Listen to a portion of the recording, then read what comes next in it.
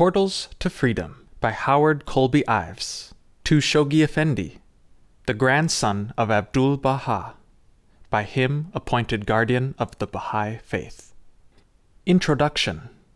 I ask thee, O ruler of existence and king of creation, to transmute the brass of existence into gold by the elixir of thy revelation and wisdom. Then reveal unto men by a comprehensive book that which will enrich them by thy riches. Baha'u'llah. What is that mystery underlying human life which gives to events and to persons the power of mutation, of transformation? If one had never before seen a seed, nor heard of its latent life, how difficult to believe that only the cold earth, the warm sun, the descending showers, and the gardener's care were needed to cause its miraculous transformation into the growing form, the budding beauty, the intoxicating fragrance of the rose. Or who can understand the reason why a chance perusal of a book, the presence of a friend, or the meeting with a stranger often alters a determined course of action, profoundly affects our attitude toward life, and, not seldom, so nearly reaches the roots of being and the springs of action that never after is life quite the same? It is as if some super Luther Burbank had, by that seemingly chance event, grafted into the branch of our crab-apple being the bud of the tree of knowledge, or into the bramble of the wilderness of human thought the rose of paradise. To this mystery of mysteries, the philosophy of the schoolmen offer no adequate explanation. We only know that it is a common experience of us all. The effort towards the description of this catalysis is the essence of all poetry. The abortive attempt to explain it is at the root of all philosophy, while the experience of it is the one cause underlying the transformation of human life and character. All history is its witness, and every saint its justification. In offering to the reader this inadequate account of one such experience, my only excuse is its totality, its all-inclusiveness, its grandeur. It is unique not because it is rare, since every contact of man with his fellow men demonstrates it, but because of its supremacy over other transforming contacts. One might liken it to the difference in effect between touching a cold clod and the grasping of a galvanic battery, or the meeting with a debased criminal and the meeting with an Abraham Lincoln. To those who met Abdu'l-Bahá in the summer of 1912, when he spent 8 months in this country, such comparisons will seem highly inadequate. While to many that meeting did not convey more than a contact with personified dignity, beauty, wisdom, and selflessness, and so led them, at least, to higher altitudes of thought and life, to hundreds of others that meeting was the door to undreamed-of worlds, to a new, a boundless, and eternal life. We realize the difficulties faced in attempting to bring to the reader a quarter of a century later the atmosphere created by this meeting, for those who had the eyes to see, the ears to hear, and minds to comprehend, even slightly, the new and divine world opened before the eager and courageous feet. In fact, to do so with any degree of accurate completeness is all but impossible. To those bred in the Christian tradition, one might ask what would be the probable effect upon them if they could have been among the audience when the Sermon on the Mount was spoken, or if one of them, like John, could have reclined upon the breast of the Master. Without daring to suggest that the comparison is parallel, my own experience when brought into close association with Abdu'l-Bahá was so overwhelming, so fraught with sensations suggesting an entrance into a new and super-mundane world, that I can think of no other comparison more adequate. I do not propose in relating these experiences to minimize my own reaction to this great experience, by presenting it with even the slightest suggestion of materialistic or pseudoscientific explanations. It is my work to report as faithfully as possible what I saw and heard and experienced during these meetings and conversations. If at times the recounting flavors of a fancy bordering on the fantastic, I may comfort myself with reflection on the possible terms applied to Peter, James, and John the fishermen, when they attempted to describe to their fellow laborers the effect which the Master's presence had upon them. What epithets must the former lovers and associates of Mary Magdalene have applied to her? To me, a man of middle age, a Unitarian clergyman, a student since youth of religions and philosophies, the experience had a disturbing quality, somewhat cataclysmic. Why should this man be able so to upset all my preconceived notions and conceptions of values by his mere presence? Was it that he seemed to exude from his very being an atmosphere of love and understanding such as I had never dreamed? Was it the resonant voice, modulated to a music which caught the heart? Was it the aura of happiness, touched at times with a sadness implying the bearing of the burden of all the sin and sorrow of the world, which always surrounded him? Was it the commingled majesty and humility of his every gesture and word, which was perhaps his most obvious characteristic? How can one answer such questions?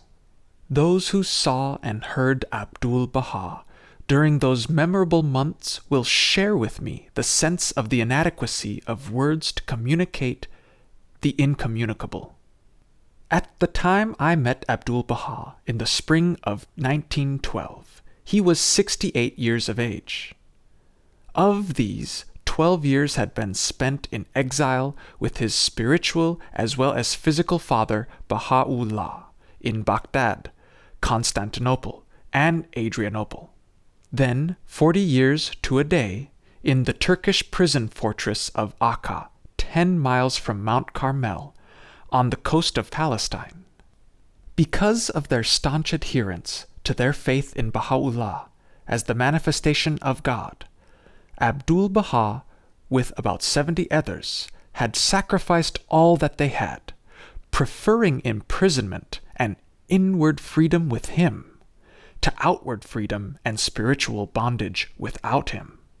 With the overthrow of the tyrannous reign of Abdul Hamid by the Young Turk Party in 1908, this long exile and imprisonment ended, and that voice and presence was free to prove to the world what he had so completely demonstrated, that the only prison is the prison of self. To what marvelous inner life of the spirit could be ascribed, I asked myself, the fact that this man, born of a long line of Persian nobility, accustomed to every luxury until his 8th year, followed by a half-century of exile, torture, and prison life, could emerge into the modern world of Paris, London, and New York, and dominate every experience with a calm control of circumstance, a clarifying exposure of superficialities, a joyous love for all humanity which never condemned, but with forgiveness brought shame. It is with the hope that, to a degree, the following pages may approach an answer to this question, that they are offered to the reader. Chapter 1. Retrospect. Spiritual Bankruptcy. A Dawning Hope. The Golden Silence. O friend, the heart is a store of divine mysteries. Make it not a receptacle for mortal thoughts, and consume not the capital of thy precious life by occupying thyself with this evanescent world. Thou art a denizen of the court of nearness. Choose not an earthly home. 7 Valleys, Baha'u'llah. My life divides itself in retrospect sharply in two. The years before I met Abdu'l-Bahá look to me now much as the 10-year-old child might be imagined to regard his matrix life, assuming him capable of that keen vision.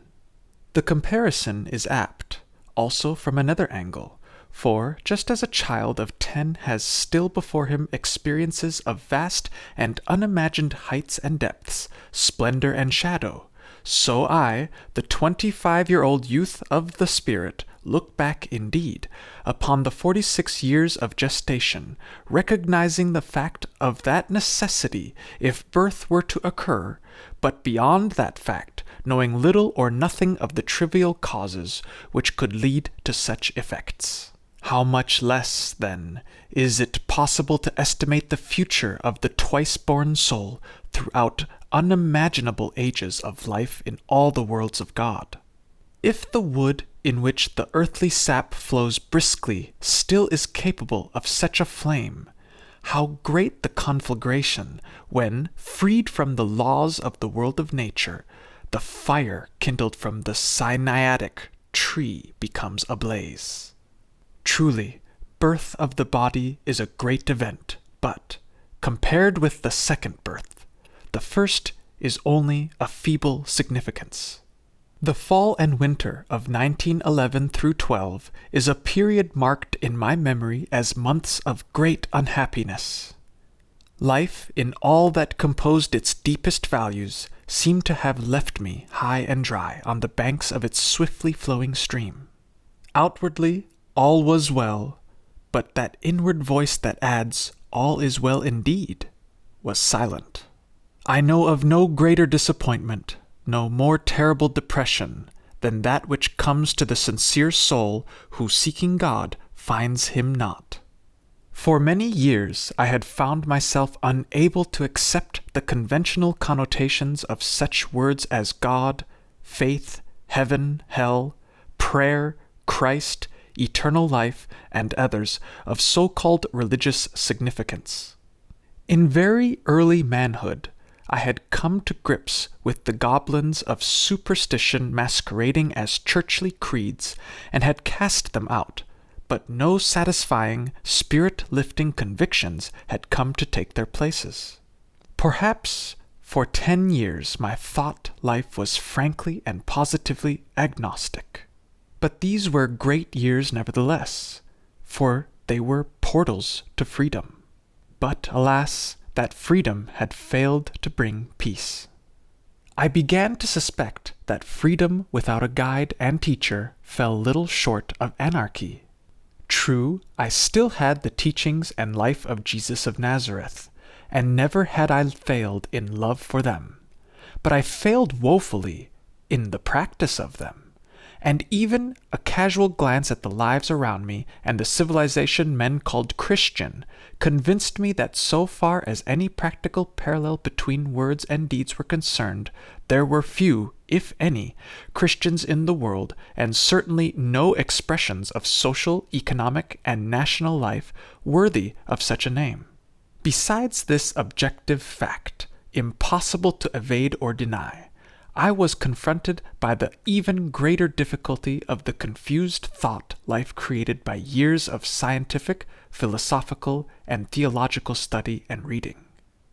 In all these cross currents of human speculation, my frail skiff had all it could do to keep afloat, and the struggling oarsman little hope of finding his desired haven by following any one of them. One day I found in the library of a village rector, where we were spending a summer's vacation, a volume of the works of William Ellery Channing. His sermon on the occasion of the ordination of Jared Sparks in Baltimore in 1844 opened a new horizon. Perhaps one could be free and yet have a guide freely chosen. Thus began a period of about 15 years of so-called liberal study, thought and preaching, which, on the whole, cannot be said to have been fruitless years, for work was sincerely done, and doubtless necessary lessons learned. But measured by those inner standards which from boyhood had subconsciously been cultivated, these were barren years. Was this to be the fruit of mystic dreams, of Godward yearnings, of passionate longings to aid just a little in the uplift of sorrowing humanity around me? To preach once a week, duly to make my parish round of calls on elderly spinsters and the sick to whom my visits were simply what I was paid to give, to build churches, to hold a handful of people, never to forget the collection, for which lapse of memory my treasurer was always scolding me, and to fill in odd hours with reading of the latest modern philosophy in order to pass it on to my unsuspecting congregation with appropriate annotations. Did this round of living contain the germs of what truth for which man ought to die? Was it my own fault that I had missed the point, and was I a fool in that I could not adjust myself to that definition of success which found its goal in a wealthy congregation, the whispered, "That was a mighty fine sermon," the annually increasing salary? Well, anyway, suffice it to say, I was desperately unhappy. I had tried the orthodox scheme. I had tried to sail the uncharted sea of I don't know. I had tried the liberal faith, and I found myself approaching spiritual bankruptcy. A balancing of life's books showed me in debt to God and man.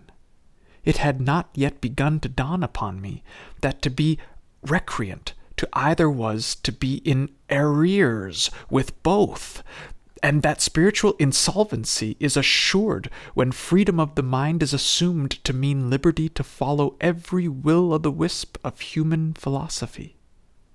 It was in October of 1911 when there came to me those first stirrings of influences which were to change the course of my life. I picked up a copy of Everybody's Magazine from a casual bookstall, and found therein a rather complete article concerning Abdu'l-Bahá and his projected visit to America.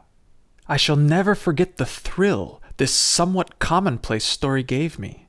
Commonplace, I mean, in comparison with the reality of that story as future months were to unfold it to me.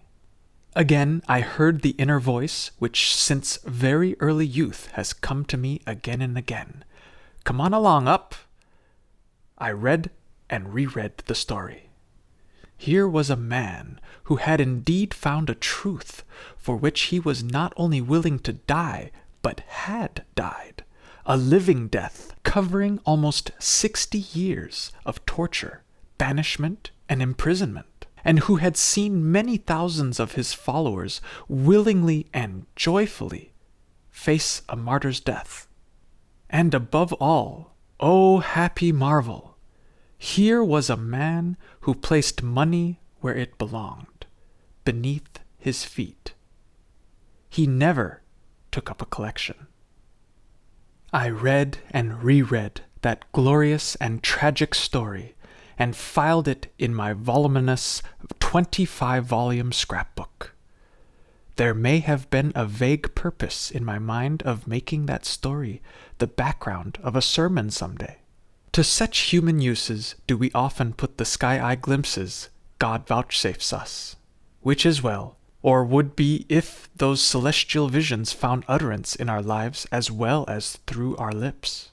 It may have been an indication of my spiritual unrest and sense of frustration that had prompted me some months before to organize in Jersey City what we called the Brotherhood Church. It had no affiliation with my regular denominational work. No salary was attached to its service. It tried to be, in fact, what its name indicated, a group of brothers of the Spirit aiming to express their highest ideals in service to struggling humanity. Our meetings were held in a large Masonic hall every Sunday evening, since my suburban church held services only in the morning. How little one can estimate the great results that may flow from even slight efforts undertaken in a sincere spirit of service. It is hardly too much to say that had not this Church of Brotherhood, as Abdu'l-Bahá later called it, been inaugurated and carried on for a few brief months, the sun of reality might not have risen for me for many years, if ever, upon this little planet. For one of the members of the Board of Trustees was a man whom I had grown to respect and love deeply, His health was none too good, and he suffered at intervals all too short from blinding headaches, indicating a pathological condition which, a few months later, carried him from this world. His nature was one of the humblest and sweetest I have ever known. None was too lowly or too poor to be denied his understanding love, none too casual an acquaintance to make him hesitate to seek to find and touch with healing art the hidden springs of sorrow and distress which all conceal. His tact seemed never failing, and his faith in human greatness boundless. He had no money or little to give. He had more, the key of universal love which unlocks every heart. This friend, Mr. Clarence Moore, came to see me one Sunday evening just before the service was to begin, and handed me some notes saying, "I am not feeling well enough to stay this evening, for I am very tired with some work I have been doing, and in connection with which I wanted to ask your assistance." "How can I help?" I said. "Well," he responded, "you know I have been to some extent interested in a worldwide movement which seems to have great spiritual and social significance. Friends of mine have found in it much of value and inspiration, which so far have seemed too high and deep for me to fathom and explore. It occurred to me that your knowledge and experience in such matters might assist me to a more just appreciation. So, this afternoon I attended one of the meetings of this group in New York, and made some rather full notes with the idea of submitting them to you for your criticism and opinion." I was dubious. There was no connection in my mind between this request and the magazine article I had lately read, and I hesitated more than a little. Oriental cults, Eastern philosophies, and the queer, supposedly idealistic movements of which there are so many had never appealed to me. But of course, I thanked him, and on my way home, in the train that night, I studied his notes carefully. Interesting, I thought. Heart-stirring, a little. But that was about all, except that I looked forward to further discussion of them with my friend.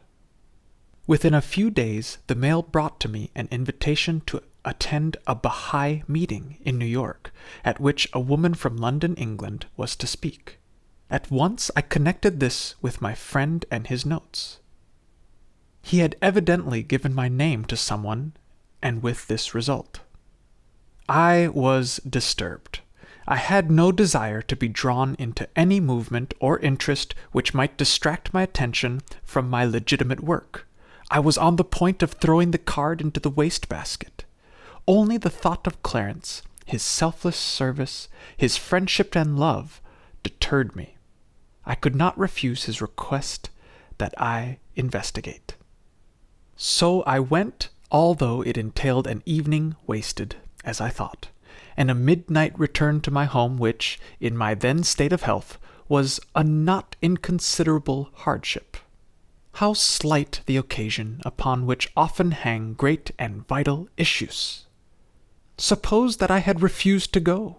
Nay, suppose that Clarence had allowed his physical weakness, his need of rest that Sunday afternoon, to weigh too heavily against his desire to serve. If the material had overbalanced the spiritual in his mind that day, I probably would not be writing these words 25 years later. Indeed, Sir Lanfall, to the contrary notwithstanding, heaven is not given away. God cannot be had for the asking unless with that asking goes all that one has. I do not remember much of what happened at the meeting, my first Baha'i meeting. There were readings of beautiful prayers, and I had a slight feeling of regret that they had to use a book. The friend from London talked, but nothing of what she said remains. No hymns, none of the religious trappings I had been accustomed to, but there was a spirit that attracted my heart. So when the meeting was over, I asked the speaker if she could recommend someone who would come over to Jersey City and tell the story to my people. She introduced me to the chairman of the meeting, Mr. Mountford Mills, who within a week or two did give a talk in the Brotherhood Church. I remember his subject was the divine springtime. One of my people sitting in front of me, for I sat in the audience during the address, seemed enthralled. She turned to me as we all rose to leave and said in a hushed voice, "There indeed is a man." Her succeeding remarks indicated her meaning, a feeling of awe for the speaker and his subject. "If we could only be sure it were all true," she concluded. Then began a period of about 3 months upon which I now look back as the most remarkable of my life.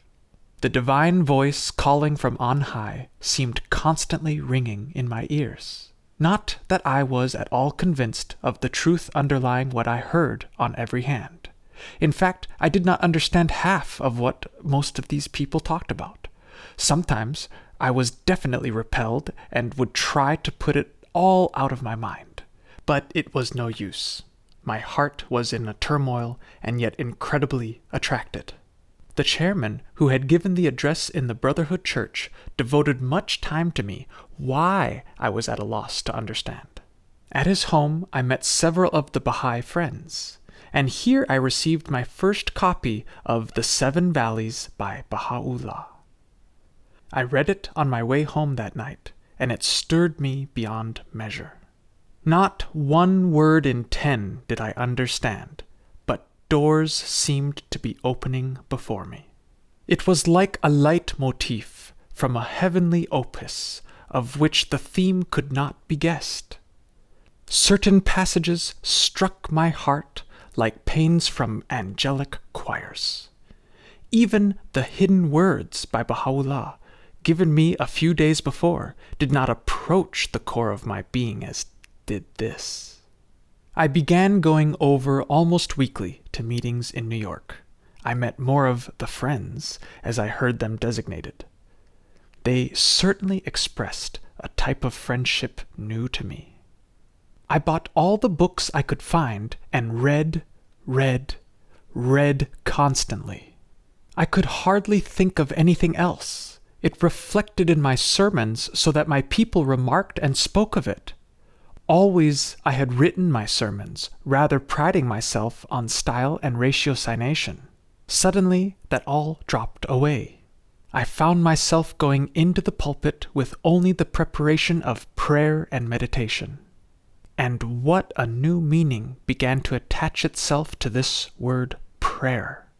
I had always prayed after a fashion, but since religion had become a profession, public prayer, pulpit prayer, had to a great extent displaced personal devotions. I began vaguely to understand what communion might mean. But I was not happy. Strange to say, I was more unhappy than ever. It seemed as though the very roots of my being were rent asunder. Perhaps, I thought, when Abdu'l-Bahá arrives, he will be able to calm my restless soul. Certainly none of the proponents of his cause could do it. I had tried them all. One day I was walking with Mountford near his home on West End Avenue. It was in February, and the winter winds were chill.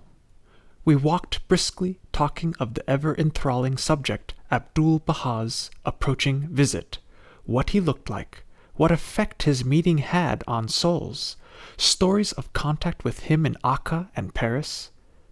Impulsively, I said, when Abdu'l-Bahá arrives, I would like very much to have a talk with him alone, without even an interpreter. He smiled sympathetically, but remarked, "I fear you couldn't get very far without an interpreter, for Abdu'l-Bahá speaks little English, and you, I imagine, less Persian." I would not be dissuaded. If he at all approaches in spiritual discernment what I hear and read of him, I said, we would get closer together, and I might have a better chance of understanding, even if no words were spoken. I am very tired of words. I concluded rather lamely. This was about 6 weeks before Abdu'l-Bahá came. 2 months, perhaps. We never referred to the subject again, nor did Mountford speak of my wish to anyone, as he afterwards assured me.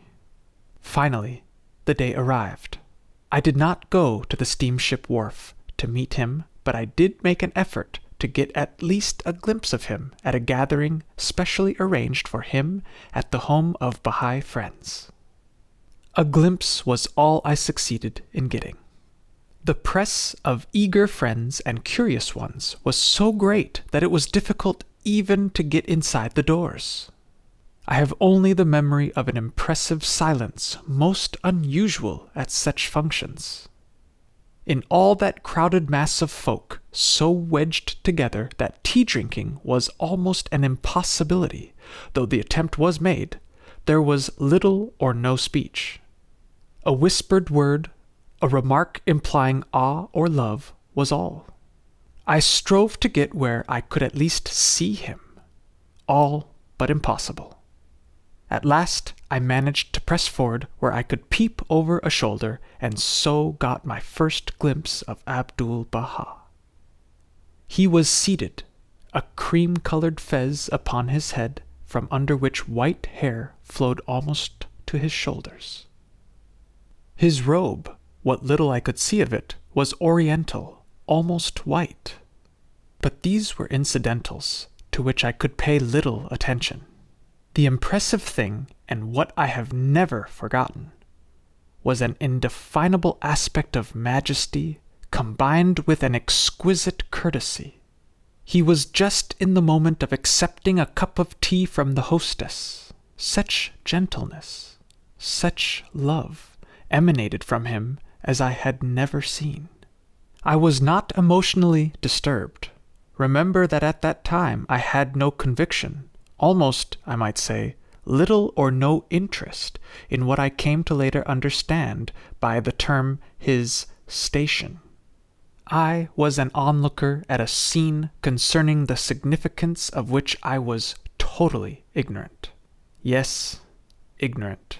What matter that I had read and prayed? My mind was attracted and my heart, but inner doors were shut and locked. No wonder that I was unhappy.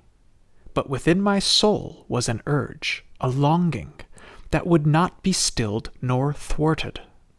What was it that these people around me had which gave to their eyes such illumination, to their hearts such gladness? What connotation did the word wonderful have to them that so often it was upon their lips? I did not know, but I wanted to know, as I think I had never known the want of anything before. The measure of that desire and the determination to discover may be indicated in that the very next morning, early, I was at the Hotel Ansonia, where the friends had reserved rooms for him, a beautiful suite which Abdu'l-Bahá used only a few days, removing to a simple apartment, and refusing with kindly dignity the urgent offer of the friends to meet any expense. He said that it was not the part of wisdom. So before 9 o'clock in the morning I was there, which meant, since I lived some distance from New York, an early start indeed. Already the large reception room was well filled. Evidently others also were conscious of a similar urge. I wondered if they too felt, as I, a burning in the breast. I remember, as if it were yesterday, the scene and my impressions. I did not want to talk to anyone. In fact, I would not. I withdrew to the window overlooking Broadway, and turned my back upon them all. Below me stretched the great city, but I saw it not. What was it all about? Why was I here? What did I expect from the coming interview? Indeed, how did I know there was to be any interview at all? I had no appointment. Plainly, all these other folk had come expecting to see and talk with him. Why should I expect any attention from such an evident personage. So I was somewhat withdrawn from the others when my attention was attracted by a rustling throughout the room. A door was opening far across from me, and a group was emerging, and Abdu'l-Bahá appeared saying, "Farewell." None had any eyes save for him. Again, I had the impression of a unique dignity and courtesy and love. The morning sunlight flooded the room to center on his robe. His fez was slightly tilted, and as I gazed, his hand, with a gesture evidently characteristic, raised and touching, restored it to its proper place. His eyes met mine as my fascinated glance was on him. He smiled, and with a gesture which no word but lordly can describe, he beckoned me. Startled, gives no hint of my sensations. Something incredible had happened. Why to me, a stranger, unknown, unheard of, should he raise that friendly hand? I glanced around.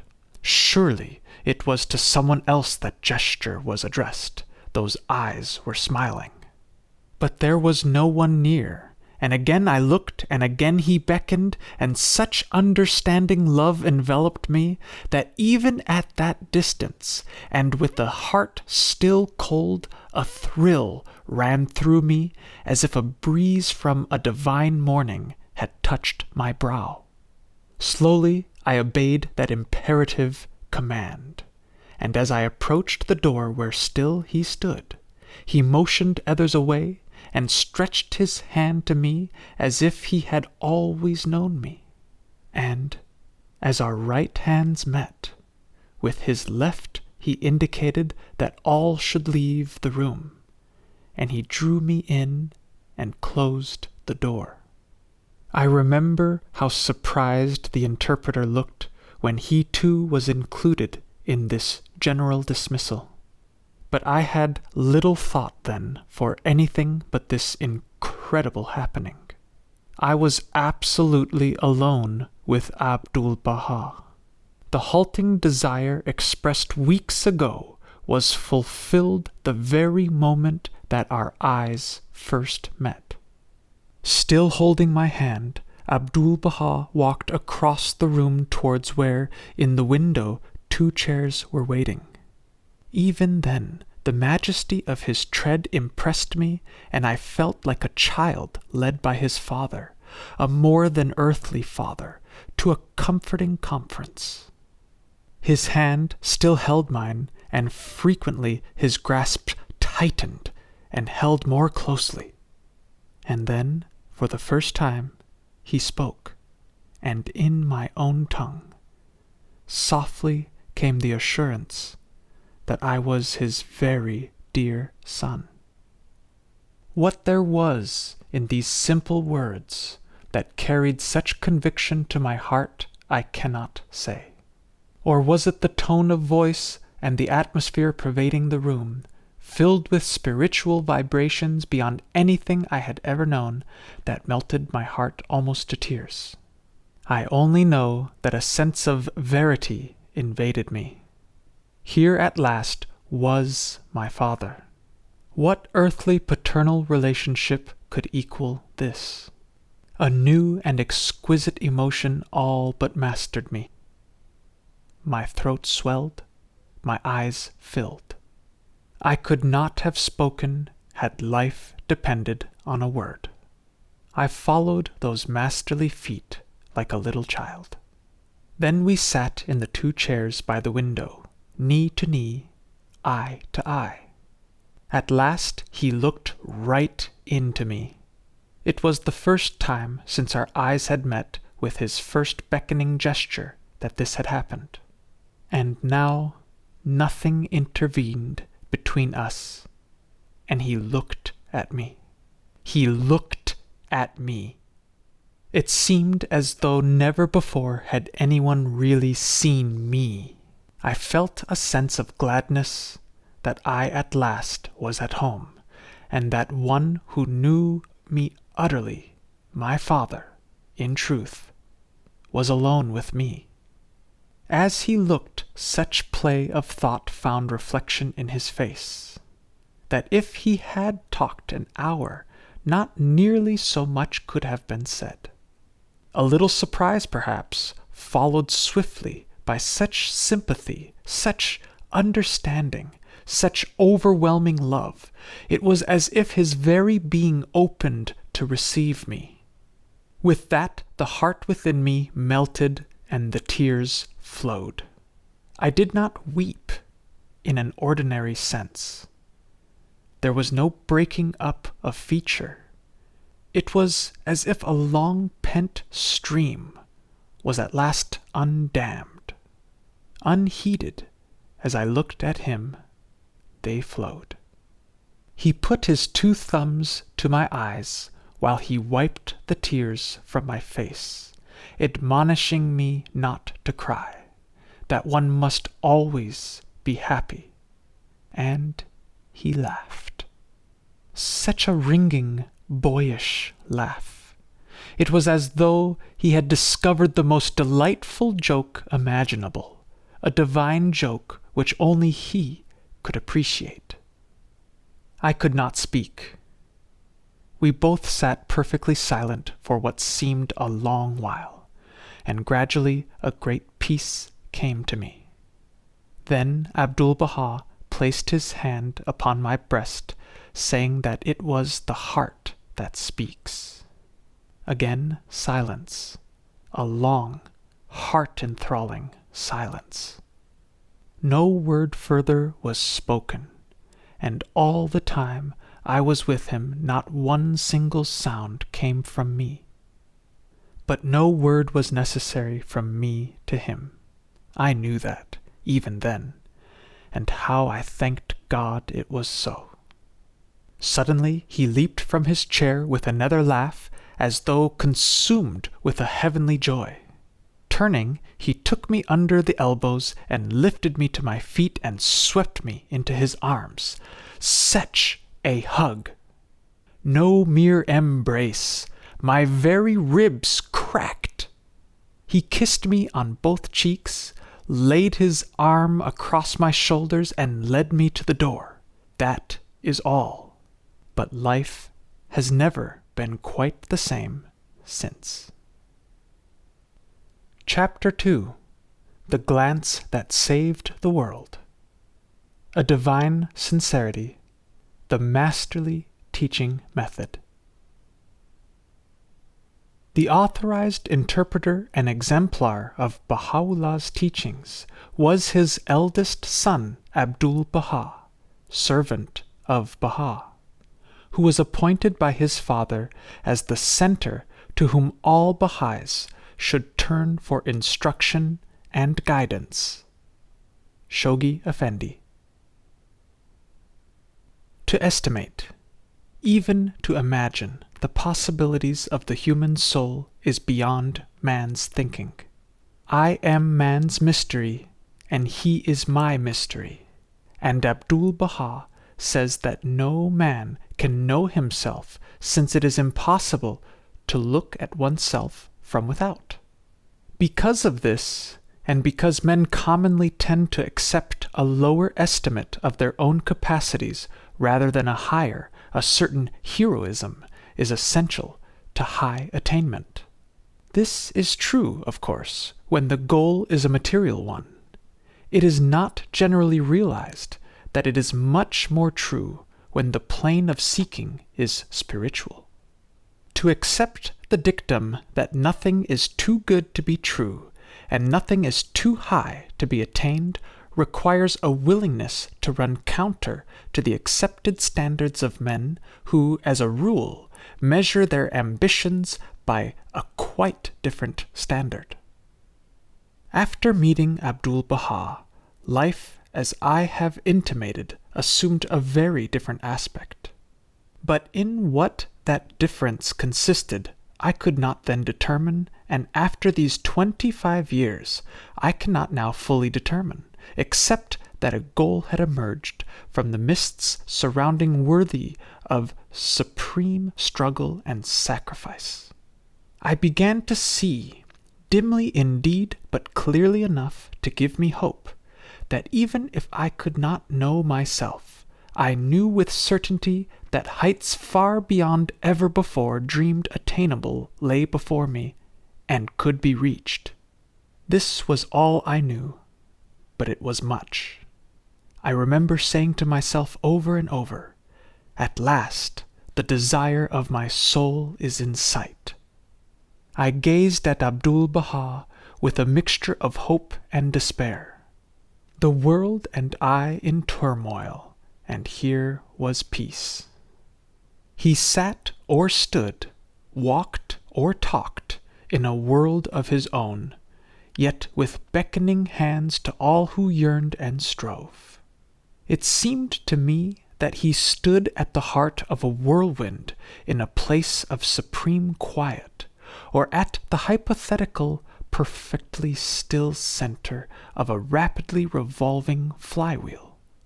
I looked at this stillness, this quietude, this immeasurable calm in Abdu'l-Bahá, and it filled me with a restless longing akin to despair. Is it any wonder I was unhappy? For I was desperately unhappy. Was I not in the outer circle of that raging tornado? And to attain that center of stillness meant the traversing of the storm. But to know there was a center, nay, to see one sitting calmly there, was a knowledge, a glimpse, never before attained. And so another divine paradox. In my misery of doubting hope lay the first hint of divine assurance I had ever known. I remembered another arresting phrase in the 7 Valleys and said to myself, "Though I search for 100,000 years for the beauty of the friend, I shall never despair, for he will assuredly direct me into his way." Not long after that great first experience with Abdu'l-Bahá, I was again talking with him. It was in the beautiful home of Mr. and Mrs. Kinney, a family of the Friends who seemed to feel that the gift of all which they possessed was too little to express their adoring love. Entering their home, the roar of the city, the elegance and luxury of Riverside Drive, the poverty and wealth of our modern civilization, all seemed to merge into a unity of nothingness, and one entered an atmosphere of reality. Those heavenly souls, who thus demonstrated beyond any words their self-dedication, had a direct influence upon my hesitating feet, of which they could have had no suspicion. My heart throughout all worlds shall be filled with thankfulness to them. In this home I had become a constant habité. I could not keep away. One day Abdu'l-Bahá, the interpreter, and I were alone in one of the smaller reception rooms on the ground floor. Abdu'l-Bahá had been speaking of some Christian doctrine, and his interpretation of the words of Christ was so different from the accepted one that I could not restrain an expression of remonstrance. I remember speaking with some heat. "How is it possible to be sure?" I asked. "No one can say with certainty what Jesus meant after all these centuries of misinterpretation and strife." He intimated that it was quite possible. It is indicative of my spiritual turmoil and my blindness to his station that instead of his serenity and tone of authority impressing me as warranted, it drove me to actual impatience. "That I cannot believe," I exclaimed. I shall never forget the glance of outraged dignity the interpreter cast upon me. It was as though he would say, "Who are you to contradict or even to question Abdu'l-Bahá?" But not so did Abdu'l-Bahá look at me. How I thank God that it was not.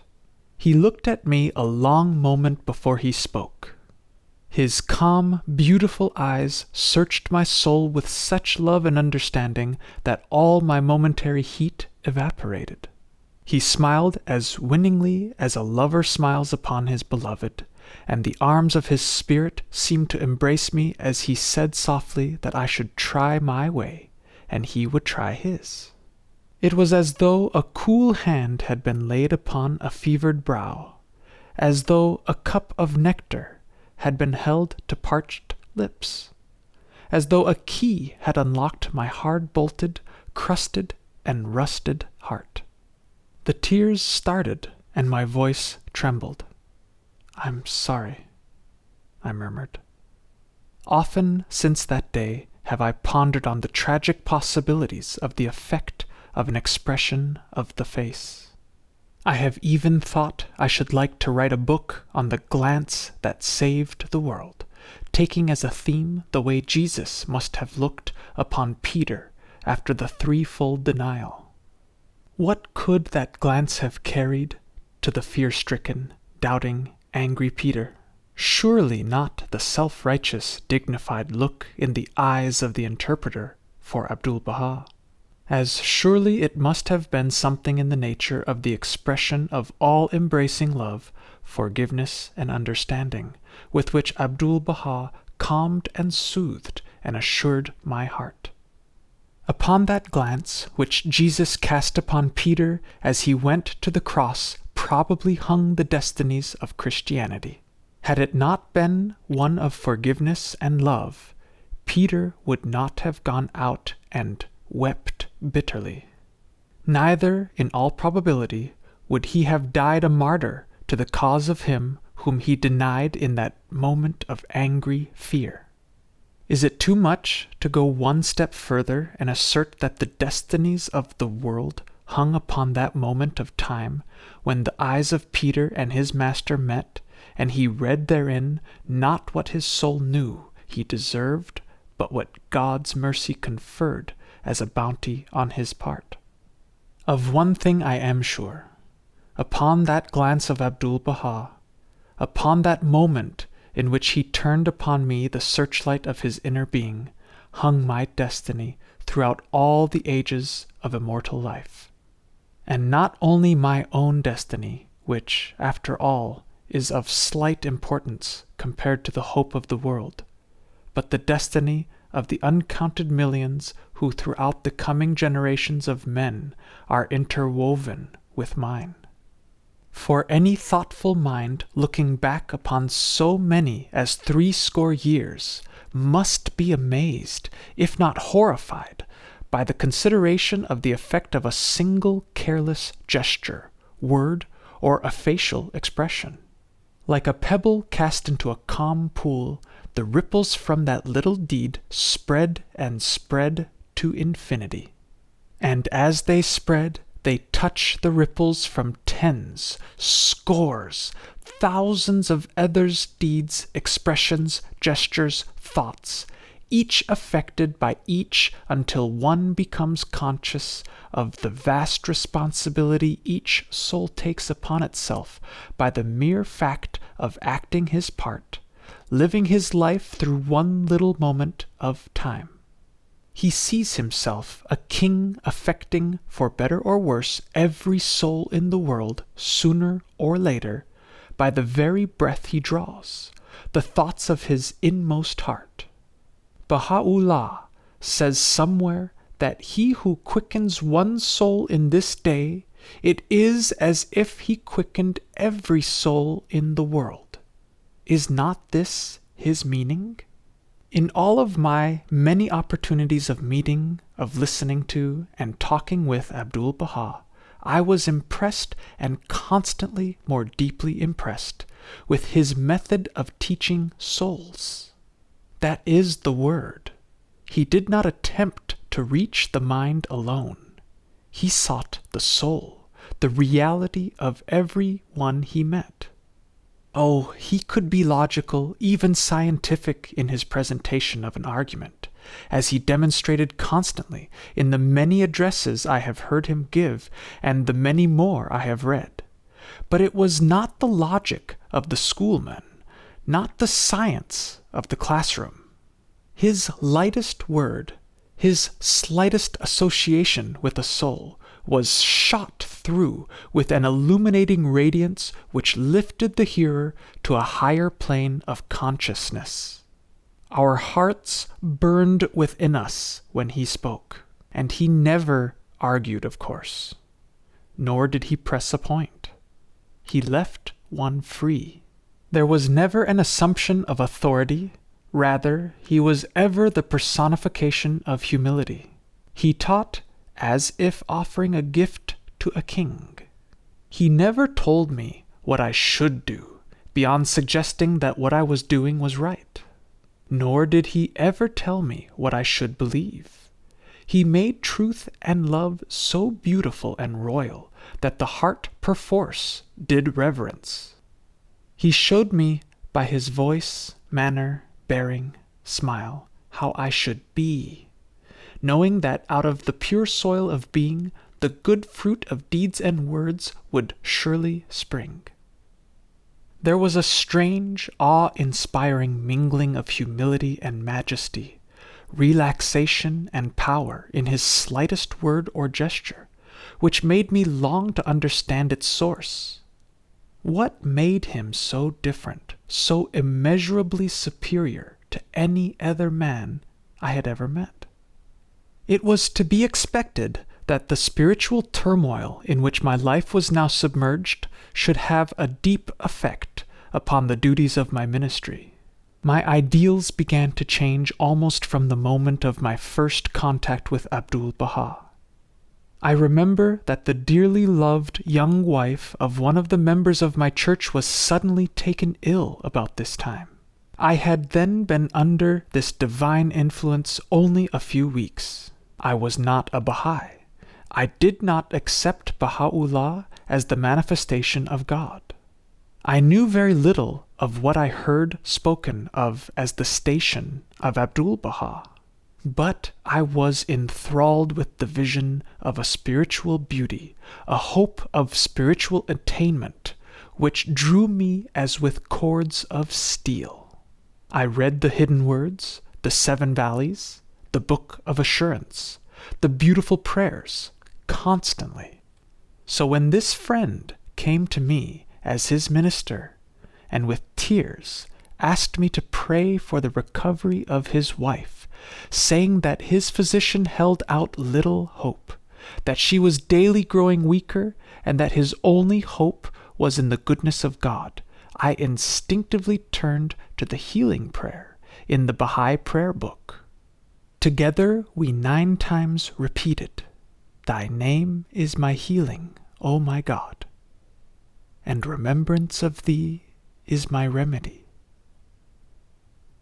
Nearness to thee is my hope, and love for thee is my companion. Thy mercy to me is my healing and my succor, in both this world and the world to come. Thou, verily, art the all-bountiful, the all-knowing, the all-wise." Baha'u'llah. The husband knew nothing, or very little, of the Baha'i cause. I certainly had made no effort to explain the teachings to him. It was all too new to me to permit of that. I marveled at the time, or immediately after, at my temerity, and at his unhesitating and grateful acceptance of the prayers. Perhaps it was with his tongue in his cheek, though, he was distraught enough to grasp at any hope. Of that I can know nothing, but I do know that his wife's recovery dated from that hour, and she was soon well. I speak of this only as an illustration of the new relationships with souls that began at this time. When Christ said to his fisher disciples, "Follow me, and I will make you fishers of men," he must have meant that following to be a matter of spiritual consciousness out of which flows loving deeds. As though he would say, "Be like me, and men will love you as they love me, and you will be able to serve men as I have served you." At any rate, That is what Abdu'l-Bahá was constantly showing me, that the only way I could teach men the way of life was by walking therein myself. I am the way. I asked Abdu'l-Bahá one day, why should I believe in Baha'u'llah? He looked long and searchingly, as it seemed, into my very soul. The silence deepened. He did not answer. In that silence, I had time to consider why I had asked the question, and dimly I began to see that only I myself could supply the reason. After all, why should I believe in anyone or anything except as a means, an incentive, a dynamic for the securing of a fuller, deeper, more perfect life? Does the cabinet maker's apprentice ask himself why he should believe in the master woodworker? He wants to know how to make these raw materials into things of beauty and usefulness. He must believe in anyone who can show him how to do that, providing he first has faith in his own capacity. I had the stuff of life. Was Baha'u'llah the master workman? If he were, I knew that I would follow, even though through blood and tears. But how could I know? I wondered why Abdu'l-Bahá kept silence so long. Yet, was it silence? That stillness held more than words. At last he spoke. He said that the work of a Christian minister is most important. When you preach or pray or teach your people, your heart must be filled with love for them and love for God, and you must be sincere. Very sincere. He spoke in Persian, the interpreter translating fluently and beautifully. But no one could interpret that divine voice. He spoke, indeed, as never mere man spake. One listened entranced and understood inwardly, even before the interpreter opened his mouth. It was as though the English skimmed the surface. The voice, the eyes, the smile of Abdu'l-Bahá taught the heart to probe the depths.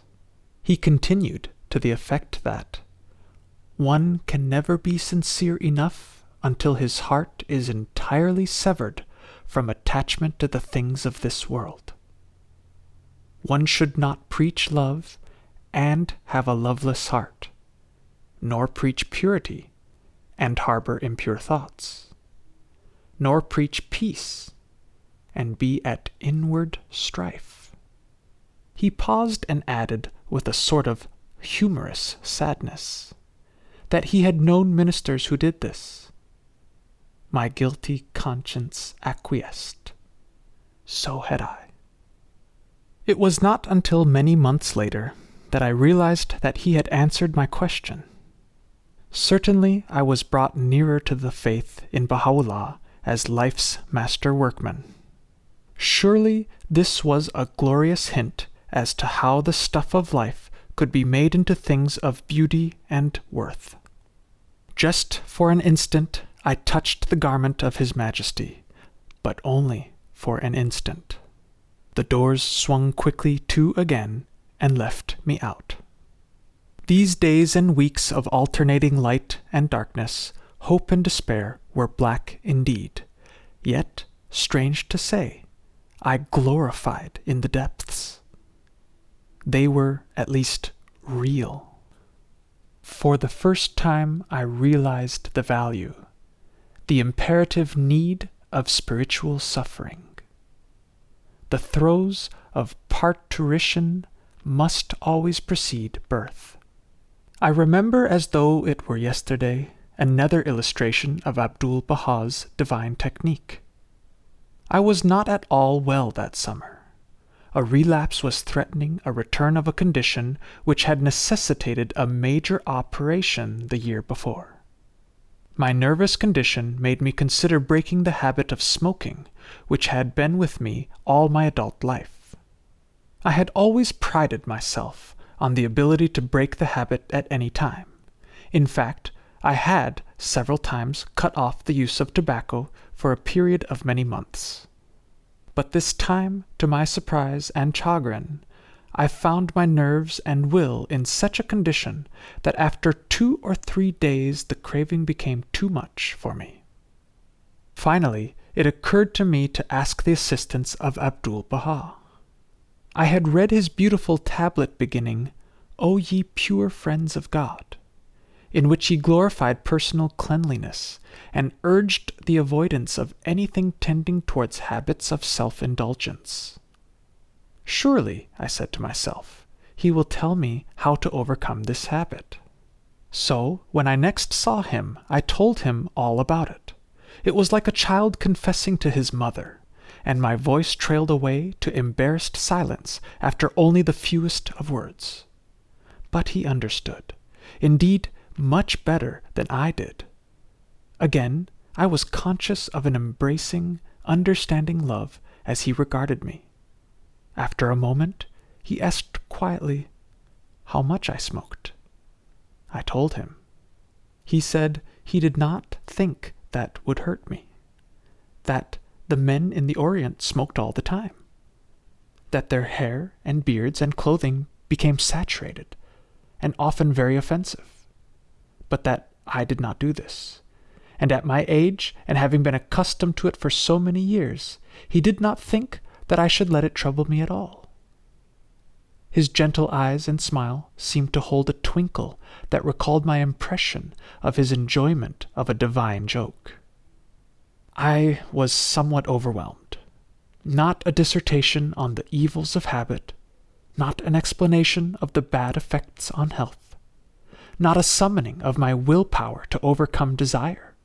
Rather, a charter of freedom did he present to me. I did not understand, but it was a great relief, for somehow I knew that this was wise advice.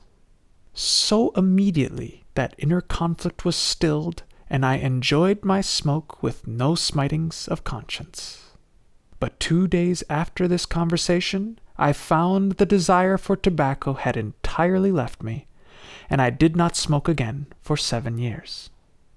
Love is the portal to freedom. This great truth began to dawn upon me. Not only freedom to the one who loves, but freedom also to the one upon whom this divine love is bestowed. I have mentioned several times the impression he always made upon me of an all-embracing love. How rarely we receive such an impression from those around us, even from our nearest and dearest, we all know. All our human love seems based upon self, and even its highest expression is limited to one or to a very few. Not so was the love which radiated from Abdu'l-Bahá. Like the sun, it poured upon all alike, and like it, also warmed and gave new life to all it touched. In my experience in the Christian ministry, I had been accustomed often to speak of the love of God.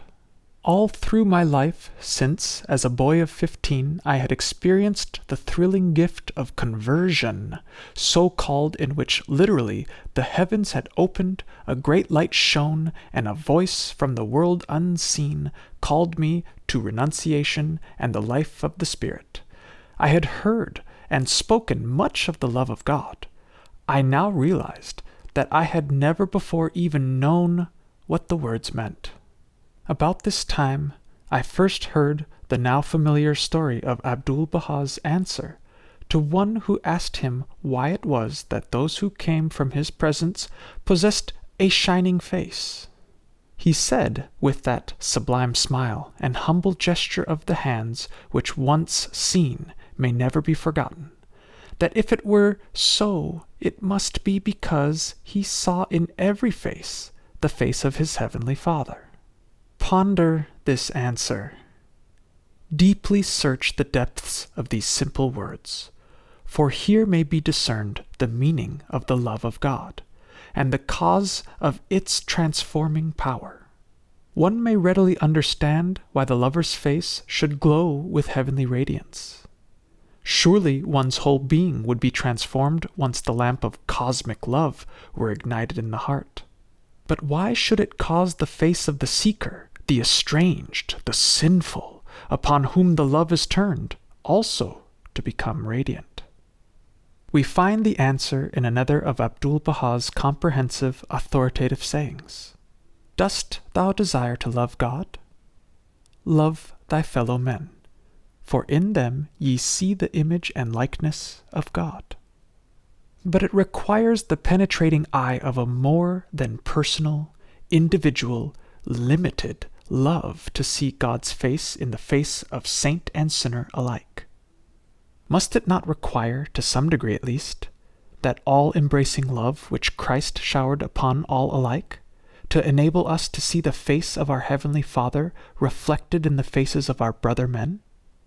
This must be what our Lord meant when he said, "A new commandment I give unto you, that ye love one another as I have loved you."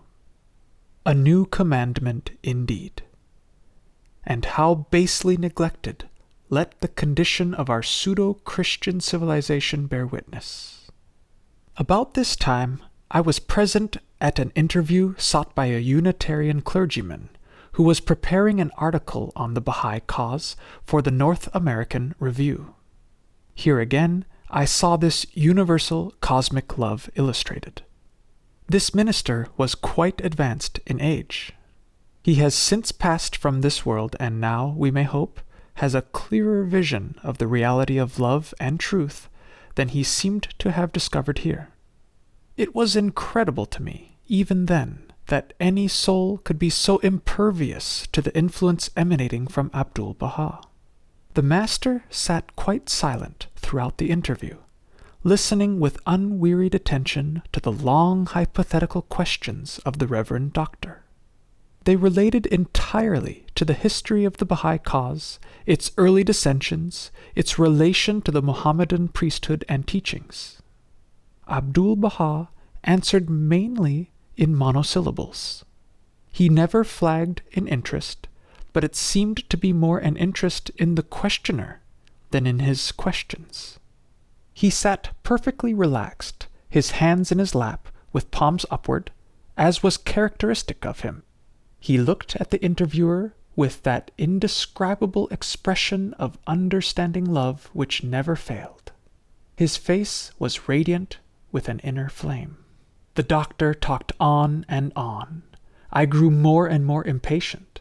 I was ashamed of and for him. Why did not Abdu'l-Bahá recognize the superficial nature underlying all these questions? Could he not see that their object was only to gain substantiation for a critically adverse magazine article for the writing of which a substantial check might be anticipated? Why was not the interview cut short, and the talker dismissed? But if others in the group grew impatient, Abdu'l-Bahá did not. He encouraged the doctor to express himself fully. If the speaker flagged for a moment, Abdu'l-Bahá spoke briefly in reply to a question, and then waited courteously for him to continue. At last, the Reverend Doctor paused.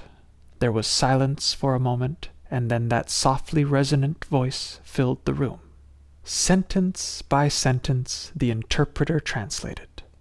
He spoke of His Holiness Christ, of his love for all men, strong even unto the cross, of the high station of the Christian ministry, to which you, my dear son, have been called, of the need that men called to this station should characterize themselves with the characteristics of God, in order that their people should be attracted to the divine life, for none can resist the expression in one's life of the attributes of God. It is a key which unlocks every heart. He spoke too of the coming kingdom of God on earth, for which Christ had told us to pray, and which, in accordance with his promise, Baha'u'llah, the Father, had come to this world to establish.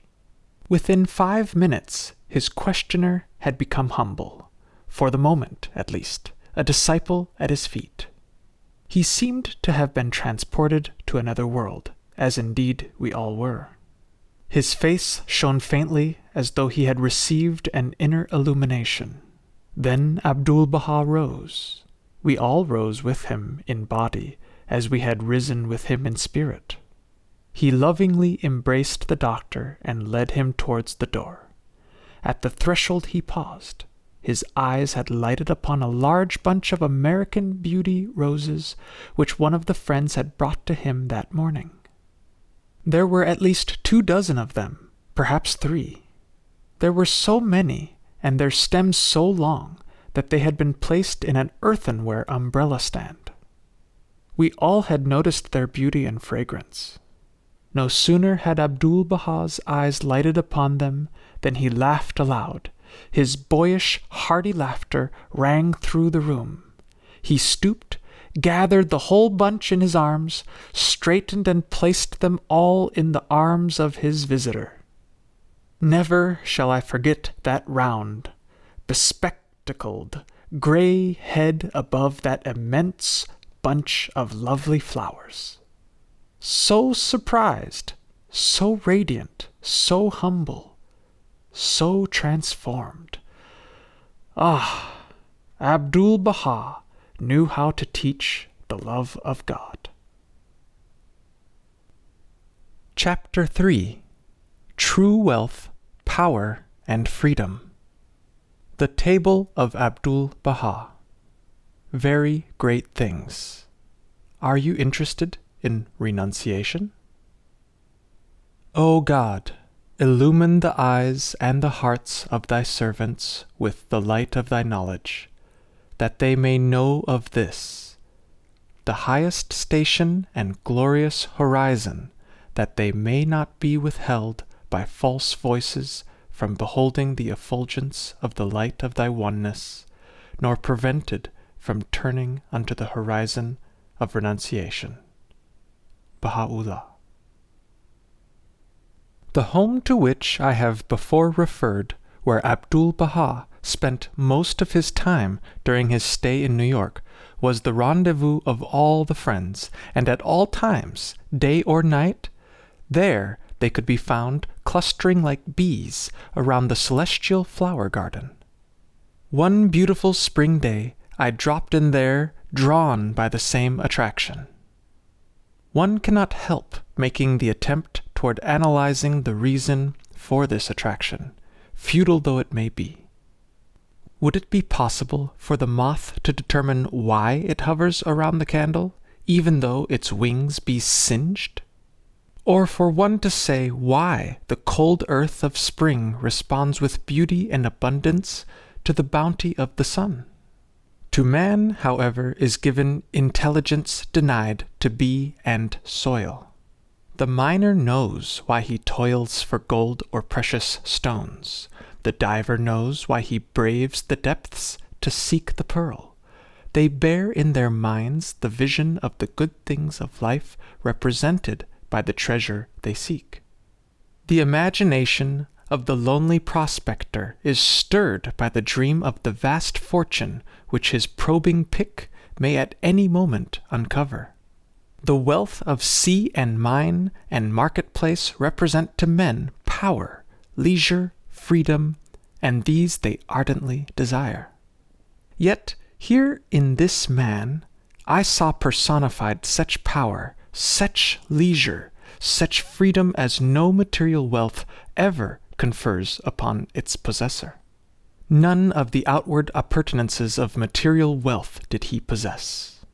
All his life had been spent in prison and exile. He bore still upon his body the marks of man's cruelty, yet there were no signs of his ever having been other than free, and evidently it was a freedom which no earthly wealth ever bestows. And he seemed never to be hurried. Amidst the rushing turmoil of New York, he walked as calmly as if on a lofty plateau, far removed from the tumult and the shouting. Yet he never stood aloof. Always his interest in people and events was keen, especially in people. Souls was the term he always used. He was ever at the service of any or all who needed him. From 5 o'clock in the morning, frequently until long after midnight, he was actively engaged in service, yet no evidence of haste or stress ever could be seen in him. "Nothing is too much trouble when one loves," he had been heard to say, "and there is always time." Is it any wonder that we were attracted? But for me, the attraction was not enough. I was like the prospector drawn by visions of wealth to seek its fabulous source. Just a sip of that celestial wine had caused to spring up in my heart a passionate desire to seek the Holy Grail. It was mid-afternoon when I arrived at the house, for I had purposely timed my arrival so that it should not be at the luncheon hour, for hospitable as were the souls of these dedicated ones, and however flexible their dining table, I knew the size of their household, and the great number of probably uninvited but always welcome guests. There were many bees, but I had not counted on the irregularity of Abdu'l-Bahá's meal times, and now at 3:30 or 4 o'clock in the afternoon, I heard, as I softly ascended the stairway, the unmistakable sounds of a large group busy in the dining-room. The last thing I desired was to walk in upon such a gathering unexpectedly, so I very quietly crept through the upper hall and through the drawing-room into a little alcove, as far from the dining-room as I could get. I am very sure that no one saw me. But I had no sooner picked up a magazine and settled myself to wait patiently until the meal should be over than Abdu'l-Bahá's ringing, challenging voice pealed like a bell through the large rooms. He called my name, "Mr. Ives! Mr. Ives! Come! Come!" There could be no hesitation when he summoned. But as I rose and walked slowly back into the long dining-room, set T-shape to the drawing-room, I was amazed, wondering how he could have known so surely and so quickly that I was there. There had been no opportunity for him to have been told, and anyhow I had let myself in at the unlocked door, and as I have said, no one had seen me ascend the stairs. Yet here I was evidently an expected, if not an invited, guest. Even a place was there for me at any rate. I have no remembrance of any of the usual fuss of setting a place. Abdu'l-Bahá embraced me and set me at his right hand. It is most difficult to describe at all adequately such an experience in such a presence without becoming rhapsodical. There were perhaps 30 people at the table, and such joyous exultation was on every face that the whole room seemed strangely vibrant. Abdu'l-Bahá served me with his own hands most bountifully, urging me to eat, be happy. He himself did not eat, but paced regally around the table, talking, smiling, serving. He told stories of the East, his hands gesturing with that graceful, rhythmic, upward motion so characteristic and so indescribable. I had no desire for food, at least not for the food on my plate, but Abdu'l-Bahá was insistent, repeating that I must eat, that it was good food, and his laughter seemed to add a divine significance to the words. A phrase I had read somewhere in the writings came into my mind. The cup of significances passed by the hand of the divine servant. What was this food served at the table of Abdu'l-Bahá? Of course I must eat, and I did. It was not many days after that when there occurred one of the most poignantly remembered incidents. Ever since I had first read a sentence in the prayer for inspiration, it had rung in my mind with insistent questioning. Prevent me not from turning to the horizon of renunciation. What has renunciation to do with inspiration, I wondered. Why should I pray for the gift of renunciation? Renounce the world? That was an ascetic concept. It smacked of papacy and the monkish cell. What had this modern world to do with renunciation? Yet across the ages came a voice. If a man love father or mother, wife or child more than me, he is not worthy of me. My mind rebelled, but my heart responded. I thank God for that. I resolved that I must know more of this matter.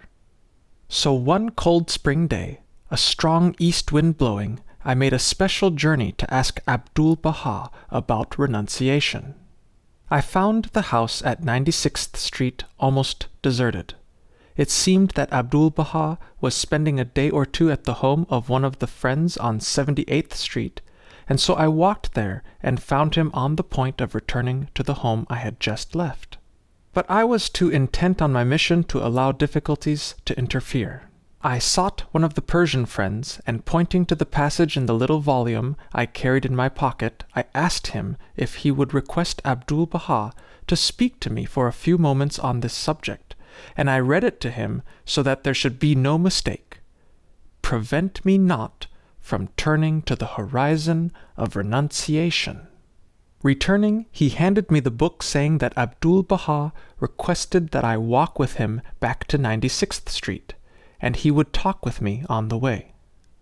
I recall that there was quite a little procession of us, a dozen or so, mostly composed of the Persian friends, but a few others. Lua Getzinger was one, I remember. The east wind was penetrating. I buttoned my coat closely with a little shiver, but Abdu'l-Bahá strode along with his Abba, floating in the wind. He looked at me as we walked together at the head of the little group, with a slightly quizzical glance. He said that I seemed cold. A slightly amused glance accompanying the words, and I unaccountably felt a little disturbed. Why should I not feel cold? Could one be expected to live even above the weather? But this slight remark was indicative. Always his slightest word affected me as a summons. "Come up higher," he seemed to say.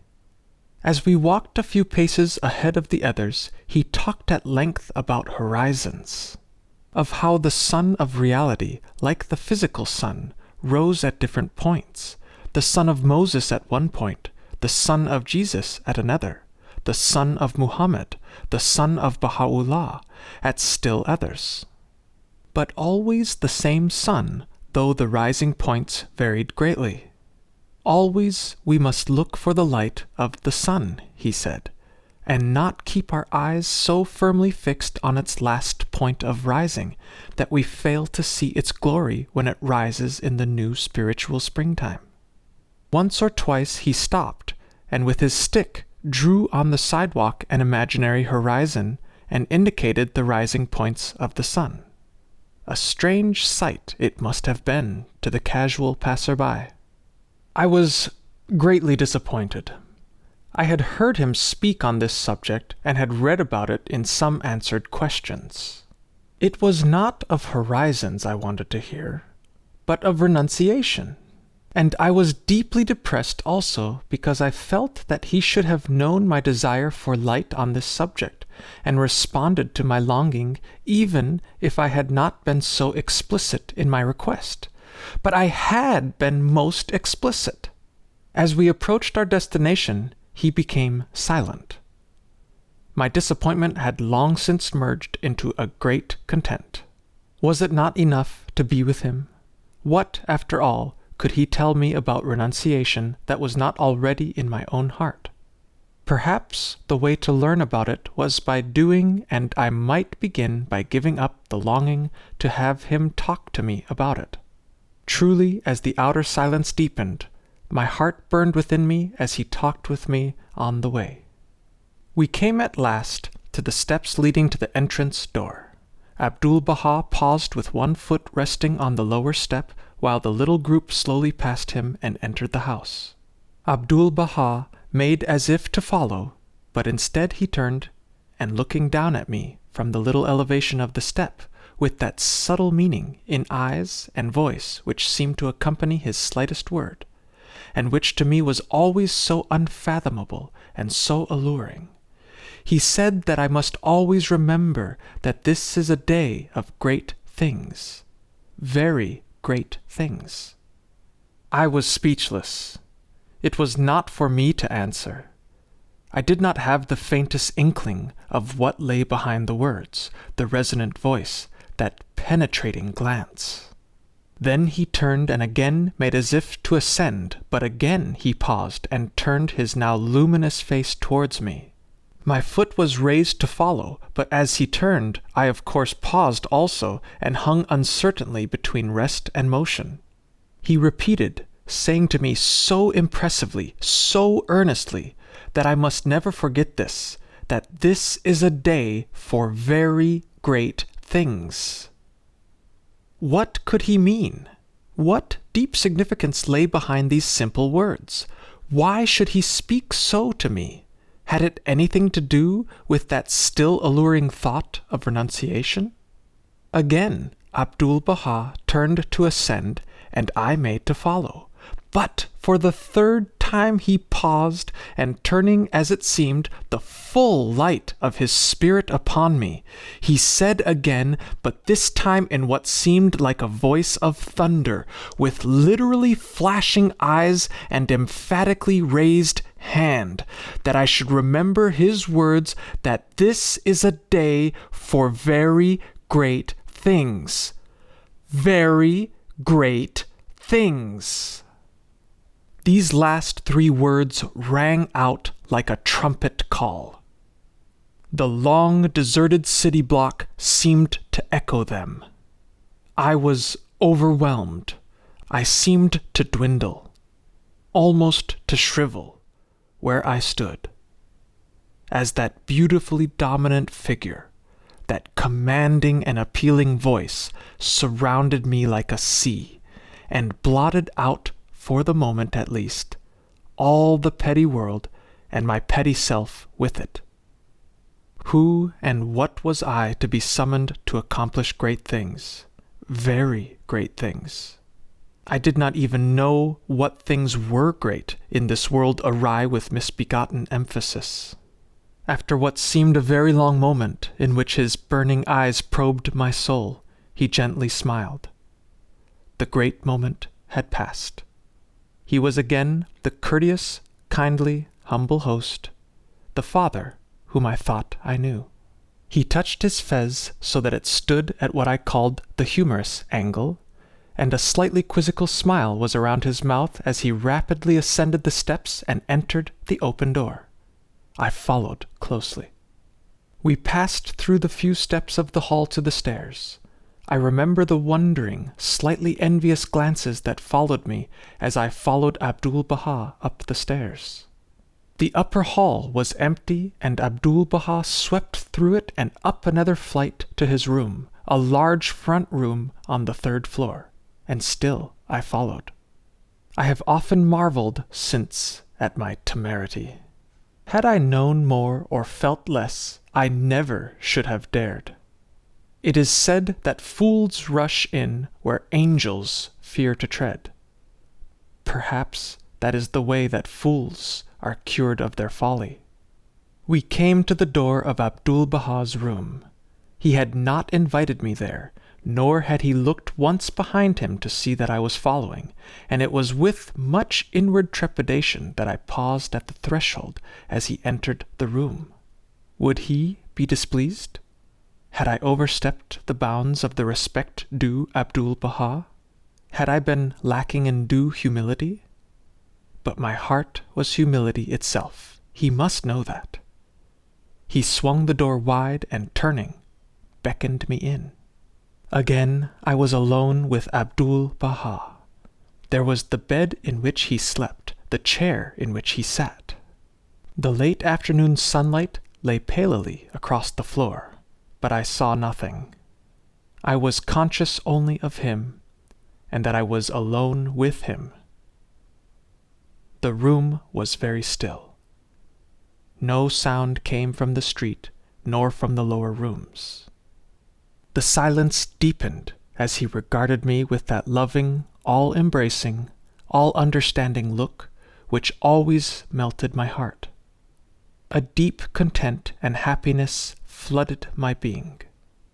A little flame seemed lit within my breast. And then Abdu'l-Bahá spoke. He simply asked me if I were interested in renunciation. Nothing could have been more unexpected. I had entirely forgotten the question which had so engrossed my thoughts an hour since.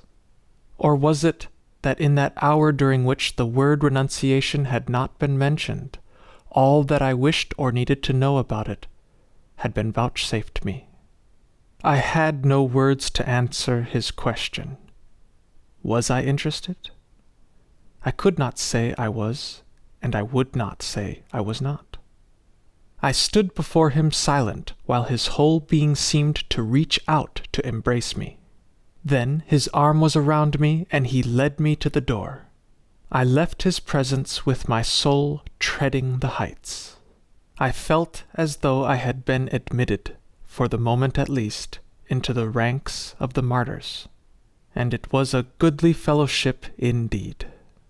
During all the long years of renunciation that followed, the memory of that walk with him, my disappointment that he had not understood, his ringing challenge, "This is a day for very great things," my following him up those long stairs without even knowing whether he wished me to or not, and then the question wrapped in that sublime love, "Are you interested in renunciation?"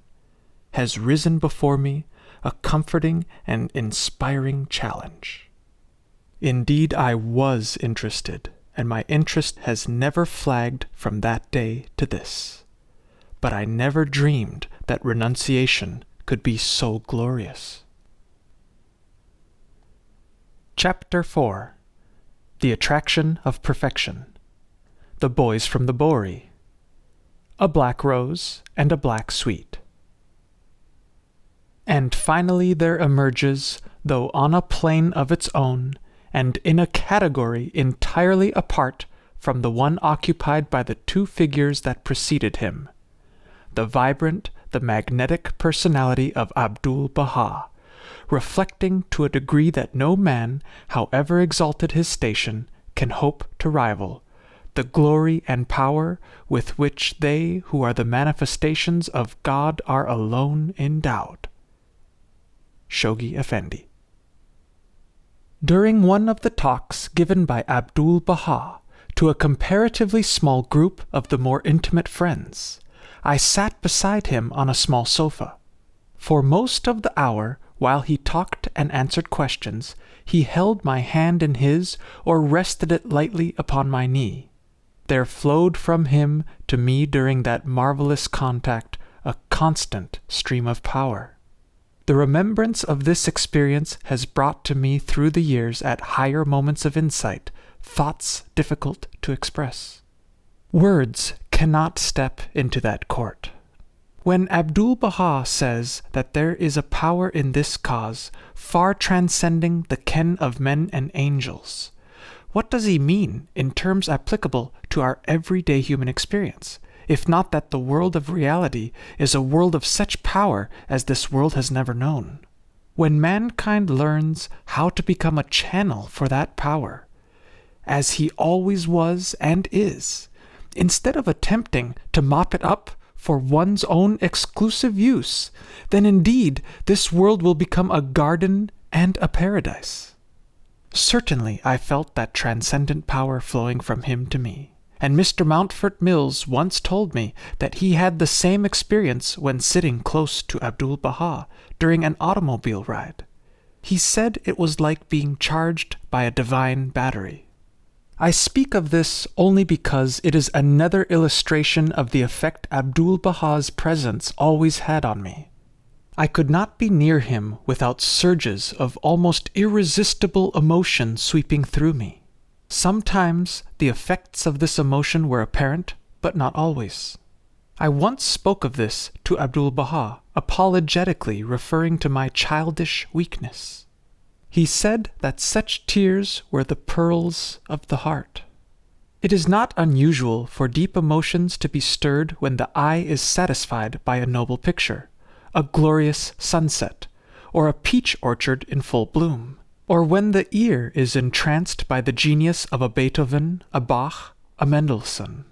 To the eye or ear trained to detect subtle harmonies of color, composition, and tone, a chord is struck by transcendent beauty which stirs the depths. How much more must this be true when the eye, the ear, the heart are filled with the vision of human perfection? Here in Abdu'l-Bahá I saw that for which all my life I had longed, perfection in word and deed, a beauty which no line or tone could ever depict, a harmony which resounded to my inner ear like a mighty symphony, a reposeful power such as is hinted at in the Moses of Michelangelo or the Thinker of Rodin. In Abdu'l-Bahá it was not a hint I got, it was the perfection of all that the hungry heart desired. I have heard of instances in the Orient of believers who entered his presence for the first time, being swept by such irresistible tides of emotion that they would seem to dissolve in tears. I cannot wonder. Here I saw and felt and heard a simplicity merging into power, a humility which sat brow-like, a kingly crown, a purity which never tarnished, and, above all, truth personified, the very spirit of truth enshrined in a human temple. It was utter satisfaction to my soul simply to be near him. Perhaps there was also a reason for my emotion in the despair lying ever deep within, for to me it could never be enough merely to contemplate such perfection. A voice continually cried within me, "You must never rest until you have clothed yourself in the attributes of God." I seemed to hear in every word he spoke the words of Jesus, "You must be perfect, even as your Father in heaven is perfect." These had always been more or less only words to me. I began now dimly to hope that they might really mean exactly what they said. And this became certainty when I read for the first of many times these wonderful words from Baha'u'llah's tablet to the Pope. "If ye believe in me, ye shall experience that which has been promised you, and I will make you the friends of my soul in the realm of my greatness, and the companions of my perfection in the kingdom of my might forever." Under the influence of such tremendous thoughts as these, I one day asked Abdu'l-Bahá how it could ever be possible for me, deep in the mass of weak and selfish humanity, ever to hope to attain when the goal was so high and great. He said that it is to be accomplished little by little, little by little. And I thought to myself, I have all eternity for this journey from self to God. The thing to do is to get started. Towards the latter part of April, late one Sunday afternoon, I was again at the home where so many wonderful hours had been spent. It had become almost a habit, when the service at my church was over and dinner dispatched, to hasten into New York and spend the rest of the day and evening at this home. Sometimes I would have an opportunity to speak to Abdu'l-Bahá, but usually I must be content with a glimpse of him, or with listening to him while he spoke to a small group. This particular afternoon, however, was destined to be a red-letter day. I was standing alone at one of the windows looking out upon the street, when I was startled by seeing a large group of boys come rushing up the steps. There seemed 20 or 30 of them, and they were not what one would call representatives of the cultured class. In fact, they were a noisy and not too well-dressed lot of urchins, but spruce and clean as if for an event. They came up the steps with a stamping of feet and loud talk, and I heard them being ushered in and up the stairs. I turned to Mrs. Kinney, who was standing near. "What is the meaning of all this?" I asked. "Oh, this is really the most surprising thing," she exclaimed. "I asked them to come today, but I hardly expected that they would." It seemed that a few days before, Abdu'l-Bahá had gone to the Baha'i mission to speak to several hundred of New York's wretched poor. As usual, with him went a large group of the Persian and American friends, and it made a unique spectacle as this party of Orientals in flowing robes and strange headgear made its way through the East Side. Not unnaturally, a number of boys gathered in their train, and soon they became a little too vocal in their expression. As I remember, even some venturesome ones called names and threw sticks. As my hostess told the story, she said, "I could not bear to hear Abdu'l-Bahá so treated, and dropped behind the others for a moment to speak to them.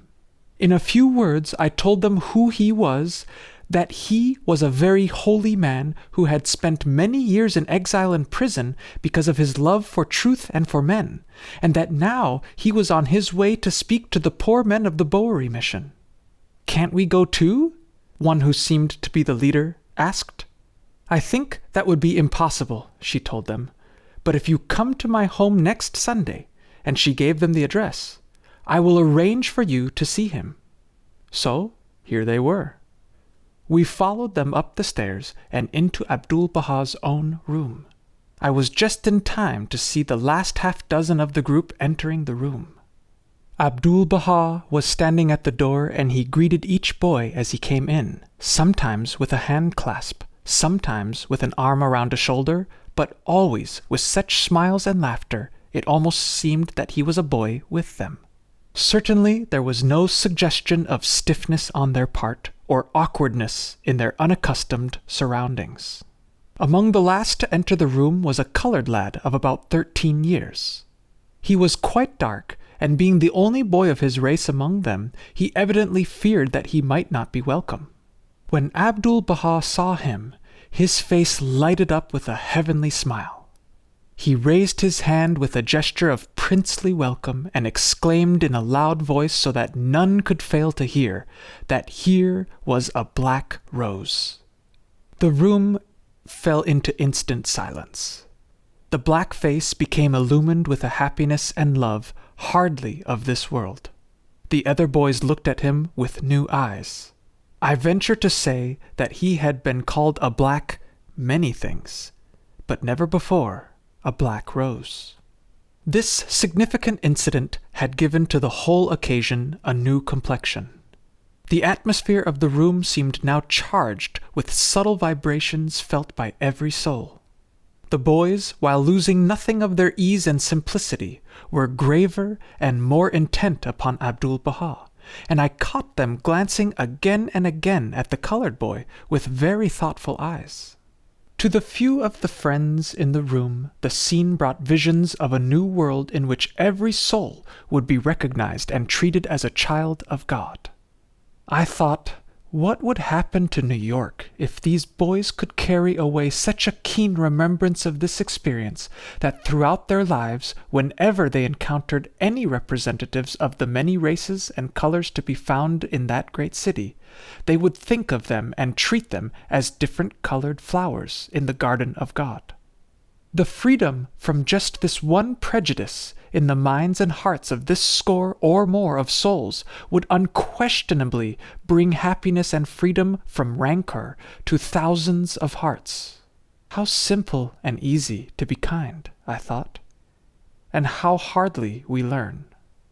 When his visitors had arrived, Abdu'l-Bahá had sent out for some candy, and now it appeared, a great 5-pound box of expensive mixed chocolates.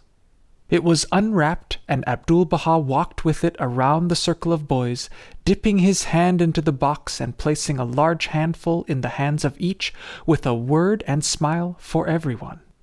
He then returned to the table at which he had been sitting, and laying down the box, which now had only a few pieces in it, he picked from it a long chocolate nugget. It was very black. He looked at it a moment, and then around at the group of boys who were watching him intently and expectantly. Without a word, he walked across the room to where the colored boy was sitting, and still without speaking, but with a humorously piercing glance that swept the group, laid the chocolate against the black cheek. His face was radiant as he laid his arm around the shoulder of the boy, and that radiance seemed to fill the room. No words were necessary to convey his meaning, and there could be no doubt that all the boys caught it. "You see," he seemed to say, "that he is not only a black flower, but also a black sweet. You eat black chocolates and find them good. Perhaps you would find this black brother of yours good also, if you once taste his sweetness." Again that awed hush fell upon the room. Again the boys all looked with real wonder at the colored boy as if they had never seen him before, which indeed was true. And as for the boy himself, upon whom all eyes were now fixed, he seemed perfectly unconscious of all but Abdu'l-Bahá. Upon him his eyes were fastened with an adoring, blissful look, such as I had never seen upon any face. For the moment he was transformed. The reality of his being had been brought to the surface, and the angel he really was revealed. I left the house with many deep thoughts crowding my heart. Who was this man? Why did he have such power over souls? He made no pretensions of goodness. He did not preach, oh, never. Not even by the faintest implication did he ever intimate that one should be otherwise than what he was. Yet somehow he showed us worlds of beauty and grandeur which tore our hearts with longing to attain, and made us loathe the round of so-called life to which we were bound.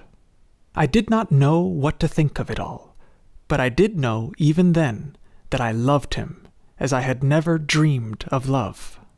I did not believe as those around me did. Indeed, I hardly ever thought of what their many words concerning his station sought to convey. I was not interested in that at all, it seems. But I certainly did believe that he held a secret of life which I would give my life to discover for myself. I spent myself in prayer that night. I felt that I had never really prayed before. I am not given to what is called occult or mystic experiences, but as I prayed that night, there were surely presences in the room. I heard rustlings and little whisperings. A new and wonderful world opened before me from that night. Chapter 5. A Leaf in the Breeze of the Will of God. My throne is my mat. Inscription in the 7 valleys. The power of the word of God. Every word that proceedeth out of the mouth of God is endowed with such potency as can instill new life into every human frame, if ye be of them that comprehend this truth. All the wondrous works ye behold in this world have been manifested through the operation of his supreme and most exalted will, his wondrous and inflexible purpose. We should count time by heart throbs. When I recall that all so far recounted occurred within the first 3 weeks after my meeting with Abdu'l-Bahá, it seems incredible.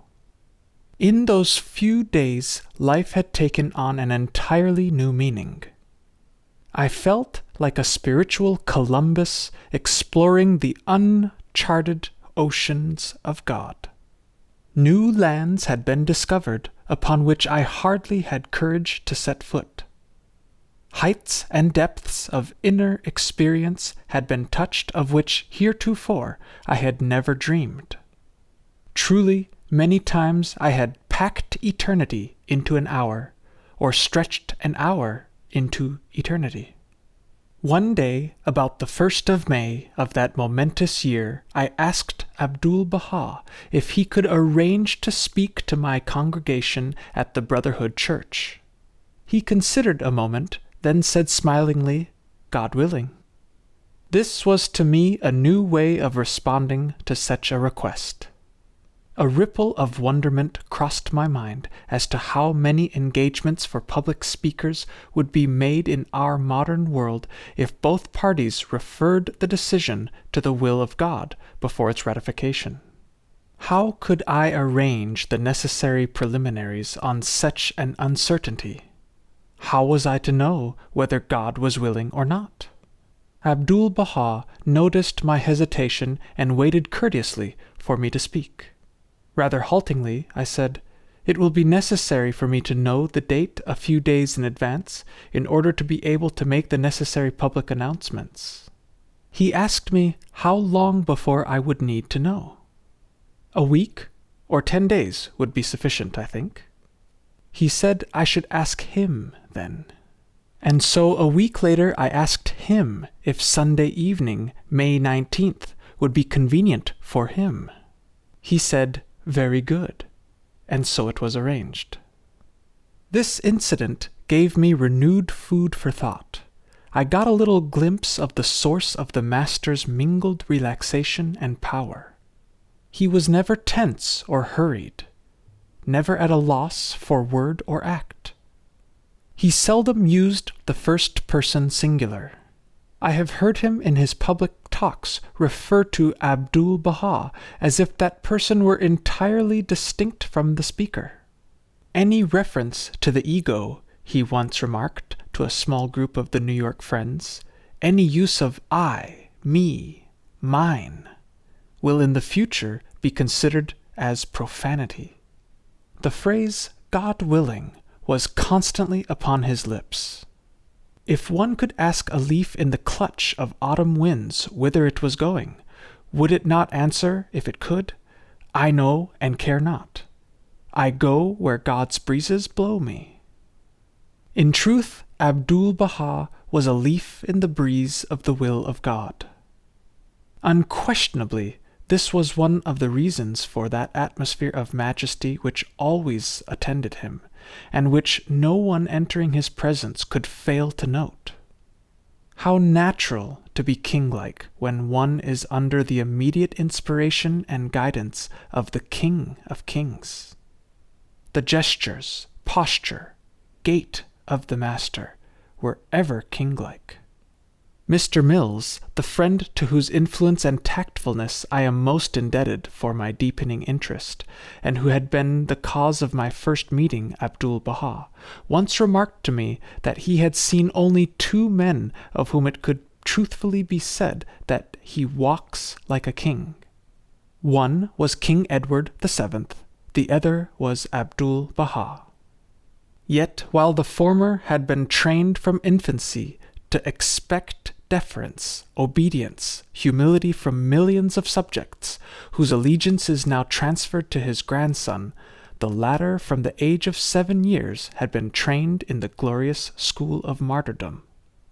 Not his had been a home in palaces and rest upon beds of ease. Rather, his had been the portion of a prisoner and an exile. His bed the floor of the prison morgue, which he chose as the only place in the fortress where he could be alone and pray, his resting place too often the stocks and chains.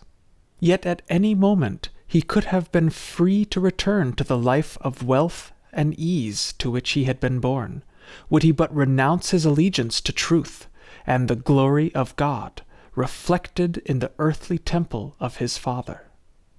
"My throne is my mat," he said. "My glorious crown is my servitude towards God. My dominion is my humility, my submissiveness, my lowliness, my abasement, my supplication and my beseeching unto God. This is that permanent reign which no one is able to dispute, gainsay, or usurp." He lived to see many thousands die as martyrs for the truth for which he had sacrificed his life, and millions of the living render to him and homage which kings might envy and emperors sigh for in vain.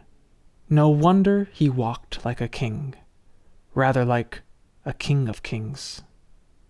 I think it was in connection with the plans for his approaching visit to the Brotherhood Church that he said to me one day that he had noticed that many ministers and public speakers prepare their addresses in advance, often committing them to memory and speaking the same words to many different audiences.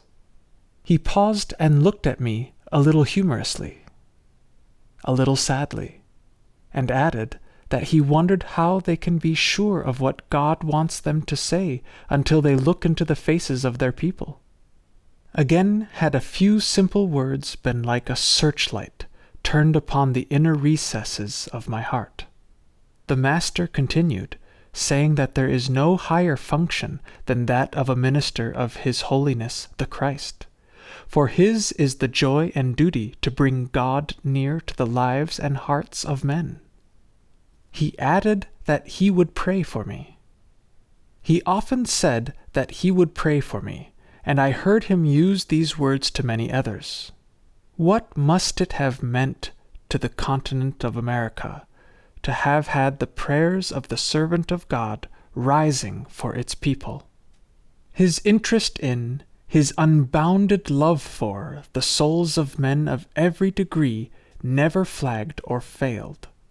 I remember once when I was alone with him and the interpreter, and he had been talking for some time on deeply spiritual things, while I, silent, was filled beyond utterance with many thoughts, that he urged me to speak, saying I should tell him all that was in his heart, that I must always be sure that my joys were his joys, and my sorrows his sorrows.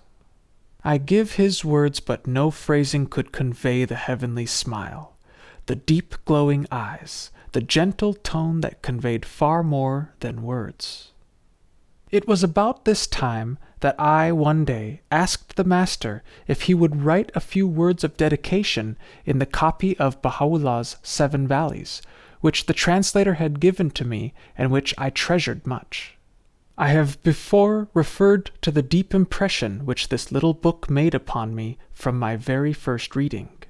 Since then, I had gone through it many times, and phrases, sentences, whole paragraphs had become familiar to me, outwardly familiar, that is, but the deeper meanings, the elusive, spiritual, mystic beauty of the words and the thoughts they aroused, stirred an inner depth heretofore untroubled.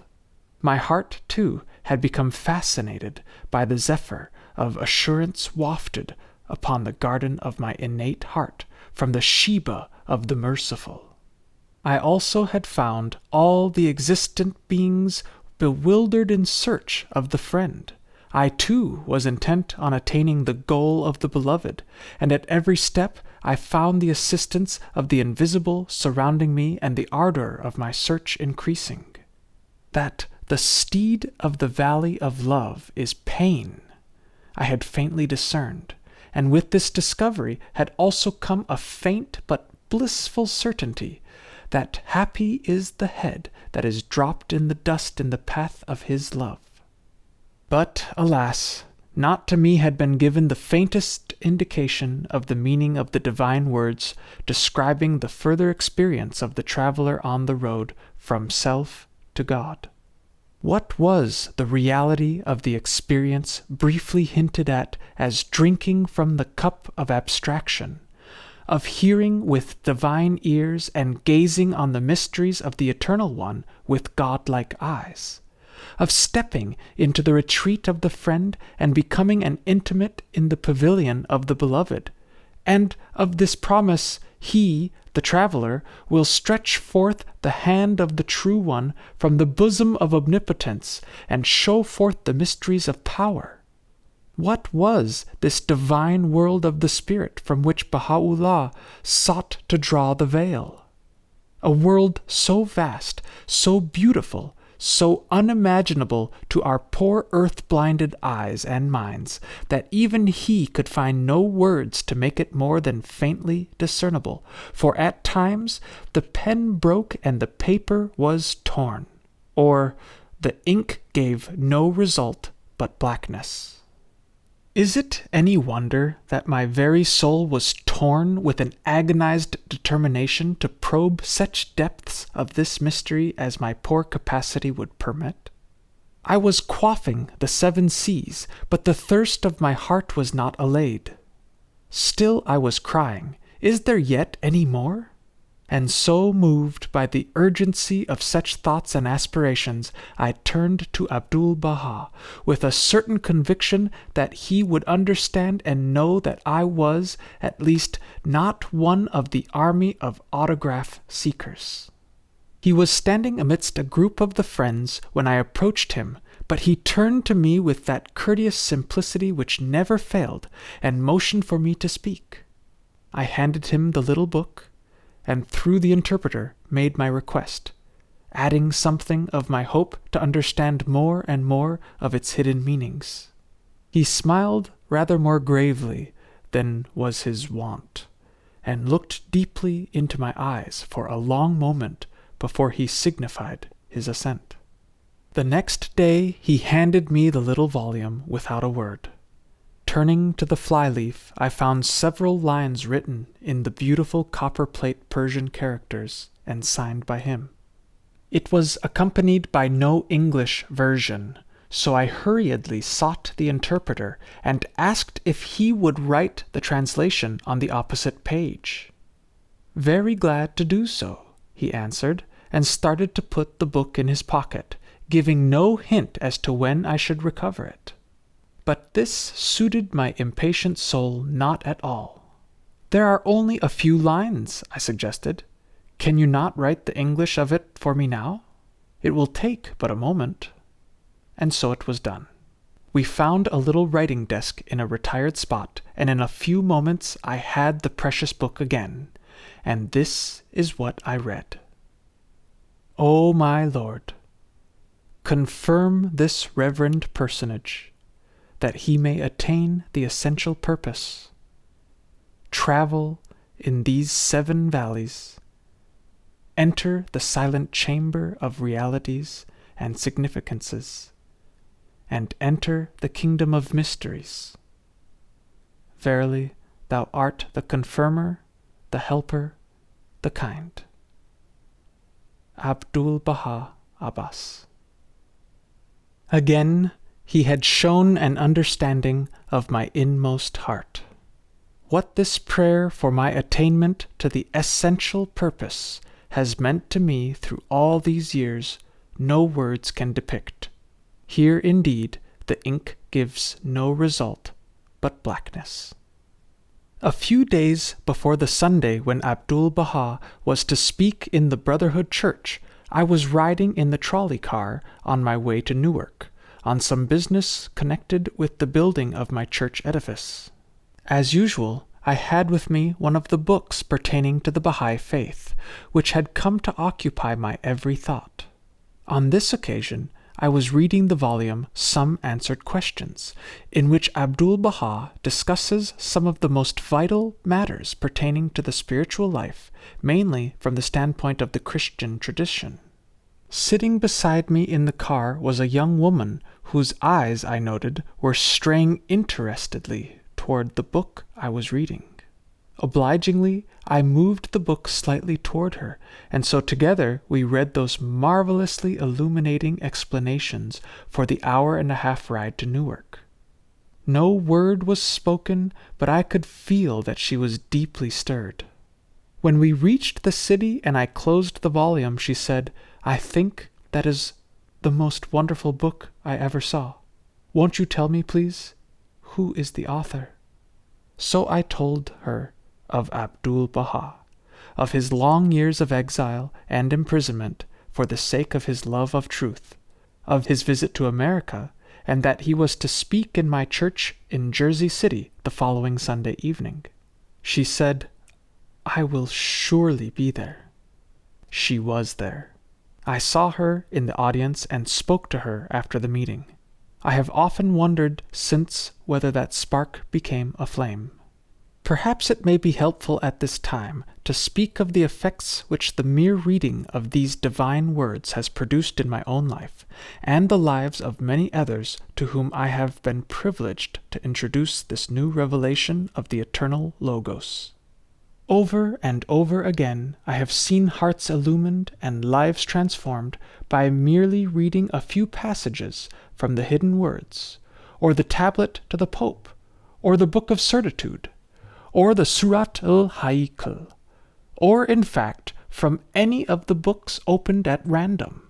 Through these words indeed flows the river of divine knowledge and bursts the fire of the consummate wisdom of the Eternal.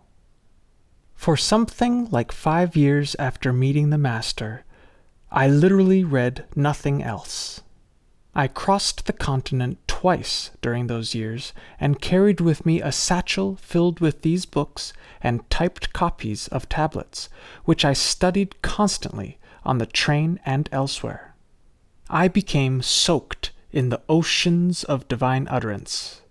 To this one fact alone, accompanied with constant prayer, may be ascribed whatever slight progress may have been made in the pathway of eternal life. The heavenly significances these pearls, hidden in the depths of the ocean of his verses, have opened portals to a freedom of mind and spirit, such as no writings of human genius have ever bestowed. That there is a power flowing from these words capable of bestowing a new life of faith, there has to me been abundant proof. I remember a sincere soul of great capacity saying to me during the early days of her immersion in this ocean of revelation, "I defy anyone to study these words with sincerity and prayerful selflessness for even such a short period as 2 weeks and not be assured that Baha'u'llah speaks with more than human tongue." In seeking the reason for this power, I found it in Baha'u'llah's own explanation. In the Book of Certitude, he says that in the meeting with the manifestation, the meeting with God is attained. That after the departure from this world, this meeting is assured through the meeting with his disciples or family. And that after their departure, this meeting is only possible through the inspired words he left to the world for the guidance and illumination of these who turn to him. I probed deeper, seeking practical understanding. What could this meeting with God mean in terms of human living? I thought to myself, when I read Emerson or Browning sympathetically and understandingly, do I not meet these great souls in the realm of their world? If that meeting brings to the reader such new, high, and lofty thoughts, such soaring ideals, such a change of viewpoint, and such pure resolves, what must be the effect upon the aspiring soul when it meets the Holy Spirit of God through reverent perusal of the words of his manifestation? I began to experience a little, at least, of the divine meaning underlying such phrases as, "You must soar in the atmosphere of my knowledge, become intoxicated with the wine of my verses, attain to my supreme paradise, the station of revelation and vision before the throne of my grandeur." Not to the casual reader is this meeting vouchsafed. One must hold his breath and dive deep, if the pearls of those depths are sought. But to those who, leaving all their earthly garments behind, take that selfless plunge, abandoning all else save him, such a new and heavenly world is revealed that all verbal portrayal is beggared. A single letter of these divine words is indeed, as Baha'u'llah has said, greater than the creation of the heavens and the earth, for they quicken the dead in the valley of self and desire by the spirit of faith. Chapter 6. The Reality and Essence of Brotherhood. Cannot you serve him once? True brotherhood due to the breaths of the Holy Spirit. Oh, you should have seen him! The prophets of God have established the principles of human brotherhood. The spiritual brotherhood, which is enkindled and established through the breaths of the Holy Spirit, unites nations and removes the cause of warfare and strife. It transforms mankind into one great family and establishes the foundations of the oneness of humanity. Therefore, we must investigate the foundation reality of this heavenly fraternity. Abdu'l-Bahá. On the 19th of May, 1912, Abdu'l-Bahá spoke on brotherhood in the Brotherhood Church in Jersey City. At that time, I was the unsalaried minister of that body of men and women come together spontaneously in the endeavor to foster the spirit of brotherhood and service. Only 5 weeks had elapsed since my first meeting with the Master. The 23rd of May, only 4 days later, marked the birthday of him who addressed us. The same day was also the 68th anniversary of the announcement of the youthful Persian prophet, the Bab, who declared that within 19 years from that date there should appear him whom God should manifest. The Bab was also one of this long line of earthly manifestations of the Supreme One, but he said that he was not worthy to be mentioned in the presence of him whose divine word was destined to sway mankind for thousands of years to come. As I look back over the 25 years that have passed since that evening, it stirs the imagination to consider what would have happened if the 500 or 600 souls there gathered to hear speak the very Son of Baha'u'llah, the glory of God, to announce the coming of whom that divine youth, the Bab, had sacrificed his life, at whose feet this Son, at the age of 7 years, had fallen in adoration, now stood before them. If we, brought up in the Christian tradition, could have realized that this very man, who since birth had lived with, been taught by, exiled and imprisoned with, the one for whose coming Christ had besought us to pray and watch, if we could have recognized in him the first citizen of that kingdom of God on earth, and if we also had had the faith and courage to leave all and follow him as did those sincere souls almost 2,000 years ago under exactly similar conditions, consider the possible effect upon those lives and the thousands of lives they were destined to affect during the 25 years that have passed since then. Also, how blind and deaf we were. No wonder that Jesus wept over Jerusalem. Blessed indeed were those in that audience, and there were some whose eyes were opened to perceive that glory, and whose ears were attuned to hear the music of that divine voice. Why this writer should have been one of those alert enough to appreciate even a little this supreme light and to follow, however haltingly, those divine feet, he has never understood. It is ever the pure bounty of God. But how thankful he is that it is so. Indeed, souls are perturbed as they make mention of him, for minds cannot grasp him, nor hearts contain him. It was an impressive, even to me a thrilling sight, when the majestic figure of the Master strode up the aisle of the Brotherhood Church, leading the little company of believers from various parts of the world. As memory now takes its backward look, I realize how little I understood at that time the full significance of that memorable scene. Here, in a setting of Western civilization, almost 2,000 years from the dawn of Christian teaching, stood one whose life and word were the very embodiment of the essence of the message of goodwill to all peoples which those nations which bear his name had seemingly forgotten. Here stood the living proof of the falsity of the assumption that East and West can never meet. Here was martyrdom for truth and love, speaking lovingly and humbly to souls engrossed with self and who knew it not. Here stood the embodied Spirit of holiness again uttering the eternal message of brotherhood. Here was resurrection and life again calling to those dead in the tombs of self and desire to come forth, and we recognized not his voice. But to all such thoughts I, like most of the audience, was a stranger. Yet there was in that hall that evening an atmosphere of spiritual reality foreign to its past.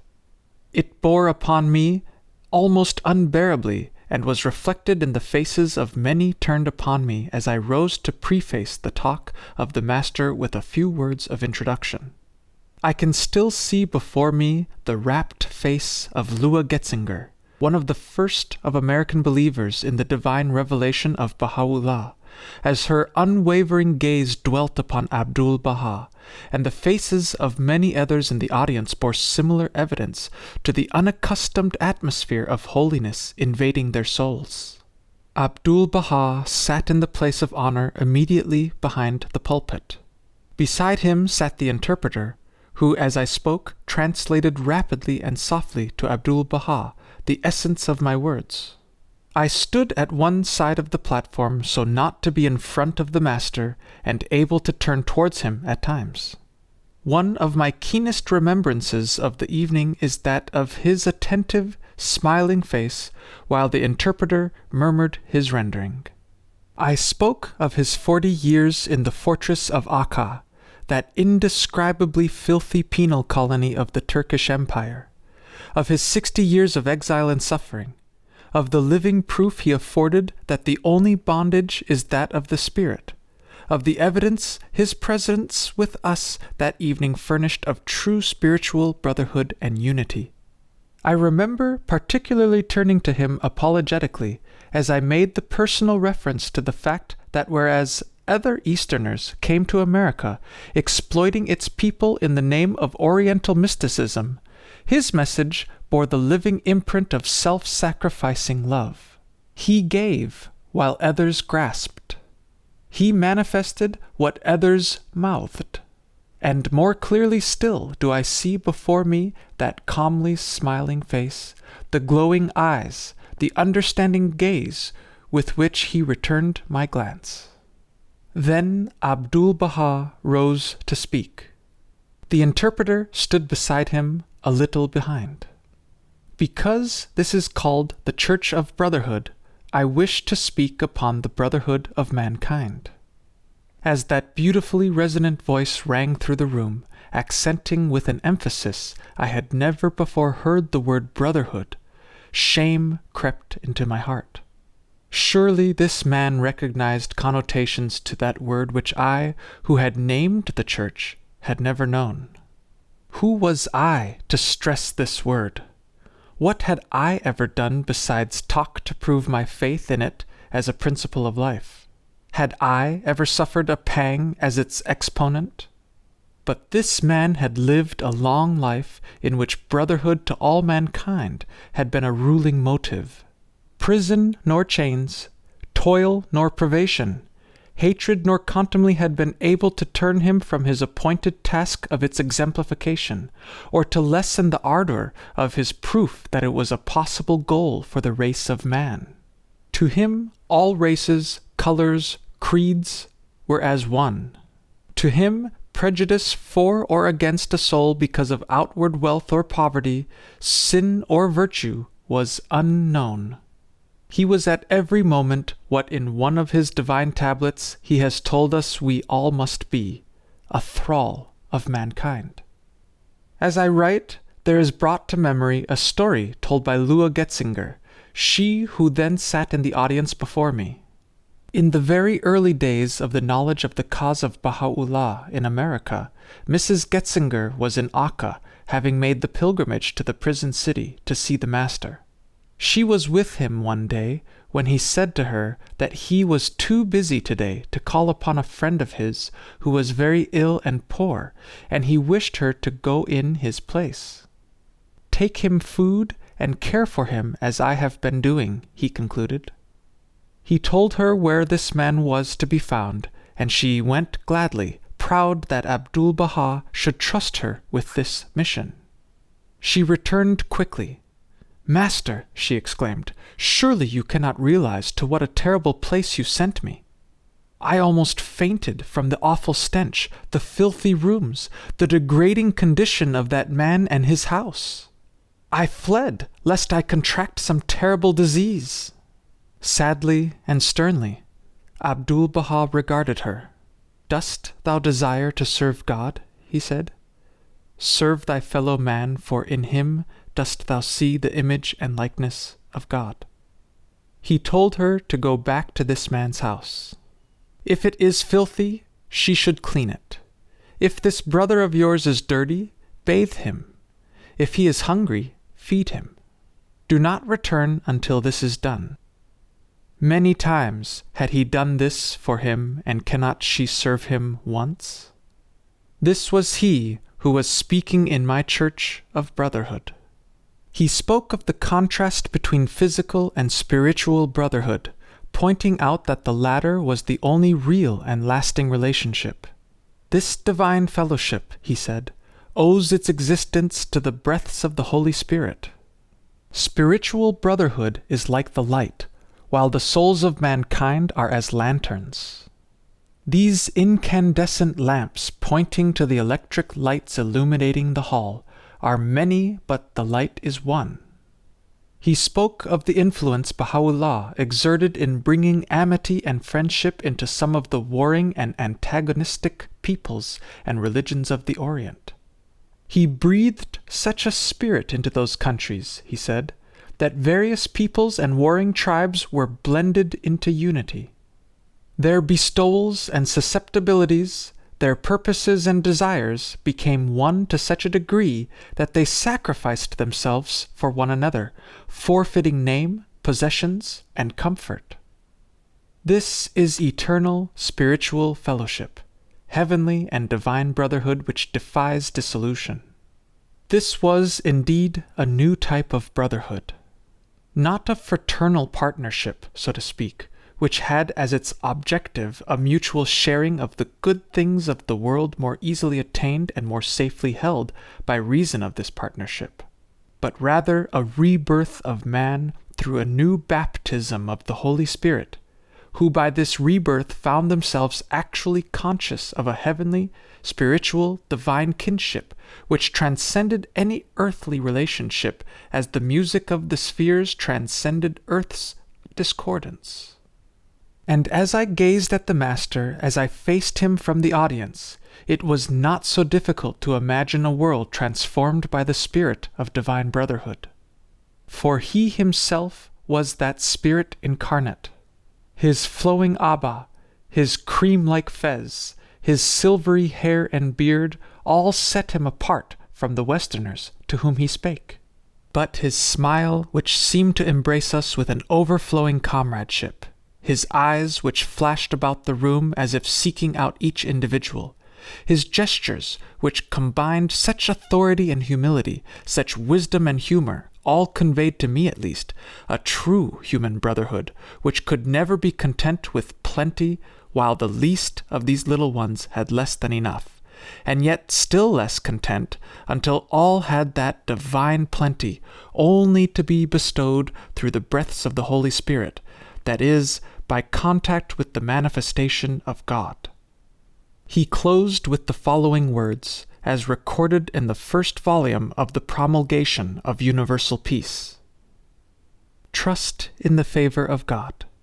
Look not at your own capacities, for the divine bestowals can transform a drop into an ocean. It can make a tiny seed a lofty tree. Verily, divine bestowals are like the sea, and we are like the fishes in that sea. The fishes must not look at themselves. They must behold the ocean which is vast and wonderful. Provision for the sustenance of all is in this ocean. Therefore the divine bounties encompass all, and love eternal shines upon all. It was one of the briefest of Abdu'l-Bahá's public talks. The latter part, as recorded in the Promulgation of Universal Peace, was an answer to a question from the audience, which was a departure from the usual custom. I had requested of the master that he speak rather longer than was his wont, as I had the universal obsession that the worth of an audience was in proportion to its length. That he spoke so briefly was undoubtedly with the endeavor to illustrate to me that a very few words, inspired by the Holy Spirit and aglow with wisdom celestial, were vastly more powerful than all the volumes of man-made sermons ever printed. That I should have had the temerity to make such a request of him again illustrates how far removed I still was from recognition of his station, nay, from any true understanding of spiritual reality. I, even now, only dimly realize it, and I suspect that the vast majority of my fellow men share with me this abysmal ignorance. Baha'u'llah has said that compared to the wonders and glories of the spiritual universe, the material universe is comparable to the pupil of the eye of a dead ant. And I had requested this man, to whom that universe of the spirit was an open book, to make his talk of a length suitable to my own desires. And he had in 15 minutes said more, and shown forth more, and loved more of the true brotherhood, the heavenly and divine brotherhood, which could transform this world into a paradise, than I had ever dreamed. How blind and deaf we are! And what a fearful price the world is paying for this imperviousness to that light which lighteth every man who cometh into the world. On May 24th, 5 days after he spoke in the Brotherhood Church, Abdu'l-Bahá addressed the assembled ministers at the annual May meeting of the Unitarian Fellowship in Boston. Present were the representatives of the Unitarian faith in America, an intellectual group holding probably the most advanced opinions in religious thought in the country. Yet he spoke to deaf ears. "A very interesting old gentleman," several remarked to me afterwards, "but he told us nothing new." This was typical of most of the audiences he addressed. Truly, having ears we heard not. I would suggest that the reader of these words again peruse that Boston address as found in the first volume of the Promulgation of Universal Peace, page 138, as I have just done, and determine for himself whether anything new is to be found there. The divine prophets have revealed and founded religion, Abdu'l-Bahá said. This may not be new in the sense that this teaching had never been formulated, but to this Boston audience, which had unanimously, not to say enthusiastically, rejected all belief in a revealed religion, it was fundamentally new because the speaker was actually the physical son of the latest of these divine prophets who had lived and taught, suffered and died during the lifetime of some of his listeners.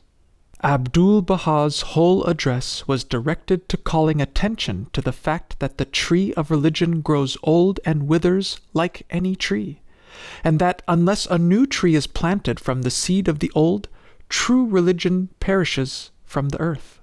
His audience was composed of men and women whose lives were dedicated to an attempt to revive this withered and dying tree, and they were watering it, not with the water of certitude, which flows only from the lips of the divine revelator himself, but with man-made theories and theologies, which, as their own experience should have taught them, they are forced to renounce almost as soon as accepted. Nothing new. Had they known how this news was destined to revolutionize the world of thought and action, how it was to arouse in mankind a new passion for unity and brotherhood, how it was destined to be the moving spirit behind all efforts towards the abolition of war, poverty, disease, and crime, how men's hearts would be aroused to a new life by the breaths of its Holy Spirit, how all human life would take on a new meaning, significance, and power, his hearers would have transcribed his divine words with a pen of diamond on a page of gold. To me, Abdu'l-Bahā's talk in the Brotherhood Church and the address before the Unitarian Conference in Boston marked a new phase in my spiritual journey from self to God. I had heard several of his public addresses before, but never had I been near enough to him to mark closely his demeanor. For it was not only his words, not nearly so much his accents and voice which now impressed me.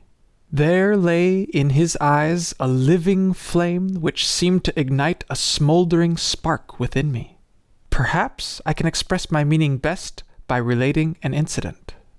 At one of the meetings at the home of the friends to whom I have often referred where the master spent much of his time in New York, there was present a lady who was not and never became an avowed believer. But her heart was pure. She loved Christ and strove to follow his divine teachings. The large double rooms were filled with the friends and attracted souls. A lane had been left open, stretching the full length of both rooms, and as the master spoke, he strode up and down the rooms while the interpreter stood near me translating fluently. This lady sat enthralled. When Abdu'l-Bahá came striding towards us with that indescribable grace and majesty, his hands gesturing rhythmically with an upward, inspiring significance which I have seen in no other speaker, and his eyes glowing with an inner light illumining every feature, she was overcome with emotion. Several months afterwards, I was talking with a close friend of this soul, and she asked me about Abdu'l-Bahá, whom she had never seen. "He must be a very wonderful man from what she says," she remarked, mentioning the name of the woman. "She tried to tell me about him, and could hardly speak for tears." I said to her, "Why, my dear? What was there so wonderful about this man?" All she could say was, "Oh, you should have seen him! You should have seen him!" Indeed, to have seen him was enough, providing that the spark ignited in the soul was fanned to flame by meditation and selfless prayer. Never can I be thankful enough that I became ignited with this flame. It was about this time, 7 weeks after meeting Abdu'l-Bahá, that I began to say a little hymn to myself. If every drop of my blood had 1,000,000 tongues, and every tongue sang praises throughout eternity, sufficient thanksgiving could not be uttered. Chapter 7. Marriage under the World Order of Baha'u'llah. An eternal bond. The wedding. The need for reformation of laws pertaining to divorce. The laws of Baha'u'llah. 4 kinds of love. The children of the new day. It is therefore evident that in the world of humanity the greatest king and sovereign is love. If love were extinguished, the power of attraction dispelled, the affinity of human hearts destroyed, the phenomena of human life would disappear. Abdu'l-Bahá. In tracing the development of the institution of marriage, it is interesting to note that the progressive steps from the promiscuity of the earliest history of mankind to the more or less monogamous ordinance now in vogue in most civilized countries have been in direct ratio to the ethical and spiritual development of the race. Moreover, this development has paralleled the appearance and teachings of the great prophets and messengers of God to mankind. What little is known of the matrimonial relations and customs of the various peoples before the coming of Moses, Buddha, Jesus, and Muhammad indicates much looser and more unethical relations than obtained after their teaching. One might reasonably expect, therefore, that the revelation of Baha'u'llah and its exemplification by Abdu'l-Bahá in dealing with this subject would lay down laws and prescribe regulations founded upon eternal spiritual principles and adapted to the needs of a world civilization far in advance of any hitherto practiced. For the teachings of Baha'u'llah deal primarily with the reality of man, and his station as an immortal and eternal being in an infinite universe, governed and supported by immutable laws based upon righteousness and truth. Marriage, then, under the Baha'i regime, is an eternal bond. It allows for only one real marriage, and this union continues throughout all the worlds of God. This assumption makes necessary an entirely new regulation of both marriage and divorce. For since man is still in the age of immaturity, and is still influenced by desire and passion, many mistakes will be made in the selection of a mate, and these mistakes must be rectified as quickly and as simply as possible. For two souls to live together under an enforced union in which harmony, cooperation, happiness, and true eternal love have become impossible is a defiance of a basic law in the Baha'i revelation, the law of unity.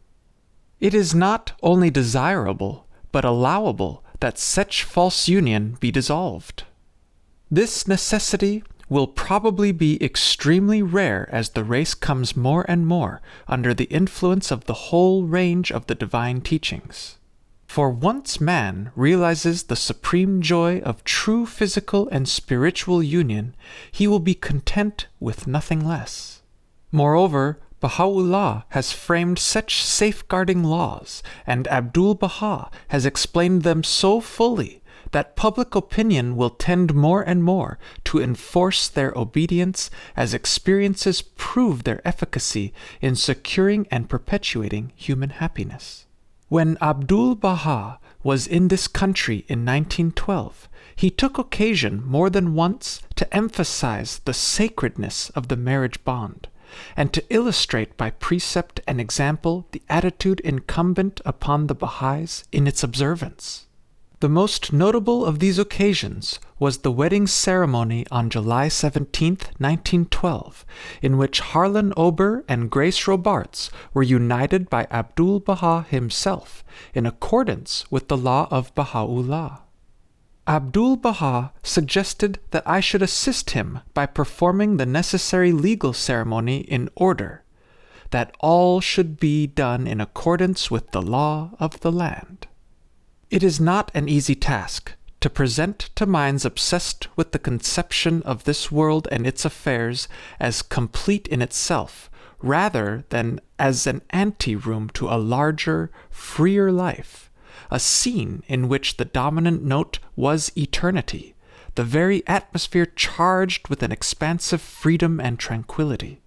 As my eyes took in that long, beautifully furnished room, speaking of all that related to our modern culture, yet holding within its walls representatives of Paris, Berlin, London, Tehran and Qom, Persia, Bombay, India, Baku, Russia, and Haifa, Palestine, quite a number of representatives of the black race, and about 100 of my own countrymen, a conviction was borne in upon me that I was taking part in a truly epoch-making event.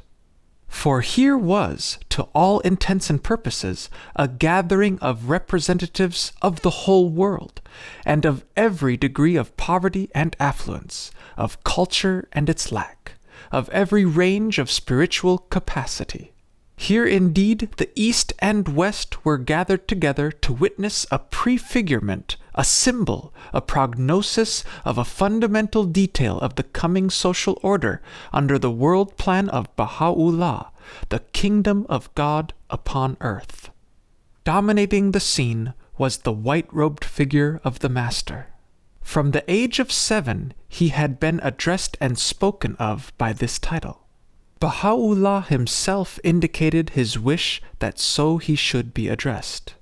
His right to the title did not rest upon any assumption by himself of authority or precedence. His whole bearing was ever that of humility and gentle deference. Yet in every home he entered, he was the host, in every gathering the center, in every discussion the arbiter, to every problem the answer. Nor was it so because he wished or willed it so to be. On the contrary, when he was asked to act as honorary chairman of the New York Baha'i Assembly, one of the 72 incipient houses of justice in this country, which in the future will form the units of community government under the plan of Baha'u'llah, he calmly and decisively replied that Abdu'l-Bahá is a servant. Nevertheless, one could not be in his presence more than a few moments without realizing that his every act, tone, gesture, word was so imbued with wisdom, courage, and tranquil certitude, combined with such humble consideration of his interlocutor, that conclusive truth was conveyed to every beholder and listener. As Abdu'l-Bahá has said referring to Baha'u'llah when confronting his deniers and opposers, "How can darkness assert itself in the presence of light? Can a fly attack an eagle, or the shadow defy the sun?" And so, in this gathering of souls believing in a new era of human consciousness, a new epoch in which that consciousness should merge into the divine, we looked to him as to the master of our destinies, as the one leader who, in this time of ancient superstitions and modern follies, knew the way out of the human labyrinth into the glorious freedom of the children of God. I sat very near him, and naturally my every faculty, eye, ear, mind, and heart, were centered upon that radiant personality. Nor was I alone in this. There was but one worthy of attention when he was present, but one wholly satisfying. After the simple wedding ceremony and the bride and groom had resumed their seats, Abdu'l-Bahá rose. His cream-colored abba fell in graceful folds to his feet. Upon his head he wore a tarbouch or fez of the same color, beneath which his long white hair fell almost to his shoulders. Most impressive of all his impressive aspects were his eyes. Blue they were, but so changing with his mood, now gentle and appealing, now commanding, now flashing with hidden fires, now holding a deep, tranquil lambent repose, as though gazing upon scenes of glory far removed. His brow above those wide-set eyes was like an ivory dome. His neatly clipped beard, snowy white, touched his breast, but around his mouth no straggling hairs obscured the mobile lips. He spoke through an interpreter, as was his custom, not so much because he could not use English, as that it was wise to guard against possible misquotation. Every word he uttered while in America was transcribed as it fell from his lips by a Persian secretary in that language, and also by an American stenographer as the interpreter followed. So that in future ages, when the thousands of writings and addresses of Baha'u'llah and Abdu'l-Bahá are translated and codified, there may never be any question as to the actual words and their connotation. He swept the room with a glance at once enfolding and abstracted. He raised his hands, palm upwards, level with his waist, his eyes closed, and he chanted a prayer for the souls united by him and by me. By him, that morning, according to the laws of the New World Order, in which the spirit of man is to be trained to function harmoniously with its brief material environment. By me this evening as the representative of the passing regime in which ancient superstitions and outworn shibboleths often tinge the most sacred observances, yet which, being customary, are to be observed, lest offense be given to any soul. This prayer of Abdu'l-Bahá, chanted in tones to me unequaled in all experience, mellifluous, honey-like, is the nearest descriptive word, but how inadequate, is the keenest of all my memories of that evening. In spite of the fact that the language was Persian, and so of course unfamiliar to me, the impression I received was that of understanding. So vivid was this that the interpreter's translation came as a shock. What need to translate language addressed to the spirit? a flash of comprehension came to me. Perhaps here was the explanation of the incident recorded of that far-off day of Pentecost, when each listener to the words of the disciples heard his own tongue. There is a story told of an illiterate miner who made a long journey on foot to meet Abdu'l-Bahá when he was in San Francisco, which further illustrates the same spiritual phenomenon. This man, though uneducated, had great spiritual capacity. He attended a meeting at which Abdu'l-Bahá spoke. He seemed enthralled as the measured bell-like tones fell from the master's lips. When the interpreter took up the passage in English, this miner started, as if awakening. "Why does this man interrupt?" he whispered. Then again Abdu'l-Bahá spoke, and again the visitor was lost in attention. Again the interpreter translated as the speaker paused. At this the miner's indignation was aroused. "Why do they let that man interrupt? He should be put out."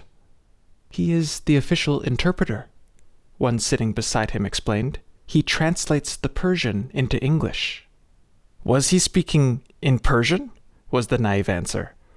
"Why, anyone could understand that." As for me, my heart was certainly moved far more by the chanting voice and the flowing musical periods than by the interpreter's version of the wedding prayer, beautiful as it is. "Glory be unto thee, O my God.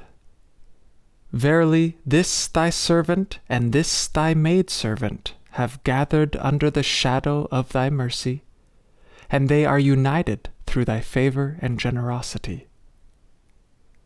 O Lord, assist them in this thy world and thy kingdom, and destine for them every good through thy bounty and grace. Cause them to become the signs of harmony and unity until the end of time.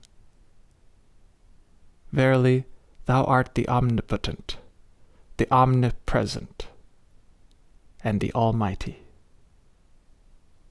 As intimated, marriage under the world order of Baha'u'llah is based upon a far nobler conception of man's destiny than ever before.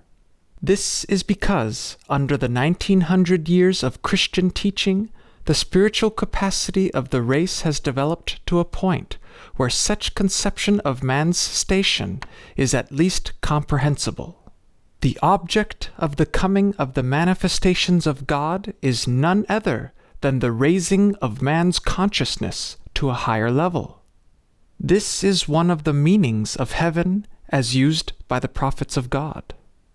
It is that state of consciousness to which the teachings of the eternal Christ Spirit, no matter under what name he rises upon the horizon of history, exalts the spirit of the true believer. It is essential, then, that under each new dispensation the eternal principles reiterated by each messenger of God should be so clarified and explained that they will apply effectively to the problems of the new day. So, when Jesus appeared, he abrogated the Mosaic law regarding divorce, which, while perfectly adapted to the nomadic life of the Hebrews and to their background of centuries of slavery under Egypt, had become subject to such abuse under the changed conditions of the Roman environment and the sacerdotalism of the Pharisee and priest as to become a mockery.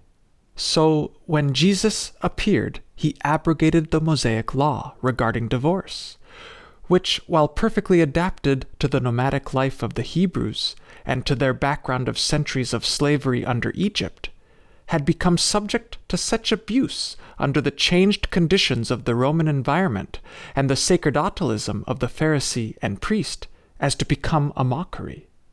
It is plain that at this time the same observance of the letter of Christ's teachings on this subject prevails, and total neglect of the spirit.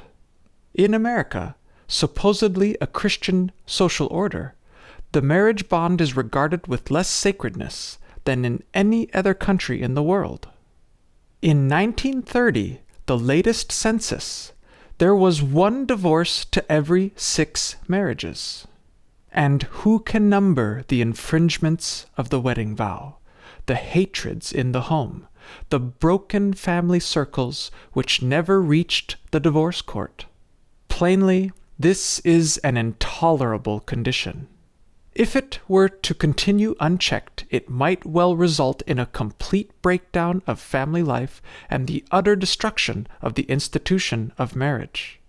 Indeed, this social breakdown has already begun in Russia and is threatened in one or two other countries. And what is becoming known as free love and companionate marriage is obtaining recognition in some of our own educational institutions and actually taught as the only solution of the spreading problem. This problem is so momentous, its solution so fraught with danger or safety to the destinies of the race, that this servant of the glory of God has gathered all the available information possible on the subject and presents the actual wording of Baha'u'llah and Abdu'l-Bahá, in order that the reader may judge for himself whether, if and when these divine laws become operative, a happier social order would result. In the first place, it must constantly be borne in mind that Baha'u'llah envisages a world unity, a world order. It assumes, moreover, the close association of man with God, and presumes the assistance of the Supreme World, the Holy Spirit, in the establishment of this order. Thus, in the conception of the kingdom of God on earth, Baha'u'llah sees as accomplished the unity of all races and peoples, the abolition of all prejudice, an inherent and passionate love for truth, no matter from what source it comes, and the spread of basic education in these laws to all peoples. Thus, he has generalized broadly, encompassing the problems of East and West, of North and South, leaving to the International House of Justice the application of these principles as special and individual problems arise. If the reader will bear this in mind, and make every effort to disabuse himself of the very natural prejudices he may have entertained, it will be much easier for him to appreciate the wisdom of Baha'u'llah's plan for a new world order. This is not an easy task to set oneself, for man naturally tends to accept as fixed the conventions and usages obtaining at that memory of history in which he has happened to appear upon the planet. But to do this is to disregard all the records of the past, which indicate most clearly the inevitable mutation or abolition of all human institutions, and the general tendency throughout the ages to simplify, purify, and ennoble them. The destiny of the race is very high, and even the laws of Baha'u'llah are not proposed as final. The next 1,000 or 10,000 years will witness still further advances by mankind along the path to the divine perfection to which all the prophets of God have summoned him. Ye must be perfect, even as your Father in heaven is perfect. At this stage in the development of the race, the laws promulgated by Baha'u'llah assuredly seem to meet most adequately the needs of men taken as a whole. To those who study the writings of Baha'u'llah, paying due attention to the claim of majestic authority involved, these sublime words calling man to participate in a social order far higher than that ever envisaged in the past can hardly fail to stimulate a dawning hope, revive a failing courage, and again set ablaze the fire of the love of God in cooling hearts. Bearing all this in mind, let us endeavor to approach the subject of marriage relations, as taught by Baha'u'llah, with the thoughtful consideration, if not reverence, due any teacher who, for the sake of the message which he was convinced he bore for men, suffering every indignity, humiliation, and torture, which the ingenuity of two cruel rulers and their peoples, the Shah of Persia and the Sultan of Turkey could over a period of 40 years inflict upon him. That the reader may receive an idea of the claim put forth by Baha'u'llah regarding the source of his authority and the objectives towards which he urges humanity, the following paragraph is quoted from his writings lately translated by his great-grandson, Shoghi Effendi, the first guardian of the Baha'i faith. The first duty prescribed by God for his servants is the recognition of him who is the dayspring of his revelation and the fountain of his laws, who representeth the Godhead in both the kingdom of his cause and the world of creation. They whom God hath endued with insight will readily recognize that the precepts laid down by God constitute the highest means for the maintenance of order in the world and the security of its peoples. He that turneth away from them is accounted among the abject and foolish. We verily have commanded you to refuse the dictates of your evil passions and corrupt desires, and not to transgress the bounds which the pen of the Most High hath fixed. For these are the breath of life unto all created beings. The seas of divine wisdom and divine utterance have risen under the breath of the breeze of the All-Merciful. Hasten to drink your fill, O men of understanding. Regarding marriage, the following is a summary of the ordinances prescribed by the pen of the Most High, for the guidance of the race for the coming 1,000 or thousands of years. Again, the reader's attention should be called to the fact that the lawgiver envisages not one nation or religion or group, but the whole world. Baha'u'llah enjoined marriage upon all, and monogamy is assumed as the only means of content and happiness. He condemned the attitude of certain religious groups in various creedal systems which forbade marriage to their priesthood.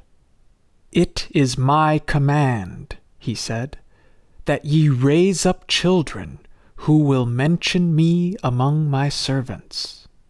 He directed that marriage should depend first upon the consent of both parties concerned, and also upon the consent of the parents of both, as he desires love and affection and unity to exist between all the servants of God, and lest hatred and detestation come between them. A dowry is recommended paid by the man to the woman, and he designates the amount, which is quite small. The object, evidently, being to avoid the sense of absolute dependence of the wife upon the husband.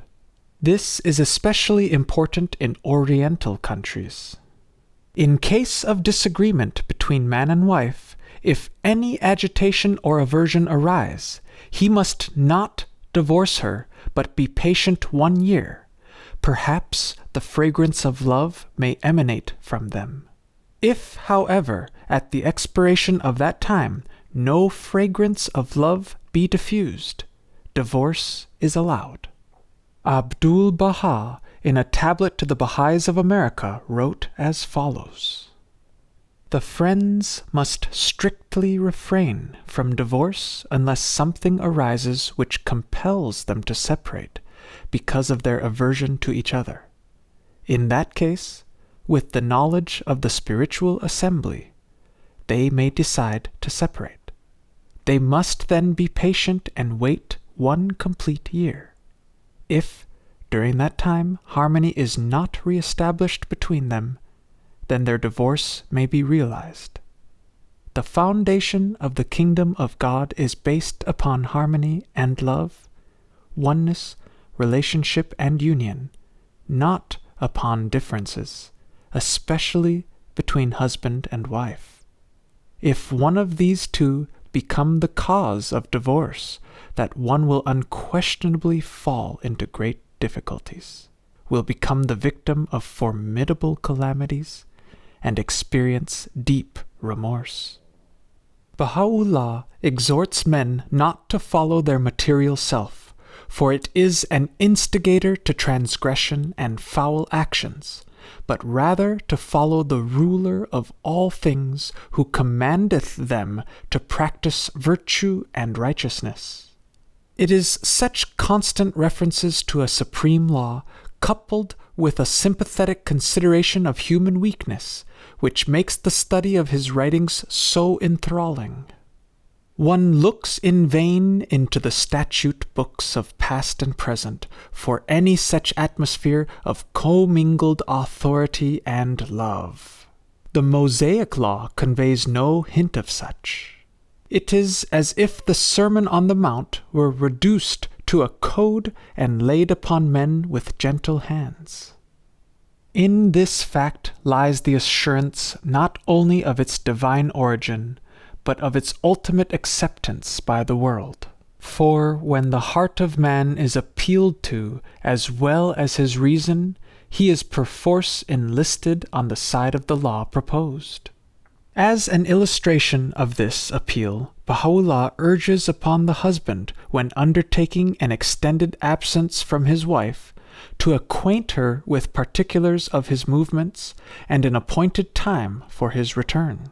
If he fulfills his promise, he will be of those who fulfill the commands of his Lord, and will be recorded by the pen of command as being of those who do right. If a real excuse prevents his return, he must inform his wife and strive to return.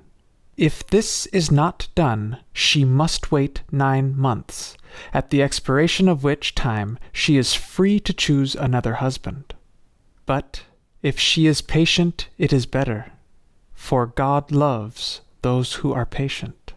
If during those 9 months of waiting news is received from the husband, she must adopt kindness and favor, for he wisheth peace to exist among his servants. Beware lest ye create obstinacy in your midst. Picture the courts of the future where such an atmosphere obtains. If the reader is inclined to doubt that such should ever be possible, far be it from me to cast aspersions. None could possibly be a greater doubter than I. Yet I have come to see in the divine words of Baha'u'llah not only beauty and wisdom, but an indwelling potency to sway the human heart and will. The fact that several millions of the world's peoples have already subscribed to his teachings and laws, often at the cost of property and life, may be accounted as at least some slight reason to hope that at some not far distant day an influential minority of sane men will accept and put in practice these divine precepts. Regarding the provision concerning the consent of the parents of both parties to the marriage, Abdu'l-Bahá once wrote to an inquirer that this consent was to be obtained after a mutual satisfactory arrangement had been arrived at by the contracting parties. Before that, the parents had no right of interference. This abrogates the practice usual in the Orient by which the parents arrange the marriage, often without the consent or wish of the persons most interested. He further says that as a result of these provisions, the strained relations between relatives in law, which have become proverbial in Christian and Mohammedan countries, are almost unknown among the Baha'is, and divorce is also a rare occurrence. Many have been the utterances and writings of Abdu'l-Bahá on this subject. Following are some of the most important. In this most merciful age, the ignorant prejudices are entirely removed. The Baha'i engagement is the perfect communication and the entire consent of both parties. However, they must show forth the utmost attention and become informed of one another's character, and the firm covenant between them must become an eternal bond, and their intention must be everlasting affinity, friendship, unity, and life. The bridegroom must, before the bridesmen and few others say, "Verily, we are content with the will of God." And the bride must rejoin, "Verily, we are satisfied with the desire of God." This is Baha'i matrimony. Abdu'l-Bahá's tablets. Regarding the question of matrimony, know that the command of marriage is eternal. It will never be changed or altered. This is a divine creation, and there is not the slightest possibility that change or alteration shall affect this divine creation. Among the majority of the people of the world, marriage consists of physical relationship, and the union and relationship is but temporary, for at the end, physical separation is destined and ordained.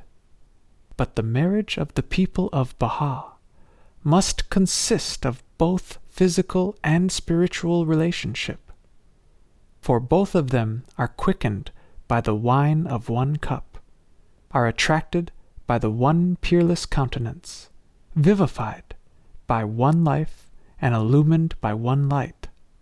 This is the spiritual relationship and everlasting union. Likewise, in the physical world, they are bound together with strong and unbreakable ties. When relationship, union, and concord exist between the two from a physical and spiritual standpoint, that is a real union and is therefore everlasting. But if the union is merely from a physical point of view, it is unquestionably temporary, and in the end, separation is inevitable. Consequently, when the people of Baha desire to enter the sacred union of matrimony, eternal connection, ideal relationship, spiritual and physical association of thoughts and conceptions of life must exist between them, so that in all the grades of existence and in all the worlds of God, this union may continue forever and ever. For this union is a splendor of the light of the love of God. Likewise, if the souls become real believers in God, they will find themselves ushered into this exalted state of relationship, become manifestors of the love of the merciful, and exhilarated by the cup of the love of God. Undoubtedly, that union and relationship is eternal. The souls who sacrifice self become detached from the imperfections of the realm of man and free from the bondage of this ephemeral world. Assuredly, the splendors of the rays of divine union shall shine in their hearts, and they shall find ideal relationship and happiness in the eternal paradise. Abdu'l-Bahá Abbas. In the first two of the above selections, it will be noted that the emphasis is upon the eternality of the true marriage union. In the third quotation, a careful reading will disclose the three ways in which this unending union may be achieved. A. When two souls on the altars of whose hearts burns the fire of the love of God, find that light reflected in each other, and that flame, commingled, becomes one fire. B. When two souls, having become united in physical union, afterwards become illumined by the eternal love, this union also becomes eternal. Abdu'l-Bahá once wrote concerning a believer who had married a non-believer, or was about to marry, "This marriage is permissible, but the miss must exert herself day and night, so that she may guide her husband. She must not rest until she makes him her spiritual as well as physical partner in life." C. The last paragraph relates to those souls who never in this world find their true spiritual mate and remain deprived throughout this transitory life of that great joy.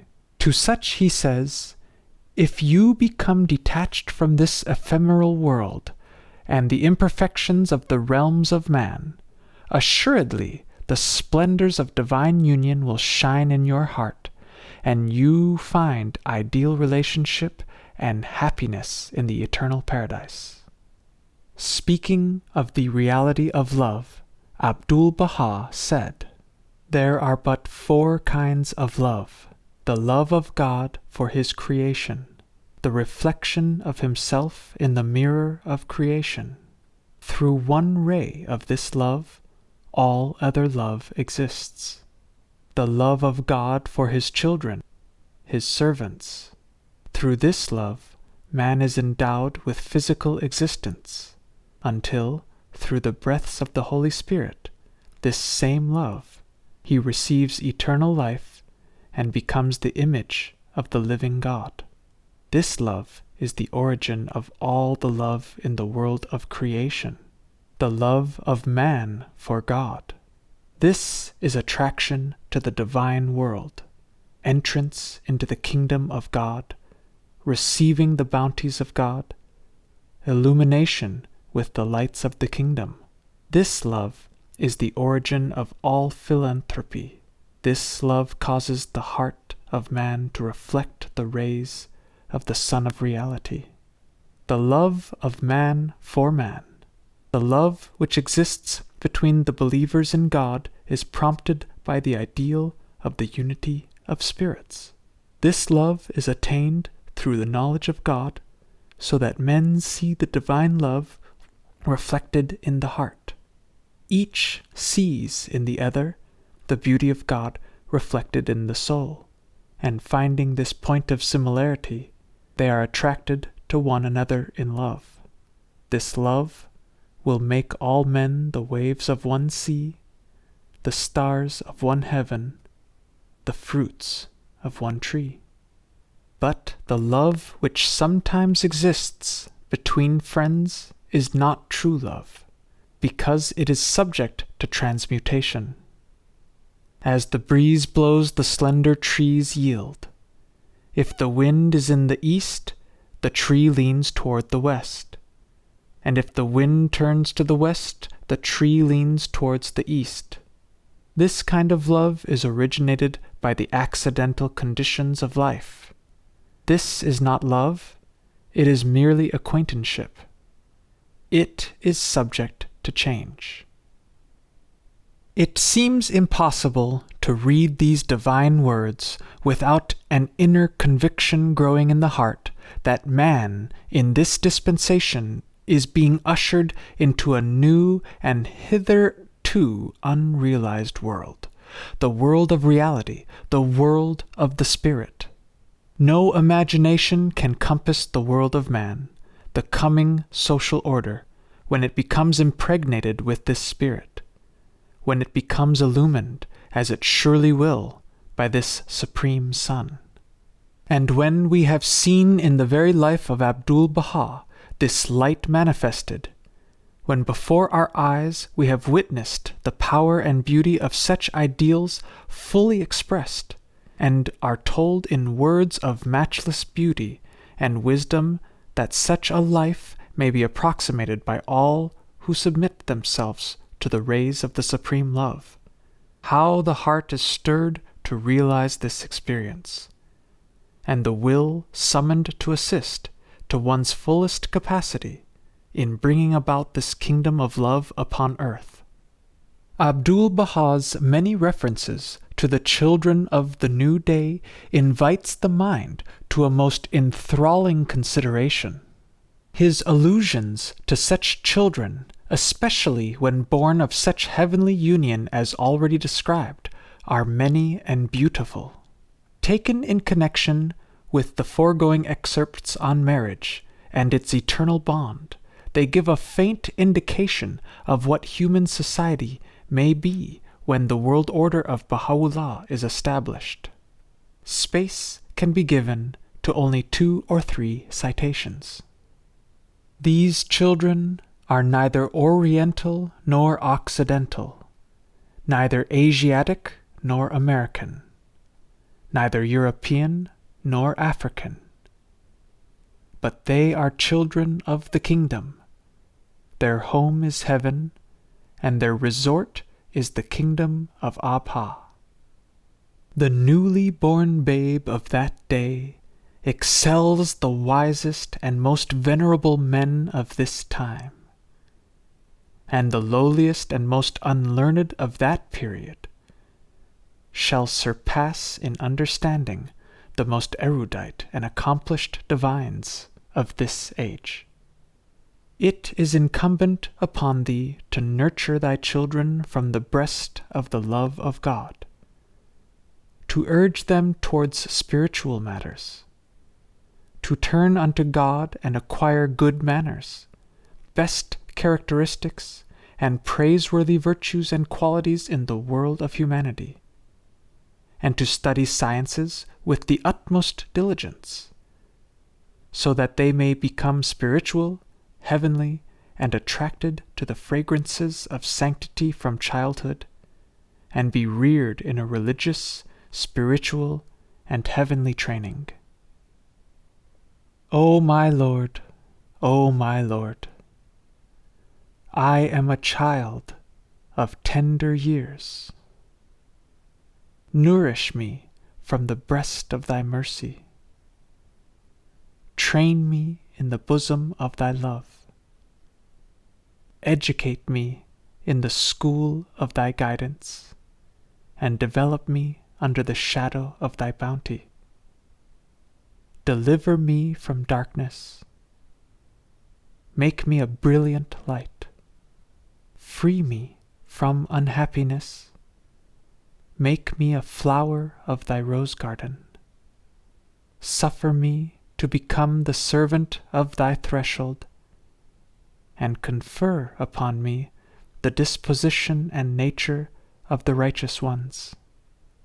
Make me a cause of bounty to the human world, and crown my head with the diadem of eternal life. Verily, thou art the powerful, the mighty, the seer, the hearer. Abdu'l-Bahá.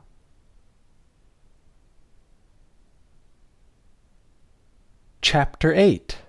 In Dublin, N.H. with Abdu'l-Bahá, the most perfect gentleman I have ever known, the master teacher, the spiritual warrior, a fable, it behooves you to manifest light, the gift, the first tablet. We have come here for work and service, not for enjoyment of air and scenery. Abdu'l-Bahá in Dublin, N.H. In August of that year in which a new world opened, an invitation came to me to be the guest of Abdu'l-Bahá in Dublin, N.H. One of the Washington friends, at whose home in that city Abdu'l-Bahá had visited and spoken several times, had offered him the use of a large farmhouse on her lovely estate in Dublin.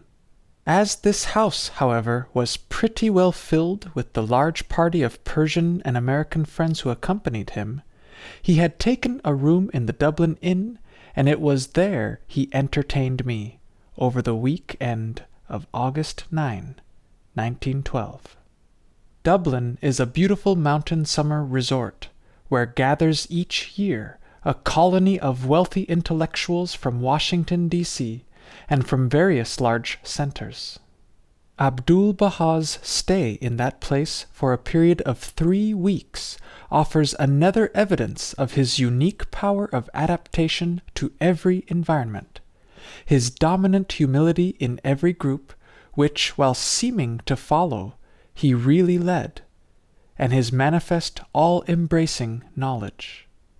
Picture, if you can, this Oriental, fresh from more than 50 years of exile and prison life, suddenly placed in an environment representing the proudest culture of the Western world. Nothing in his life, one would reasonably presume, had offered a preparation for such a contact. Not to his youth had been given years of academic and scholastic training.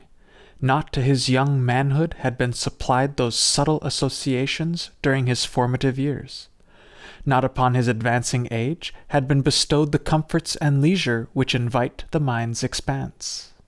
Quite the contrary, as I have endeavored to portray, his life had been a constant submission to every form of hardship and deprivation, when considered from a material standpoint alone. Dungeons and chains had been his lot. Torture not seldom, confinement in the stocks, or any indignity which heartless jailers might design, his portion. The Bible and the Koran his only books. How, then, can it be explained that in this environment he not only mingled with these highest products of wealth and culture with no slightest embarrassment to them or to him, but he literally outshone them in their chosen field? No matter what subject was brought up, he was perfectly at home in its discussion, yet always with an undercurrent of modesty and loving consideration for the opinions of others. I have before spoken of his unfailing courtesy. It was really more than what that term usually connotes in the Western mind. The same Persian word is used for both reverence and courtesy. He saw the face of his heavenly Father in every face, and reverenced the soul behind it. How could one be discourteous if such an attitude was held towards everyone? The husband of Abdu'l-Bahá's hostess in Dublin, who while never becoming an avowed believer, had many opportunities of meeting and talking with the master, when asked to sum up his impressions of him, responded after a little consideration, "I think he is the most perfect gentleman I have ever known." Consider, this was the verdict of a man of inherited wealth, of wide and profound culture, accustomed to judge men by delicate standards, and to whom the word gentleman connotated all which he held most admirable. And the term was applied by him to a man who, it is not improbable, had never in his long life of imprisonment ever heard the word as relating to him. One may, perhaps, get a glimpse, if he considers deeply this rather portentous fact, of what Baha'u'llah means when he says, "The root of all knowledge is the knowledge of God." And again, knowledge is one point. The ignorant have multiplied it. It may be true, as he has many times reiterated, that the only true life is that of the spirit, and that when one lives and moves and thinks constantly upon the spiritual plane, all things, both great and small, are done with perfectness. Certainly, in my many contacts with this master of life, I never knew him to fail in manifesting the highest qualities of conduct, whether in the realm of material action or in intellectual or spiritual teaching. I remember a luncheon party in Dublin, to which came a number of these summer residents to meet Abdu'l-Bahá. There were present a famous scientist, 2 well-known artists, a physician of note, and all of the 15 or 20 people present had a background of more than one generation of wealth or culture. Could it be possible to imagine a more glaring contrast with the life Abdu'l-Bahá had lived? The hostess, who had visited the master in Akka while he was still a prisoner there, and whose life had become transformed through her spiritual contact with him, has spoken to me of this gathering several times. Naturally, she was somewhat concerned that her friends whom she had known for years in the social life of Washington, Baltimore, and New York should know the master, to a degree at least, as she had known him, but there was trepidation in her soul. For these men and women were not of a religious trend of thought. In fact, several of them were frankly agnostic, and all were uninterested in that phase of life. She wanted her party to be a success, of course, but more she wished these friends to get a glimpse, if only a glimpse, of that world of reality into which Abdu'l-Bahá had ushered her. She wondered, she has told me, how Abdu'l-Bahá would handle the situation, for she knew that she would not have the responsibility for its handling. Abdu'l-Bahá was always the host, his the dominating voice. I was present at that gathering, but little of its true significance penetrated my consciousness. I have but the memory of a typical luncheon party where had gathered a group of society's intelligentsia to meet a noteworthy personality. It is a perpetual wonder to me as I recall to memory those months during which, all unrecognized by me, the portals to spiritual freedom were slowly swinging wide, how little I understood what was really happening. I see now what a tremendous task it is to open the eyes of the blind. No wonder our Lord Christ marveled that those to whom he spake and upon whom he smiled, having eyes and ears and hearts, saw not, nor heard, nor understood.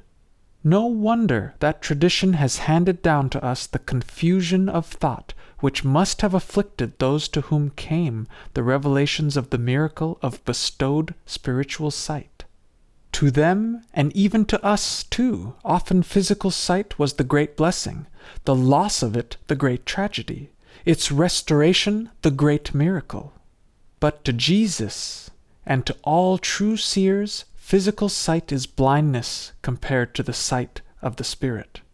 Abdu'l-Bahá calls it seeing by the light divine, and says, "Seek with all your hearts for this heavenly light, so that you may be able to understand the realities, that you may know the secret things of God, that the hidden ways may be made plain before your eyes." By the help of this effulgent light, all the spiritual interpretations of the holy writings have been made plain. The hidden things of God's universe have become manifest, and we have been able to comprehend the divine purposes for man. Truly a miracle of miracles it is that earth-blinded eyes ever opened to the world of reality. Most of those present at this luncheon party knew a little of Abdu'l-Bahā's life history, and presumably were expecting a dissertation from him on the Baha'i cause. The hostess had suggested to the master that he speak to them on the subject of immortality. However, as the meal progressed and no more than the usual commonplaces of polite society were mentioned, the hostess made an opening, as she thought, for Abdu'l-Bahá to speak on spiritual things. His response to this was to ask if he might tell them a story, and he related one of the Oriental tales, of which he had a great store, and at its conclusion all laughed heartily. The ice was broken. Others added stories of which the master's anecdote had reminded them. Then Abdu'l-Bahá, his face beaming with happiness, told another story, and another. His laughter rang through the room. He said that the Orientals had many such stories illustrating different phases of life. Many of them are extremely humorous. It is good to laugh. Laughter is a spiritual relaxation. When they were in prison, he said, and under the utmost deprivation and difficulties, each of them at the close of the day would relate the most ludicrous event which had happened. Sometimes it was a little difficult to find one, but always they would laugh until the tears would roll down their cheeks. Happiness, he said, is never dependent upon material surroundings, otherwise how sad those years would have been. As it was, they were always in the utmost state of joy and happiness. That was the nearest approach he came to any reference to himself or to the divine teachings. But over that group before the gathering dispersed hovered a hush and reverence which no learned dissertation would have caused in them.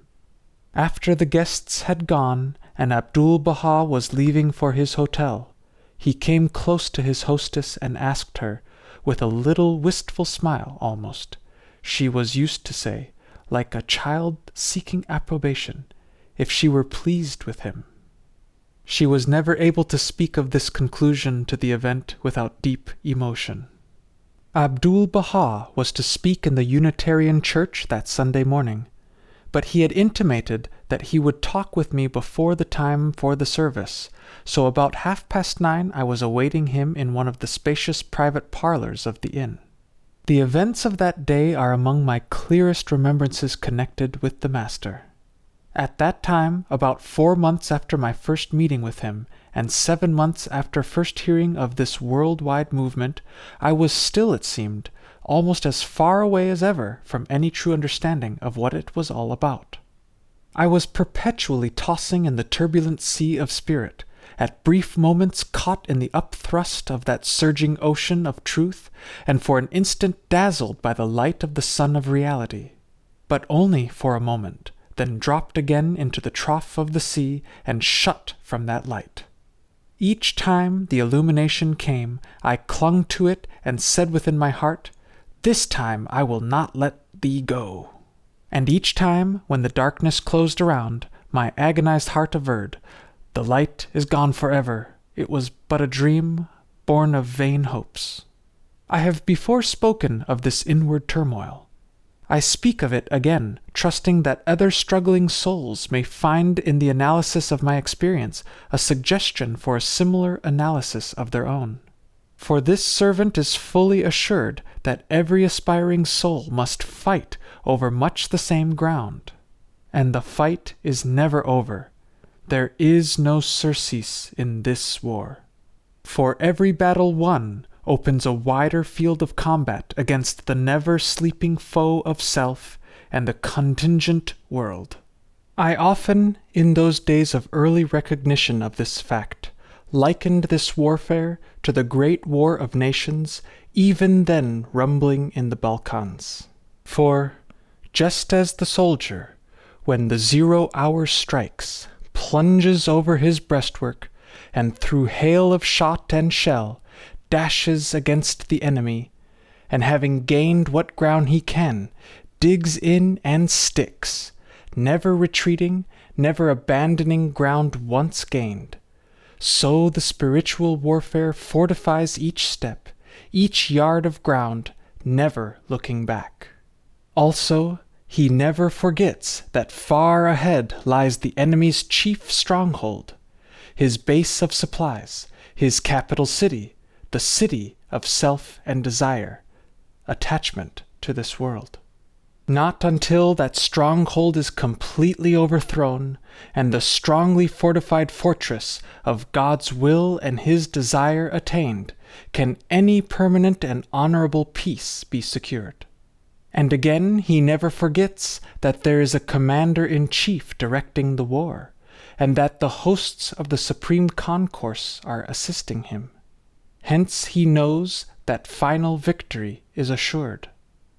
During those early and terrible days of this fighting, I was at times tempted to retreat. It was not easy to face the supercilious comments of my ministerial associates, the adverse criticisms of my family and friends, the cooling goodwill of the influential members of my congregation. One of my clergyman associates asked me one day, "Are you still Baha'ing around?" While a member of my own family told me I was a pathological case and needed a physician. Why I did not retreat, I cannot tell.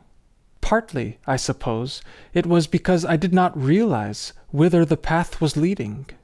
If all that the following 5 or 7 years were to hold, if I advanced, had been revealed to me at that time, I greatly doubt if my courage would have sufficed to brave them.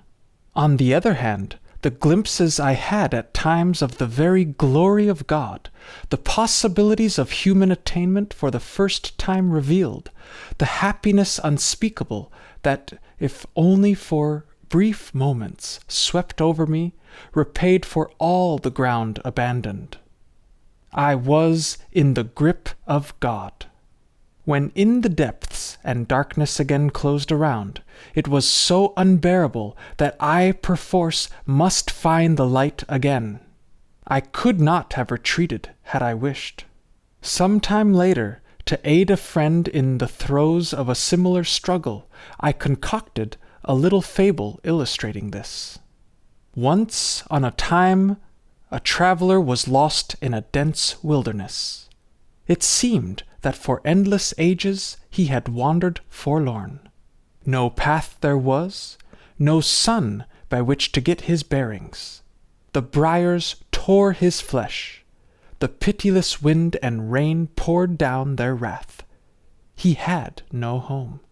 Then suddenly, when hope was gone, he came out upon a mountainside overlooking a lovely valley, in which was set a heavenly palace, the very home of his dreams. With joy unspeakable he rushed to enter, but hardly had his foot stepped within its precincts, when a heavy hand grasped him by the neck, and back he was again in that dread wilderness. But now he was not without hope.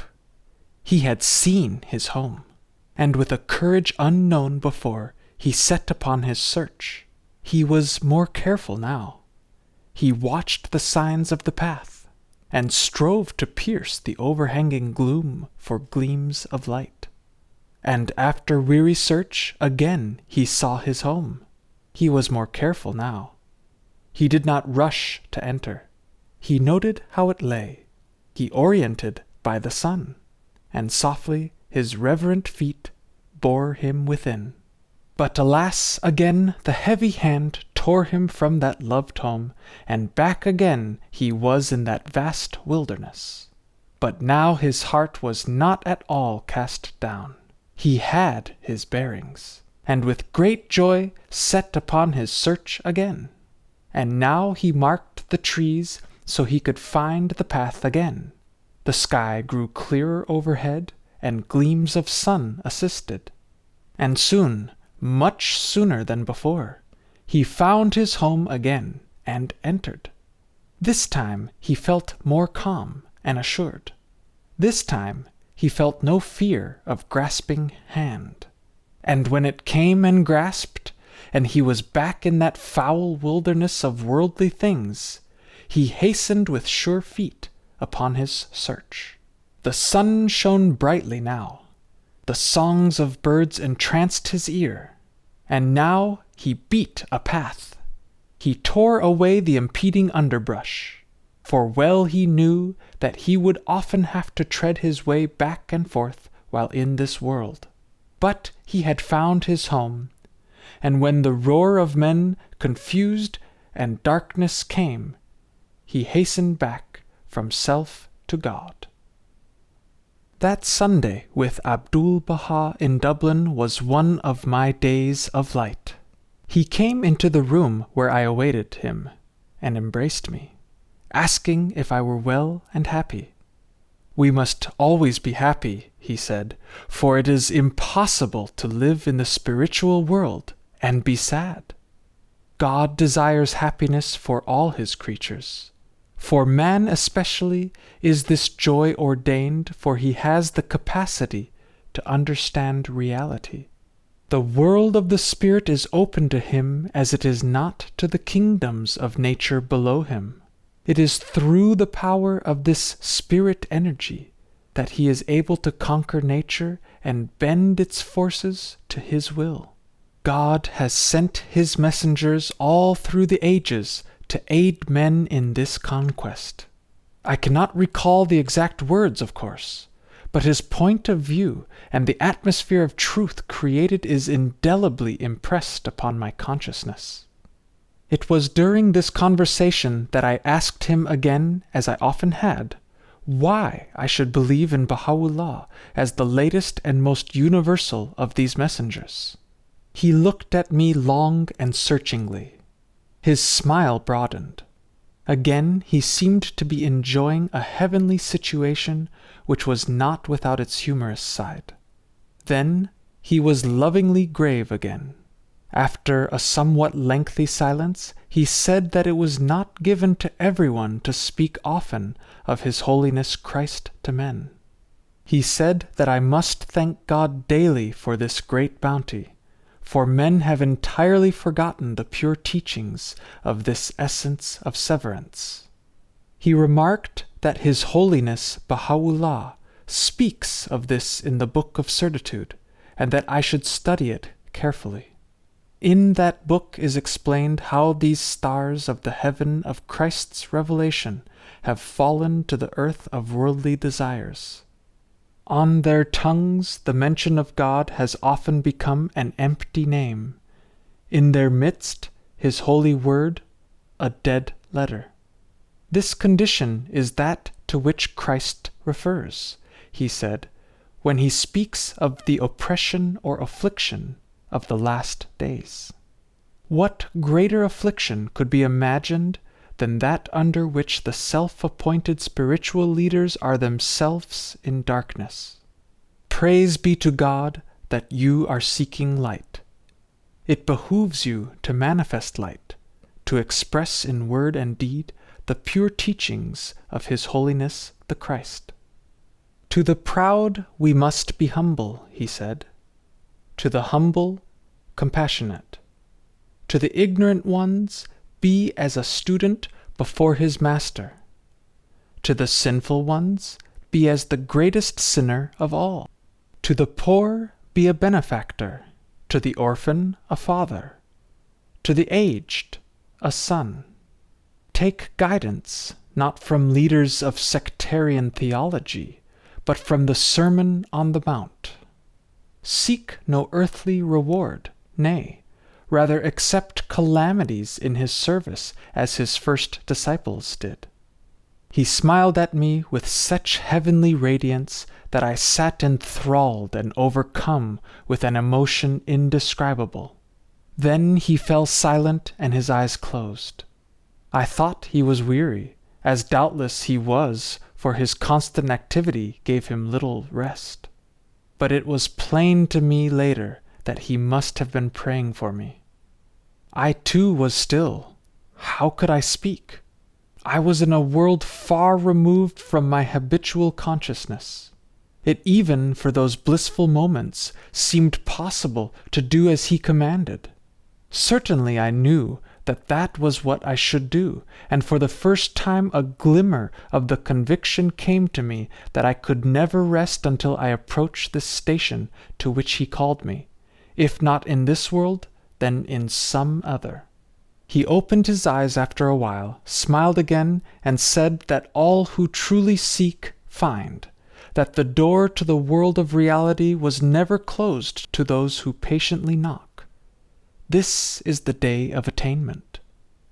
The very atmosphere of that conventional hotel room seemed impregnated with the Holy Spirit. We sat in silence for some time, and then a message came that it was time to go to the church. He embraced me again and left me. For a little while I sat alone trying to adjust myself again to my surroundings, for I had truly been transported to another world. Then some friends came to ask me to accompany them to the church to hear the Master's talk. What his subject was I do not recall, nor does a single word of his address remain with me. My memory is all of the quiet New England church, the crowded pews, and Abdu'l-Bahá on the platform. His cream-colored robe, his white hair and beard, his radiant smile and courteous demeanor, and his gestures. Never a dogmatic downward stroke of the hand, never an appraised warning finger, never the assumption of teacher to the taught, but always the encouraging upward swing of hands, as though he would actually lift us up with them. And his voice, like a resonant bell of finest timbre, never loud, but of such penetrating quality that the walls of the room seemed to vibrate with its music.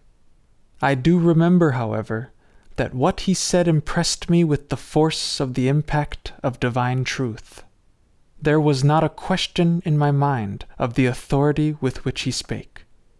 Truly, not as the scribes. I recall that as I left the church and joined some of the New York friends who were among the audience, I said to one of them, "At last, I know. Never again will I doubt or question." Alas, I spoke too soon. Many months too soon. My scholastic training had gone too deep. The habits of a lifetime of depending upon book learning, which, as Baha'u'llah says, has, like a gloomy dust, enveloped the world, were not to be so quickly broken. That evening I felt that I must speak to Abdu'l-Bahá once more. My heart was too full of thankfulness to let me rest without the effort to express it to him. So I watched for him to come back to the inn after his day was ended. It was quite late when at last I saw him slowly ascending the stairs to his room. I can hardly believe now that I had the temerity to follow. He had entered the room when I reached it, and had closed the door. What gave me courage to knock I do not know, but knock I did, and he opened the door himself. I did not know what to say. He beckoned me in and looked at me gravely. I stammered, "Will you please pray with me?" He motioned, and I knelt while he put his hands upon my head and chanted in Persian a brief prayer. It was all over within 3 minutes, but those moments brought to me a peace I had never known. Before I leave the recital of the Dublin experience, I will relate an incident to which I was not a witness but was told me by one who saw it. It seems that she was occupying a room in the inn at the same time that Abdu'l-Bahá was there. She was dressing, and happening to glance out of the window, she saw Abdu'l-Bahá pacing up and down dictating to his secretary. An old man, wretchedly clothed, passed the inn as she watched. Abdu'l-Bahá sent his secretary to call him back. The master stepped up to him and took his hand, smiling into his face as though greeting a welcome friend. The man was very ragged and dirty.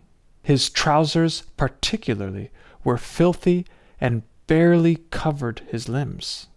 Abdu'l-Bahá talked with him a few moments, his face a smiling benediction. He seemed to be trying to cheer the old man, and finally there did appear the trace of a smile, but it was rather bleak. Abdu'l-Bahá's eyes swept the pitiable figure, and then he laughed gently. He said something to the effect that the old man's trousers were not very serviceable, and that we must remedy that lack. It was very early in the morning, and the street deserted. My friend watching saw Abdu'l-Bahá step into the shadow of the porch, and he seemed to be fumbling under his abba at the waist. Then he stooped, his trousers dropped to the ground. He gathered his robe about him and, turning, handed the trousers to the old man. "May God go with you," he said, and turned to the secretary as if nothing unusual had happened. I wonder what that man thought as he went his way. I like to think that this glimpse into a world in which someone cared enough for him to give him his own garb rather than that he should need marked an epoch in his life, and transformed the brass of this world into gold by the alchemy of the spirit, as Baha'u'llah says. During the prison life in Akka, Abdu'l-Bahá often gave his bed to those who had none, and he always refused to own more than one coat. "Why should I have 2, he said, "when there are so many who have none?" I mention these things in this connection to show that Abdu'l-Bahá did not tell others the way of life without walking therein himself. In this incident I saw reflected indeed his advice to me in the parlor of the inn that memorable Sunday. A few days after leaving Dublin I wrote Abdu'l-Bahá, thanking him for his courtesy and kindness. And soon there came his first tablet to me, in answer to my letter, which I had not thought required an answer. It was dated August 26, 1912. I quote it in full, for the universal viewpoint from which all his words were written robs them of any personal limitation. O thou, my revered friend, your letter imparted the utmost rejoicing, for its contents evidenced attraction to the kingdom of God, and enkindlement with the fire of the love of God. 100,000 ministers have come and gone. They left behind no trace nor fruit, nor were their lives productive. To be fruitless in the world of humanity is the manifest loss. A wise person will not attach his heart to ephemeral things. Nay, rather will he continually seek immortal life and strive to obtain eternal happiness. Now, praise be to God that thou hast turned thy face towards the kingdom and art aspiring to receive divine bestowals from the realm of might. I have become hopeful, and prayed that thou mayest attain to another bounty, seek another life, ask for another world, draw nearer unto God, become informed of the mysteries of the kingdom, attain to life eternal, and become encircled with the glory everlasting. Upon thee be the glory of the most glorious. Abdu'l-Bahá Abbas. I well remember the feelings with which I read this. It was to me then simply a beautiful letter couched in oriental imagery.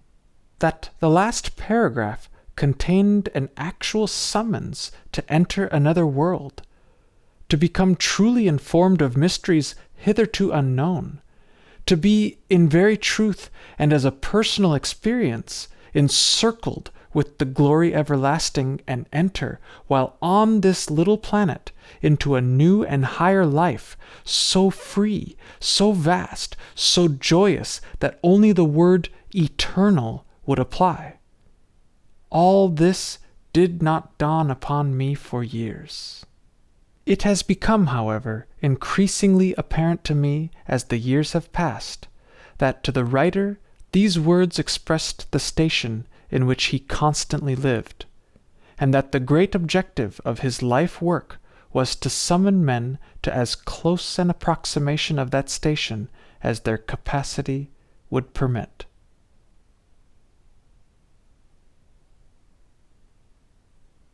Chapter 9. The American Itinerary. The Power of the Spirit. True Greatness.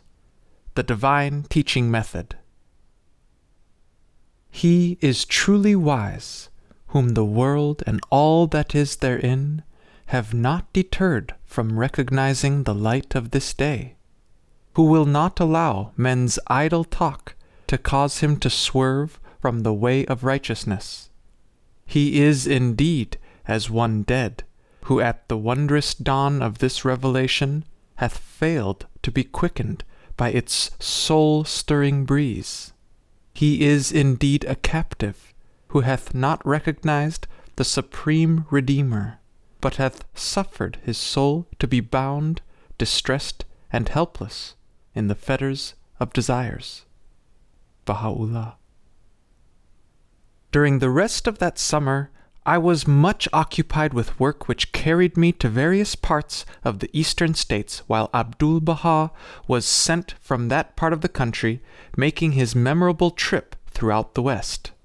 In this interval of 3 months, from the time of my visit to Dublin and my next meeting with the Master in New York on November 15th, Abdu'l-Bahá had covered an itinerary and addressed audiences which, considering his age, his historical background, and the large number of the friends who followed him from place to place, has few parallels in history, making a total of 53 addresses, besides probably scores of personal interviews and informal talks to small groups of friends.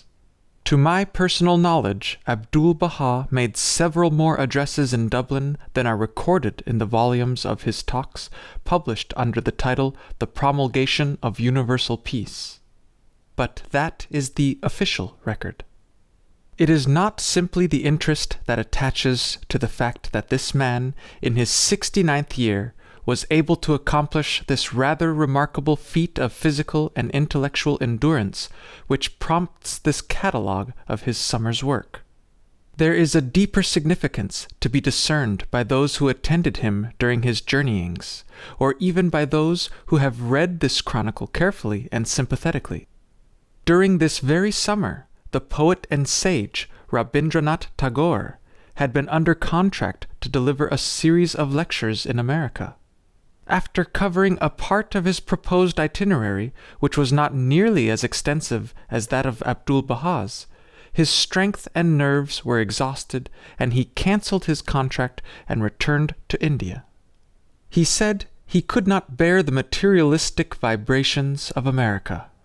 It needs also to be disclosed that while Tagore's contract called for a sizable financial remuneration, Abdu'l-Bahá had no contract other than the covenant of selfless servitude made with Baha'u'llah in the sanctuary of his heart, and furthermore, so far from demanding or expecting any financial reward, he consistently refused the slightest remuneration. And even when entertained by solicitous and generous hosts, he was punctilious in seeing to it that gifts to both host and servants of the household far outweighed what he received. Also, he emphasized the spiritual capacity of the American people, which Tagore decried. When he stayed at hotels, his tips to servants who waited on him were often so generous as to excite astonishment. But even this does not at all cover what he gave. In several instances that have come to my personal knowledge, his spiritual influence upon chambermaids and porters was such that one of them said to one of those accompanying the master, "This is sacred money. I shall never spend it upon myself." Is comment necessary? Whence came the power of body, mind, and spirit which enabled this man, unused to Western bustle, competition, and nervous strain, all his long life subject to persecution, imprisonment, and hatred, cast suddenly into an environment for which he could have had no preparation, so to master every situation with which he was confronted? I have shown how this mastery extended to the details of the society of culture and luxury, but it was no less noticeable, no less victorious, when in contact with the humble and sorrowing. How is it possible to ignore such conquering majesty? How can one refrain from searching with passionate intensity for the secret of his power? To me, after all these years of study and prayer in my search for this key, there can be only one answer, the answer given by Abdu'l-Bahá himself, and even more convincingly by the Blessed Perfection, Baha'u'llah. Ponder carefully the following quotations. Although the body was weak and not fitted to undergo the vicissitudes of crossing the Atlantic, yet love assisted us, and we came here. At certain times the spirit must assist the body. We cannot accomplish really great things through physical force alone. The spirit must fortify our bodily strength.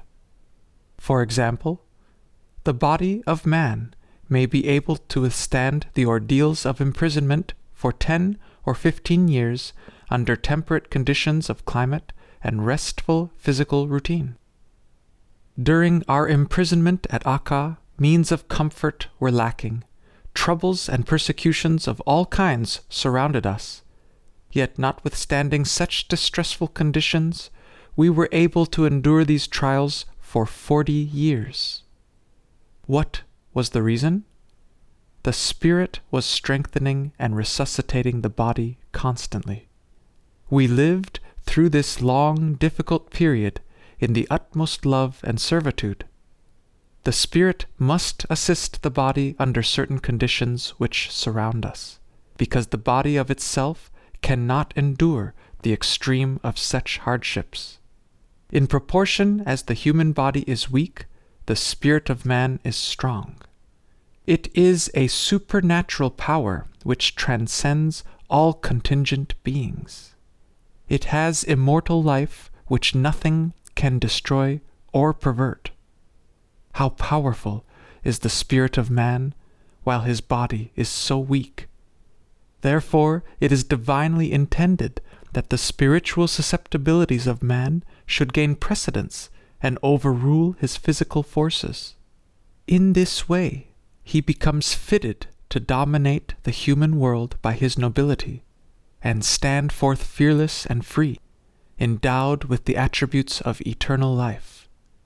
The human body is in need of material force, but the spirit has need of the Holy Spirit.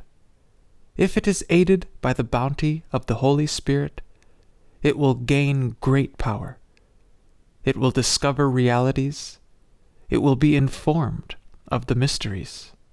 The power of the Holy Spirit is here for all. The captive of the Holy Spirit is exempt from every captivity. The teachings of His Holiness Baha'u'llah are the breaths of the Holy Spirit which create man anew. Words of Abdu'l-Bahá. There is a power in this cause far, far transcending the ken of men and angels. These few excerpts from the hundreds which might be cited will give a slight conception of the source of Abdu'l-Bahā's power to dominate every situation with which he was confronted.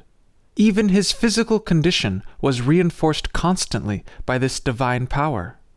On one occasion, after a particularly exhausting day, he was returning late at night from a gathering at which he had spoken with much energy and effectiveness. In the automobile, he showed great weariness. He relaxed and gradually sank into almost a comatose condition. The friends who were with him were greatly alarmed. On arriving at their destination, he had to be almost carried into the house and into his room. Within 15 minutes, while the friends were gathered in great anxiety in the lower rooms, his voice was heard resounding with even more than its usual energy and power, calling for his secretary, and he appeared at the top of the stairs, his usual dominant, smiling, forceful self. Blessed is he who was attracted by my melodies and rent the coverings of my power. To Abdu'l-Bahá I had written once or twice during the summer, for my mind and heart gave me no rest. I carried with me on my travels through the eastern states a small satchel devoted entirely to the books and typewritten tablets of Baha'u'llah and Abdu'l-Bahá, of which, by the way, there is a very large available quantity, besides many volumes not yet translated into English. And I literally read nothing else, not even newspapers, during all those months. From this fact may be gathered a faint indication of my mental and spiritual perturbation. It seemed as though the focal center of my life had suddenly shifted, and all my interests were revolving around a new and most disturbing axis. When my church activities were resumed in the fall, I found it impossible to secure the financial support necessary to continue the work of the Brotherhood Church, and it was my letter to Abdu'l-Bahá telling him of this, and also of my intense and growing interest in the teachings of Baha'u'llah, which brought to me his second tablet. It was evidently written on his way from Washington to New York, and translated and forwarded to me from New York by his secretary immediately upon his arrival. It was as follows. O thou spiritual friend, thy letter was received. I was made very sad on account of the event of the closing of the Church of Brotherhood, but when I was in those parts I remarked to you that you should not place your confidence in those souls. They say many things, but do not fulfill them. You stated that my first assistant is a philosopher. It is true that philosophy in this age consists in the fact that man is out of touch with God. He is out of touch with the kingdom of God. He is out of touch with spiritual susceptibilities. He is out of touch with the Holy Spirit, and out of touch with the ideal verities. To wit, he may be an agnostic and a captive of the tangibilities. In reality, Her Highness the cow enjoys this attribute and quality. The cow is naturally a denier of God, a denier of the kingdom, a denier of spiritualities, and a denier of the heavenly verities. She has attained to these virtues without labor. Therefore, she is the philosopher emeritus. Our philosophers of this age, after 20 years of study and reflection in the universities, attain to the station of the cow. They know only the senses as the verities. Therefore, Her Highness the cow is the great philosopher, for she has been a philosopher from the beginning of her life, and not after the hard mental labor of 20 years. I have mentioned the fact to you that these promises are unstable. You should not put your trust in a soul who is without God. In brief, be thou not unhappy. This event has happened so that thou mayest become freed from all other occupations. Day and night thou mayest call the people to the kingdom, spread the teachings of Baha'u'llah, inaugurate the era of the new life, promulgate the reality, and be sanctified and purified from all save God. It is my hope that thou mayest become as such. Crown thy head with this diadem of the kingdom whose brilliant jewels have such illumining power that they shall shine upon centuries and cycles. Ere long, I shall reach New York and meet again my beloved friend. Upon thee be Baha-el-Abha, the glory of the most glorious. Signed, Abdu'l-Bahá Abbas. The receipt of this tablet left upon my mind two distinct and oddly contrasting impressions. The obvious one, of course, was its wit. It was my first personal encounter with Abdu'l-Bahā's wisely humorous attitude towards the accidents of life. I have already spoken of his ready laughter, especially when speaking of deeply serious things. The ordinary difficulties of daily experience which affect most of us with sentiments of gravity, sadness, or repugnance seemed to inspire him to amusement. I remember that when I met him for the first time after the long summer's separation, almost his first words were to ask if Her Highness the cow were not a noble philosopher. And the smile and hearty laughter accompanying the words seemed to sum up the fundamental absurdity involved in most of the gloomy dust arising from men of limitation enveloping the world. The second impression was gathered from the closing words of the tablet with its command of severance, mastering and promulgating the teachings of Baha'u'llah all over the continent, and its assurance of divine and universal results through centuries and cycles. It was these words, with their emphasis upon a station of such loftiness that nothing less than centuries and cycles could circumscribe its power of illumination, which gave to me the first glimmer of realization of the sort of greatness to which Abdu'l-Bahá referred when he said to me, as I have related, that this is a day for very great things. We have quite naturally assumed that those men are great who have attained positions of prominence and power in the affairs of the world, either in the field of affairs or in the realm of the intellect. When asked to name the great ones of history, if we admire power, we at once think of Julius Caesar, Napoleon, Cyrus the Great, Alexander. If we admire intellect, we think of Plato, Aristotle, Herbert Spencer, Einstein. That is to say, we judge men by our own standards, and it necessarily follows that only those who are greatest among men are able to judge truly what constitutes real greatness. For their standards are the highest, and they alone live up to those standards and exemplify their greatness. How few there were during the first 2 centuries of the Christian era who recognized the dazzling brilliancy of the Sun of Reality in Jesus the Christ. Who would ever have associated the word great with the humble fisher folk who followed him? Yet where are kings and empires now whose power then toppled all the world?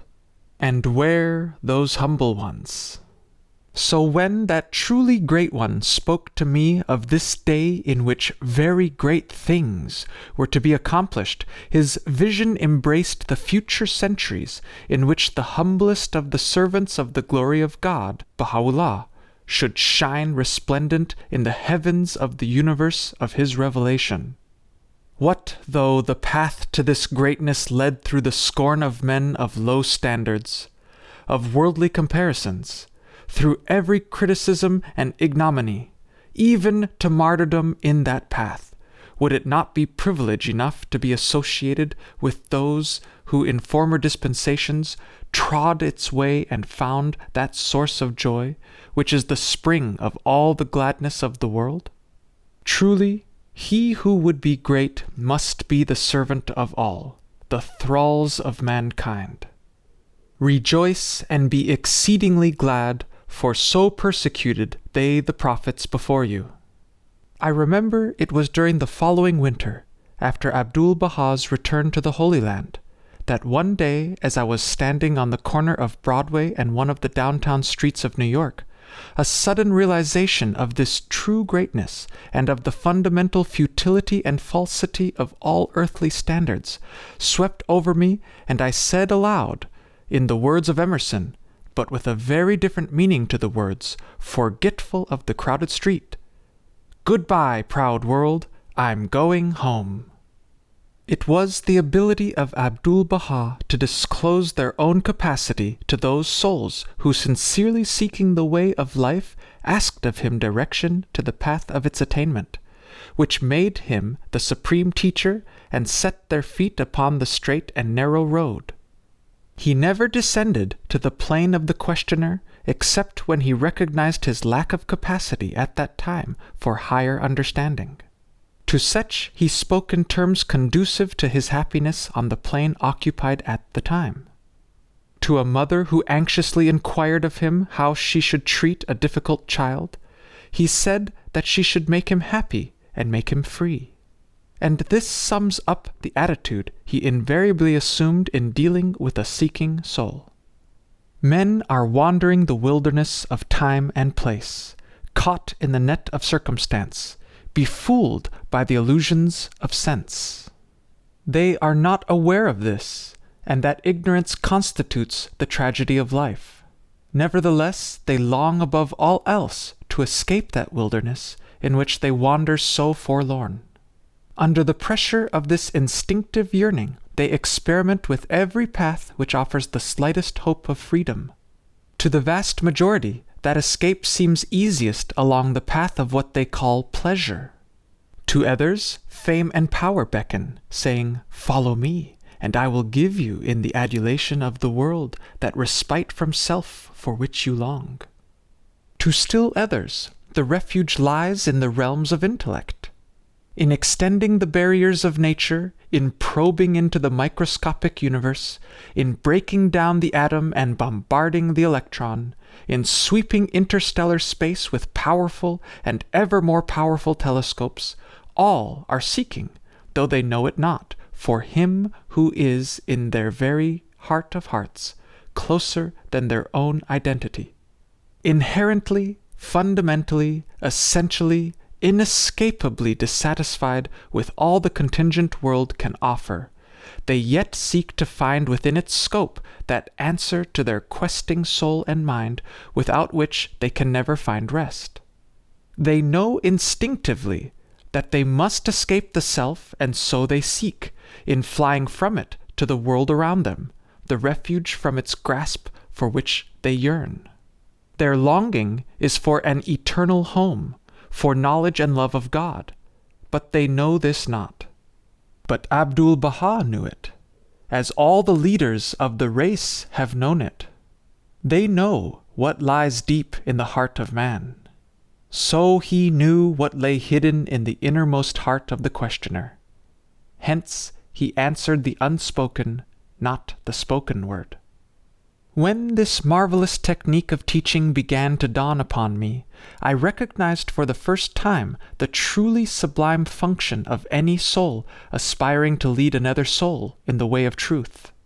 I began to see why the master of this technique seemed to evade many of my questions, speaking instead of the great opportunities of service and love in the very spot which I then occupied. How our schools and universities would be filled with the exultant joy of eager students advancing in this path if their boards of trustees, presidents, and teachers had even the slightest glimmer of this technique of teaching. The full recognition of just one fundamental fact is all that is necessary, that every soul in the world is bewildered in search of the friend. They do not want answers to their individual, personal, and particular questions, though they think they do. They desire one thing only, that basic truth which will make them independent of all the man-made book learning which, like a gloomy dust, rises from men of limitation and has enveloped them and all the world. They want the sunlight of the world of reality. They can see the path for themselves once free from the darkness of the contingent world and the prison of self. In that glorious effulgence every question is its own answer. Heaven is found in the reaching hand. God becomes the very ear with which man hears the answer to all his queries. For when we speak of God, we speak of truth, wisdom, the way of joyful and successful life, the abode of peace. Eternal life, the world of reality, for all these are synonyms of God, and to attain this knowledge should be the object of all education. It was Abdu'l-Bahá's positive knowledge of this truth which enabled him to reach the hidden divine self, lying deep beneath the piled-up rubbish of the contingent world, harvested by the outer mind and the fruitless energy of the functioning body. "It is my hope," he once said to me, and often to others, "that thou mayest arise to such a station that no longer shalt thou need to question." Our first personal contact with the Master after his return to New York was at a meeting of the Friends in the studio of Miss Juliet Thompson in West 10th Street, where she painted the immortal portrait of Abdu'l-Bahá. I had become a constant attendant at the meetings of a study class held there every Friday evening, and it is largely due to these contacts that my interest was kept unflagging. Abdu'l-Bahá's theme that evening was twofold. First, the manifest power and majesty of Baha'u'llah, in that, in spite of his rigorous incarceration, he dominated prison walls and governors and jailers. And secondly, his conclusive demonstration that the teachings of Baha'u'llah contained many things never revealed by the preceding prophets of God. In the prison city of Akka, near Mount Carmel, Baha'u'llah was incarcerated for 28 years, after his 12 years of exile, and his son Abdu'l-Bahá for exactly 40 years. Yet, from that prison, Baha'u'llah wrote to the Shah of Persia, and to that unspeakable tyrant Abdul-Hamid, severely arraigning them for their oppression of their subjects and their misuse of power. Consider how marvelous it was for a prisoner under the eye and control of the Turks to arraign so boldly and severely the very king responsible for his imprisonment. What power is this? What greatness? Nowhere in history can the record of such happening be found. Although a prisoner in a fortress, he paid no heed to these kings, regarded not their power of life and death, but on the contrary addressed them in plain and fearless language. It is impossible to describe the majesty of Abdu'l-Bahá as he uttered these words. His face was illumined with a radiance not of this world. His being seemed possessed with that very power of which he spoke. It was his custom often to pace up and down while the measured cadences of his voice filled the room, and sentence by sentence his words were translated by the interpreter. In this instance, however, the room being not over-large and crowded to its utmost capacity by the friends, there was little space for movement where he stood. Nevertheless, his spiritual vitality seemed to overflow the room, and it was as if, so it seemed to me at least, he were striding its every part, searching deeply each heart. It was as if he were saying, "This is that power of which Christ spoke." The legions of angels for which he refused to call were summoned by Baha'u'llah, for the time foretold by Christ had come, and the King of Kings had mounted his throne. The second subject to which he addressed himself related to those teachings which Baha'u'llah enunciated, which were absolutely new, and could be found in no revelation of past dispensations. I will not attempt to recapitulate the essence of his words. Sufficient to say that he itemized 9 points in the revelation of Baha'u'llah which were new. "This," he said, "is an answer to those who ask, what is there in the teachings of Baha'u'llah which has not been heard before?" His closing words expressed the power which arises through persecution. "Pray that my enemies become multiplied," he quoted from Baha'u'llah's words. "They are my heralds. Pray that their number be increased, and that they may cry out more loudly. The more they abuse me, and the greater their agitation, the more potent and mighty will be the efficacy of the cause of God. And eventually, the gloomy darkness of the outer world will pass away, and the light of reality will shine until the whole earth will be effulgent with its glory." Chapter 10. Address in the Great Northern Hotel. The Universe of Baha'u'llah. The Evolution of Man. The Glory of Self-Sacrifice. I have offered up my soul and my body as a sacrifice for God, the Lord of all worlds. I speak not except at his bidding, and follow not through the power of God and his might except his truth. He verily shall recompense the truthful. Baha'u'llah. The great assemblage gathered at the banquet in the Great Northern Hotel on the evening of November 29th marked the culmination of Abdu'l-Bahā's public addresses in this country.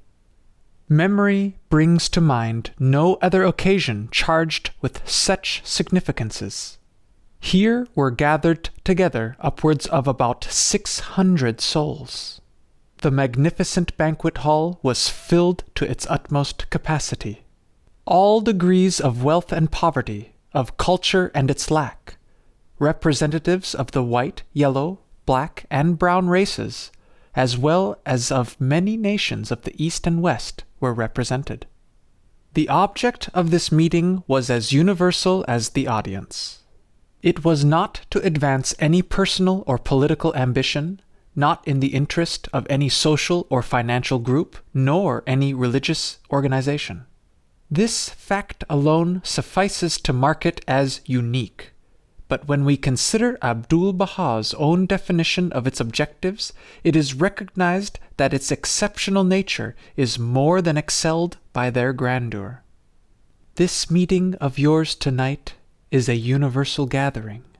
It is heavenly and divine in purpose because it serves the oneness of the world of humanity and promotes international peace.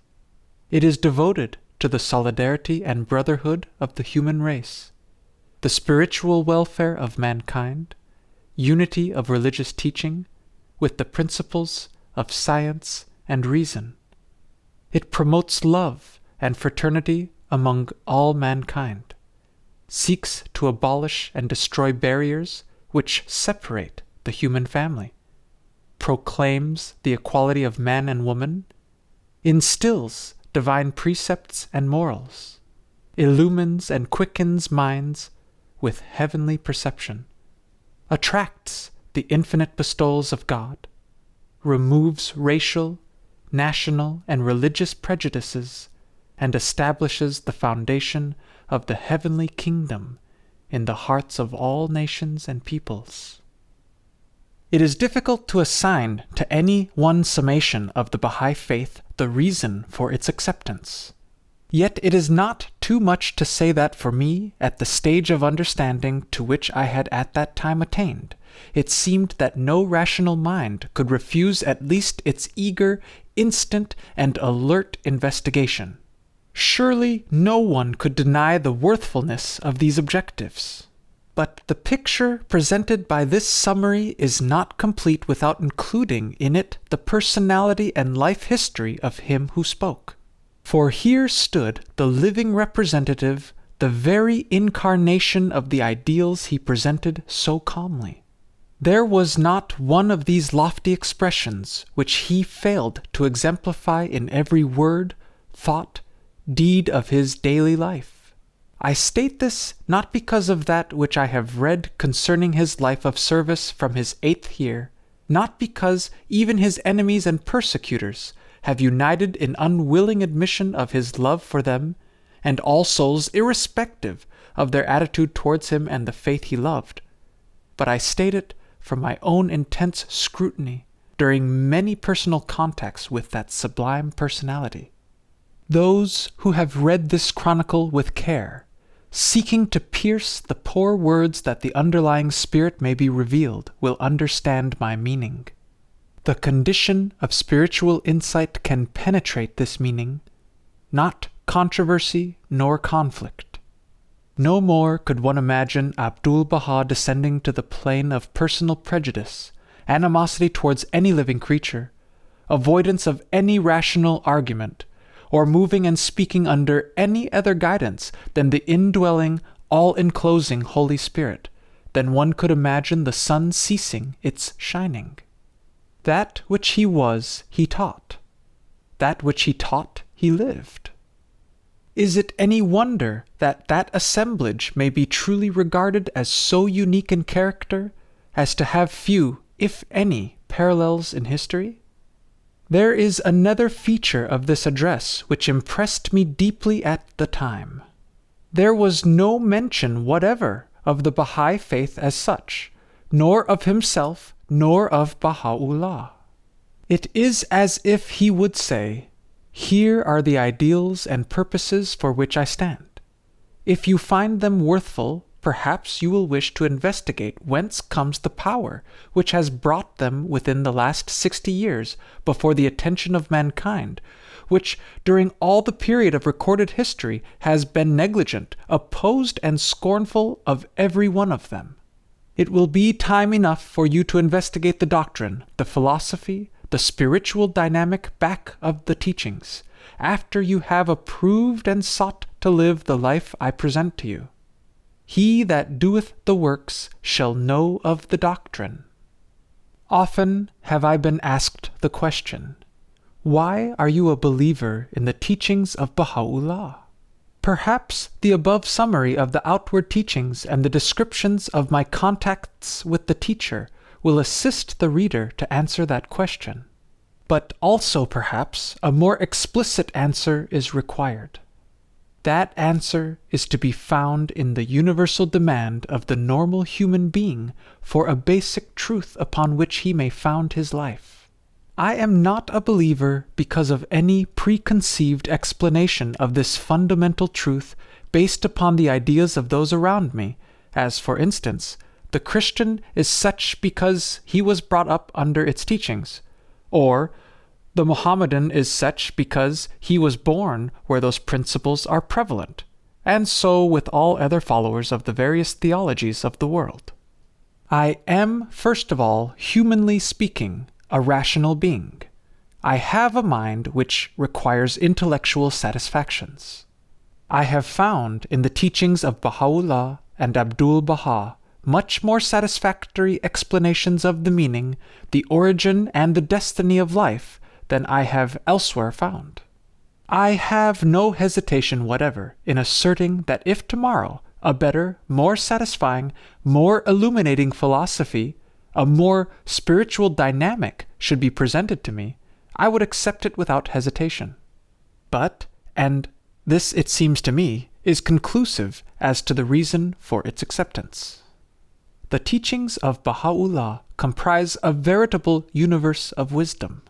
It is no more possible to define its limits than for even an Einstein to define the limits of the material universe.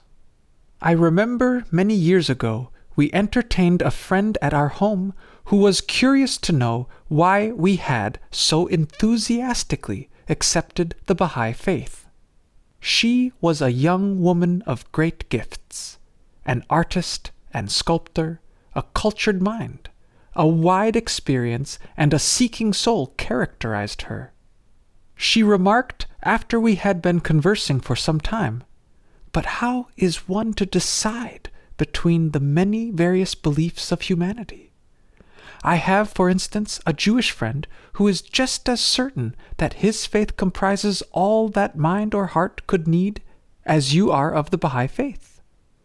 And I have another friend who is an ardent Christian Scientist. She cannot understand why every human being should not believe as she does.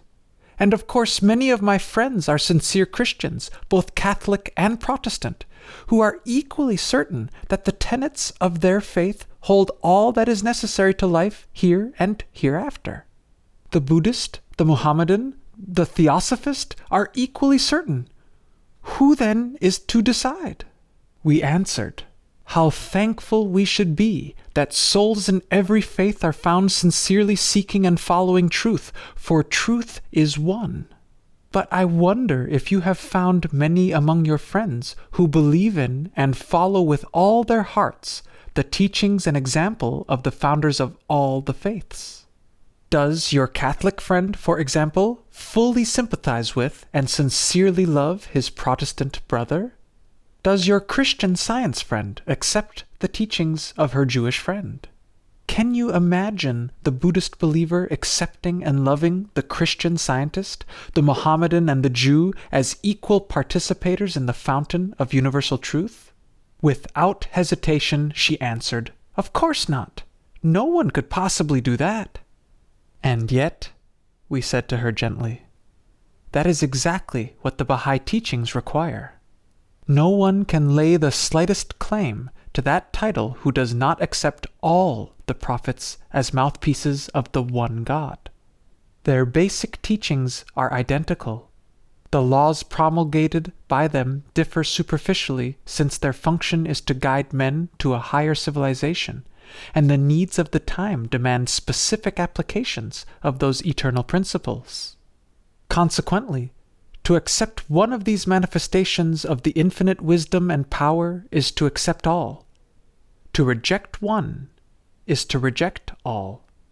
That is what Baha'u'llah means by belief in the oneness and singleness of God. This illustrates what I mean by a conclusive reason for the rational, logical mind's acceptance of Baha'u'llah's teachings. The circle he draws is so inclusive that no creature is omitted, no question unanswered, no problem unsolved, no perplexity unclarified. And this is not because these intellectual, social, economic, and religious problems are minimized, but because they are simplified, reduced to their essentials as so ordered and classified that any high school youth may regulate his life thereby. To illustrate, our materialistic theory of evolution begins with the primordial cell and ends with man. This leaves a vast field absolutely untouched. The whole realm of the emotional, ethical, moral, and spiritual man becomes a sort of no man's land. Is it any wonder that tornadoes of controversy have raged over this field? Baha'u'llah teaches that God and his creation are co-eternal. since there could not be imagined a creator antedating a creation, a king without a kingdom, a general without an army. This undercuts, you see, the endless discussions as to man's origin and the beginnings of life. Whether one accepts it or not, it cannot be denied that it is basic. Abdu'l-Bahá was once asked which is the most important component in man's evolution, heredity or environment. He answered that both are important, but in considering the question of evolution, one must always remember that man's true father is God. Here we have a foundation for our reasoning than which no more fundamental one may be conceived. It does not exclude any intellectual or materialistic, if there is such a thing, explanation of the origin of man, but it includes the whole field which our savants leave out. It does not negate the former, but it gives to it a radiant simplicity, a clarifying emotion, without which endless strife and contention ensue. And again, there is nothing in this hypothesis contrary to our most advanced scientific thinking. Some call it evolution, and others call it God. Here, by the way, is another illustration of Baha'u'llah's simplifying fundamentals. He urges man towards freedom from the entangling, confusing, strife-producing slavery to definitive words, the sea of names, he calls it. He directs attention to the reality underlying all our futile attempts to characterize it and limit it. Abdu'l-Bahá, speaking on the subject of economics, has said, "All economic problems may be solved by the application of the science of the love of God." That is to say, if the rule called golden and treated as if it were leaden, worse, for lead has its uses, but so far as one may determine, the golden rule has been laid on a shelf whose dust is seldom disturbed. If that rule were actually applied to the world's economic problems, which, if not solved, bid fair to destroy us, and the love of God, the sort of love which makes a home life happy, were used as a scientific measurement to regulate our international and national affairs, to settle all relations between labor and capital, between rich and poor, to regulate all coinage and commerce, can there be any doubt that the results would be far more conducive to human welfare than our present policies have produced? Again, Baha'u'llah asserted the principle that the human race is essentially of one stock, and that the conception of the oneness of humanity is essential to modern civilization. Abdu'l-Bahá, in the course of his many talks on this subject, has shown conclusively that all the races spring from one root race, and that the superficial differences of color, physiognomy, etc. are due to the age-long influences of climate and food following on successive migrations of the root race. Here again, not only are we in absolute accord with the most modern discoveries of anthropologists and ethnologists, but taken as a corollary to the above principles, we have a scientific basis for approach to the problem presented by the so-called underprivileged, backward subject individuals and peoples, which, once thoroughly understood and practically applied as a scientific discovery, would immediately inaugurate an international policy which in one generation could result only in the automatic disintegration of racial, national, color, economic, and religious prejudice, with their attendant horrors of lynchings, pogroms, expatriations, armed frontiers, together with their only slightly lesser evils, such as tariffs, money monopolies, cornering of markets, colonial expansion, and a legion of similar devils. We could illustrate indefinitely, but this is sufficient to explain my point, which is that the teachings of Baha'u'llah are simple, definite, easily understood by the normal mind, undeniable by the most scientific mind, workable and practical in the settlement of all modern questions, and so universal as to be applicable by any individual or peoples. I have gone into this matter at some length, because an understanding of this is essential to an answer to the question so often asked: what is there in these teachings which I, or any other thoughtful man, may consider worthful enough to adopt? The revelation of Baha'u'llah envisages an entirely new world order based on essential and eternal principles, which, when applied, will result in a peace, prosperity, and happiness never before secured.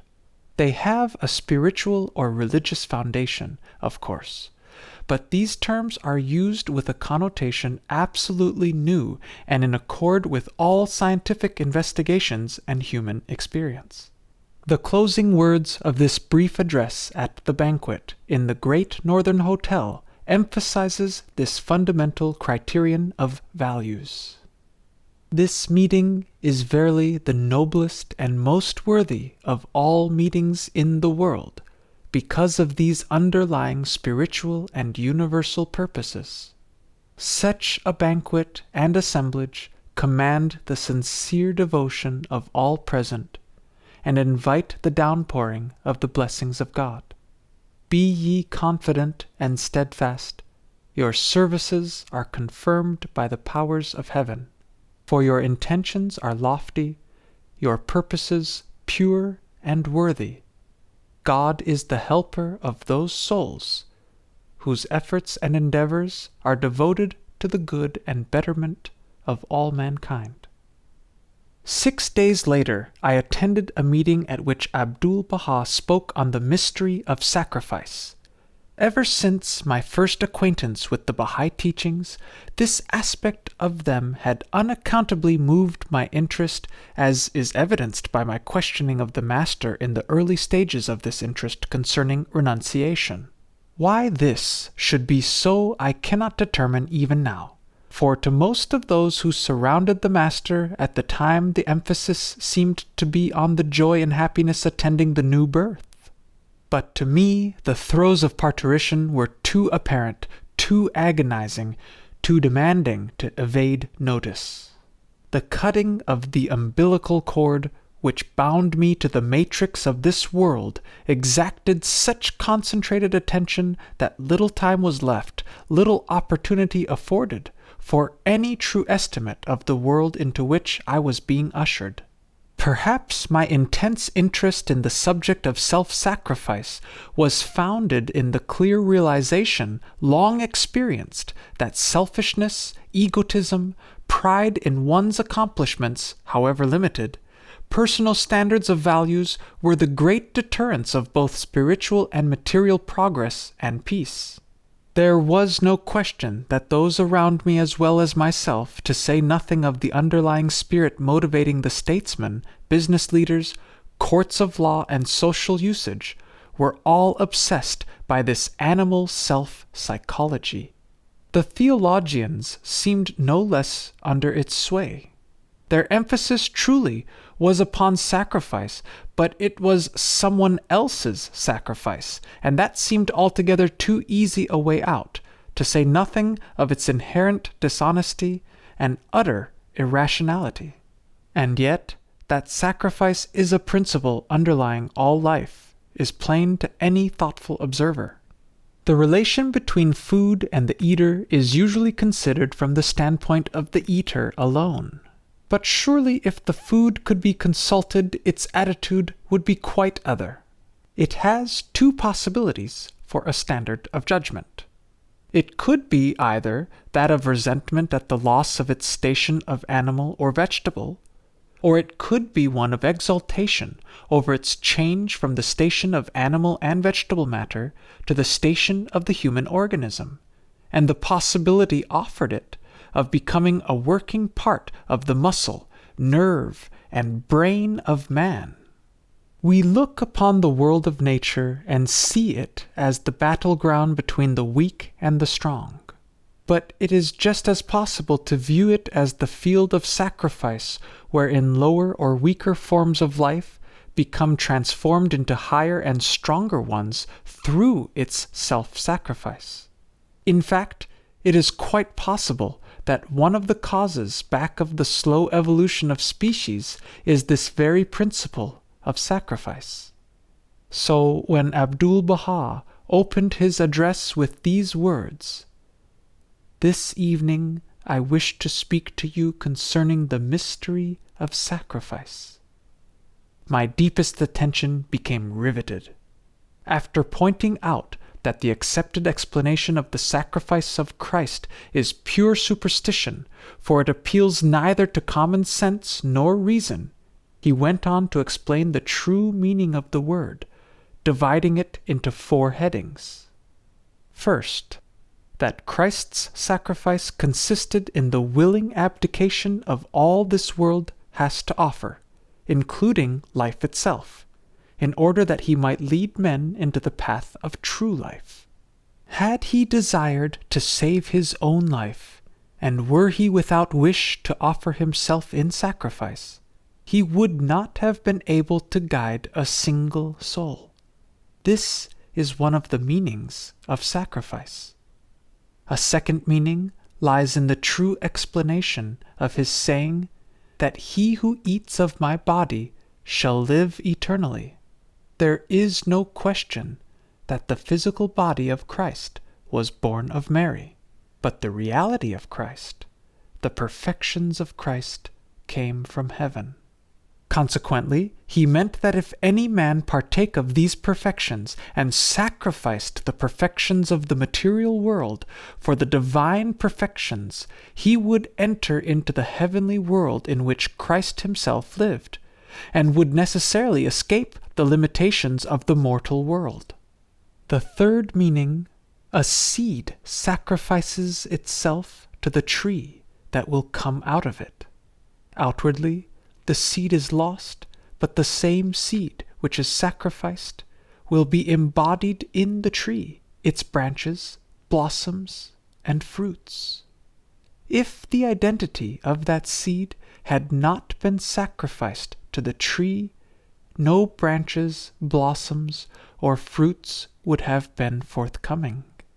Christ outwardly disappeared, but the bounties, divine qualities, and perfections of Christ became manifest in the Christian community, which Christ founded through sacrificing himself.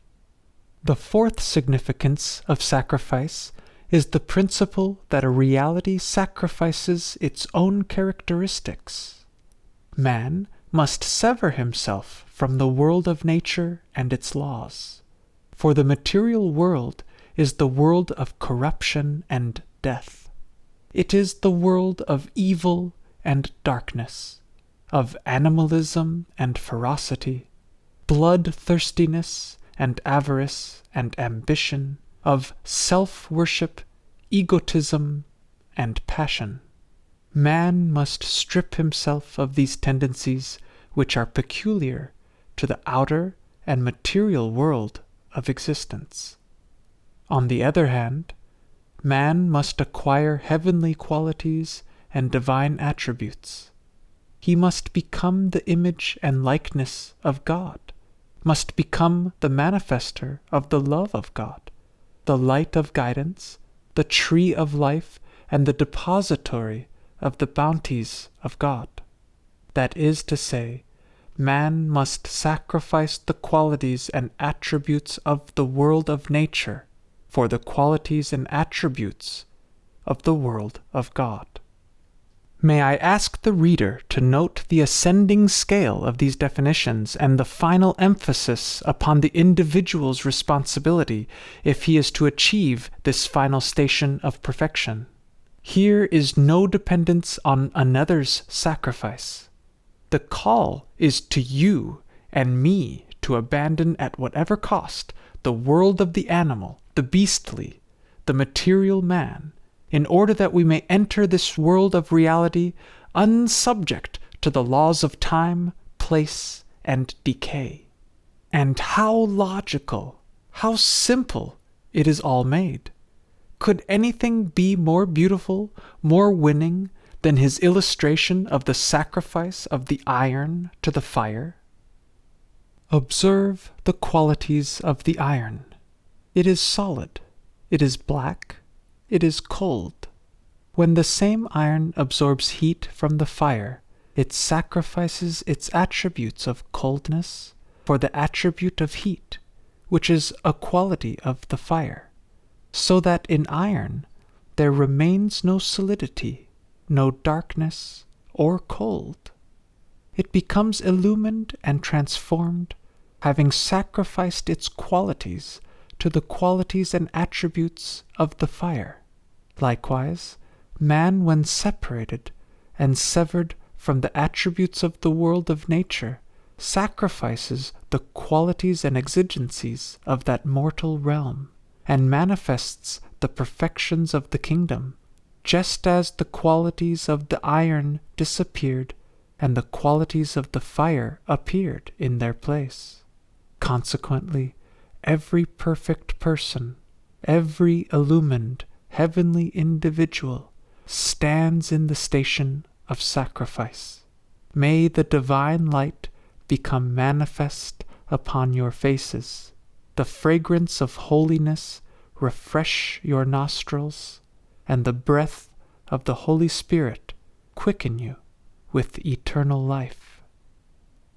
As these closing words fell upon my ears, it seemed for the first time in the long years of search and struggle that a sure and attainable goal was in sight.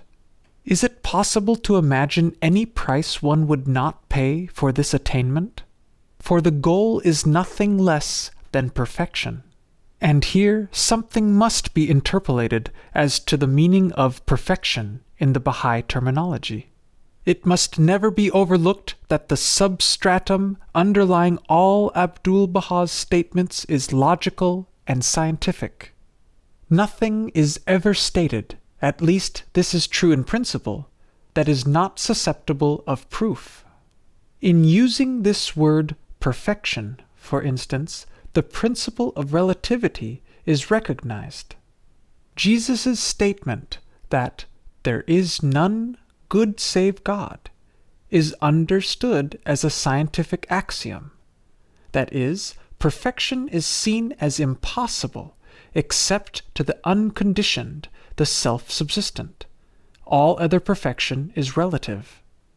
We speak of a perfect rose. We do not mean that a more beautiful, more satisfying one cannot be imagined, but simply that so far as our experience goes, that rose, at that particular moment, strikes us as the most beautiful one, the most perfect one we have ever seen. Nor do we, when we speak of the rose as occupying that position, contrast this perfection or include it with or in any category comprehending other objects than the rose, or even any other than the particular color or type of rose. We may in the next moment speak of a perfect sunset, or a perfect baby, or a perfect action, but always with the same reservation of relativity. So when we speak of a perfect man, we do not mean, nor could we possibly ever mean, no matter to what heights of nobility he may have attained, that he could not be more noble, more perfect. We simply mean that the heights to which he has attained, compared to the average standards of human behavior, are more nearly our ideal than we have heretofore met. So then it resolves itself into a question of personal and individual standards, or units of measurement. The gangster's ideal of perfection would be quite other than Abraham Lincoln's.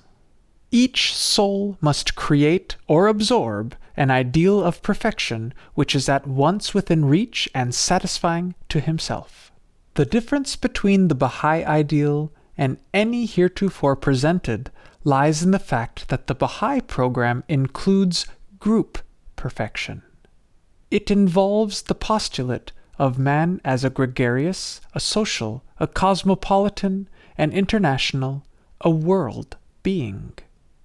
A perfect man, then, under this category, must simply have attributes which will, if extended to a sufficient number of individuals, result in a world order, the goal of which is the elimination of those factors which have in the past, and still have, resultants tending towards relative imperfections, both in the individual and society. In the use of the word perfection, I mean that for the first time the ideals held for many years as a Christian believer, of approximating my rules of conduct to those laid down and exemplified by the Christ, came within the purview of possibility, of probability, nay, of certainty. I said to myself, if it should take 100,000 years in this life or in some other, it can be done and must be done. At that time, the world order of Baha'u'llah had not been elaborated, although it had been visioned implicitly in the writings of Baha'u'llah, and since been elaborated and explained by Abdu'l-Bahá.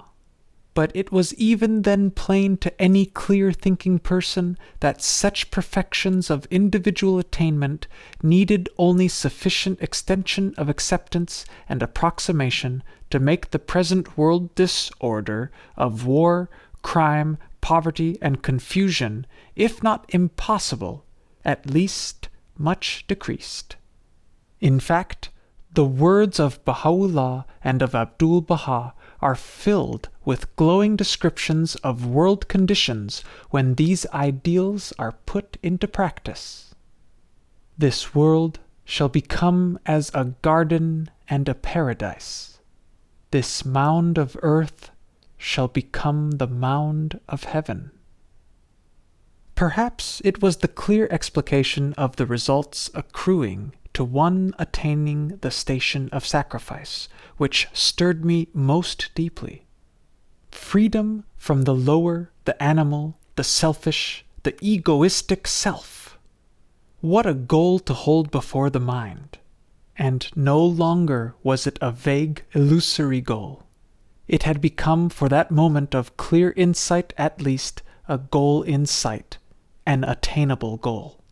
Moreover, the very word sacrifice had become alluring.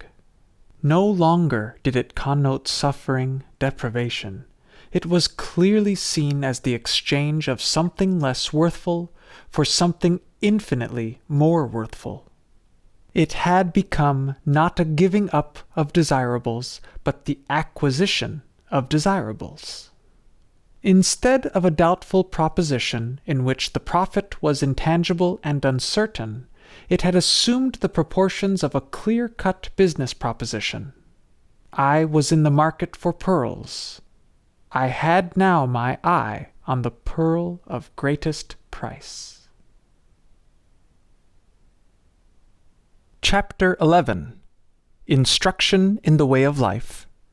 What is authority? The science of the love of God. The ancient beauty hath consented to be bound with chains, that mankind may be released from bondage, and hath accepted to be made a prisoner within this most mighty stronghold, that the whole world may attain unto true liberty. He hath drained to its dregs the cup of sorrow, that all peoples of the earth may attain unto abiding joy, and be filled with gladness.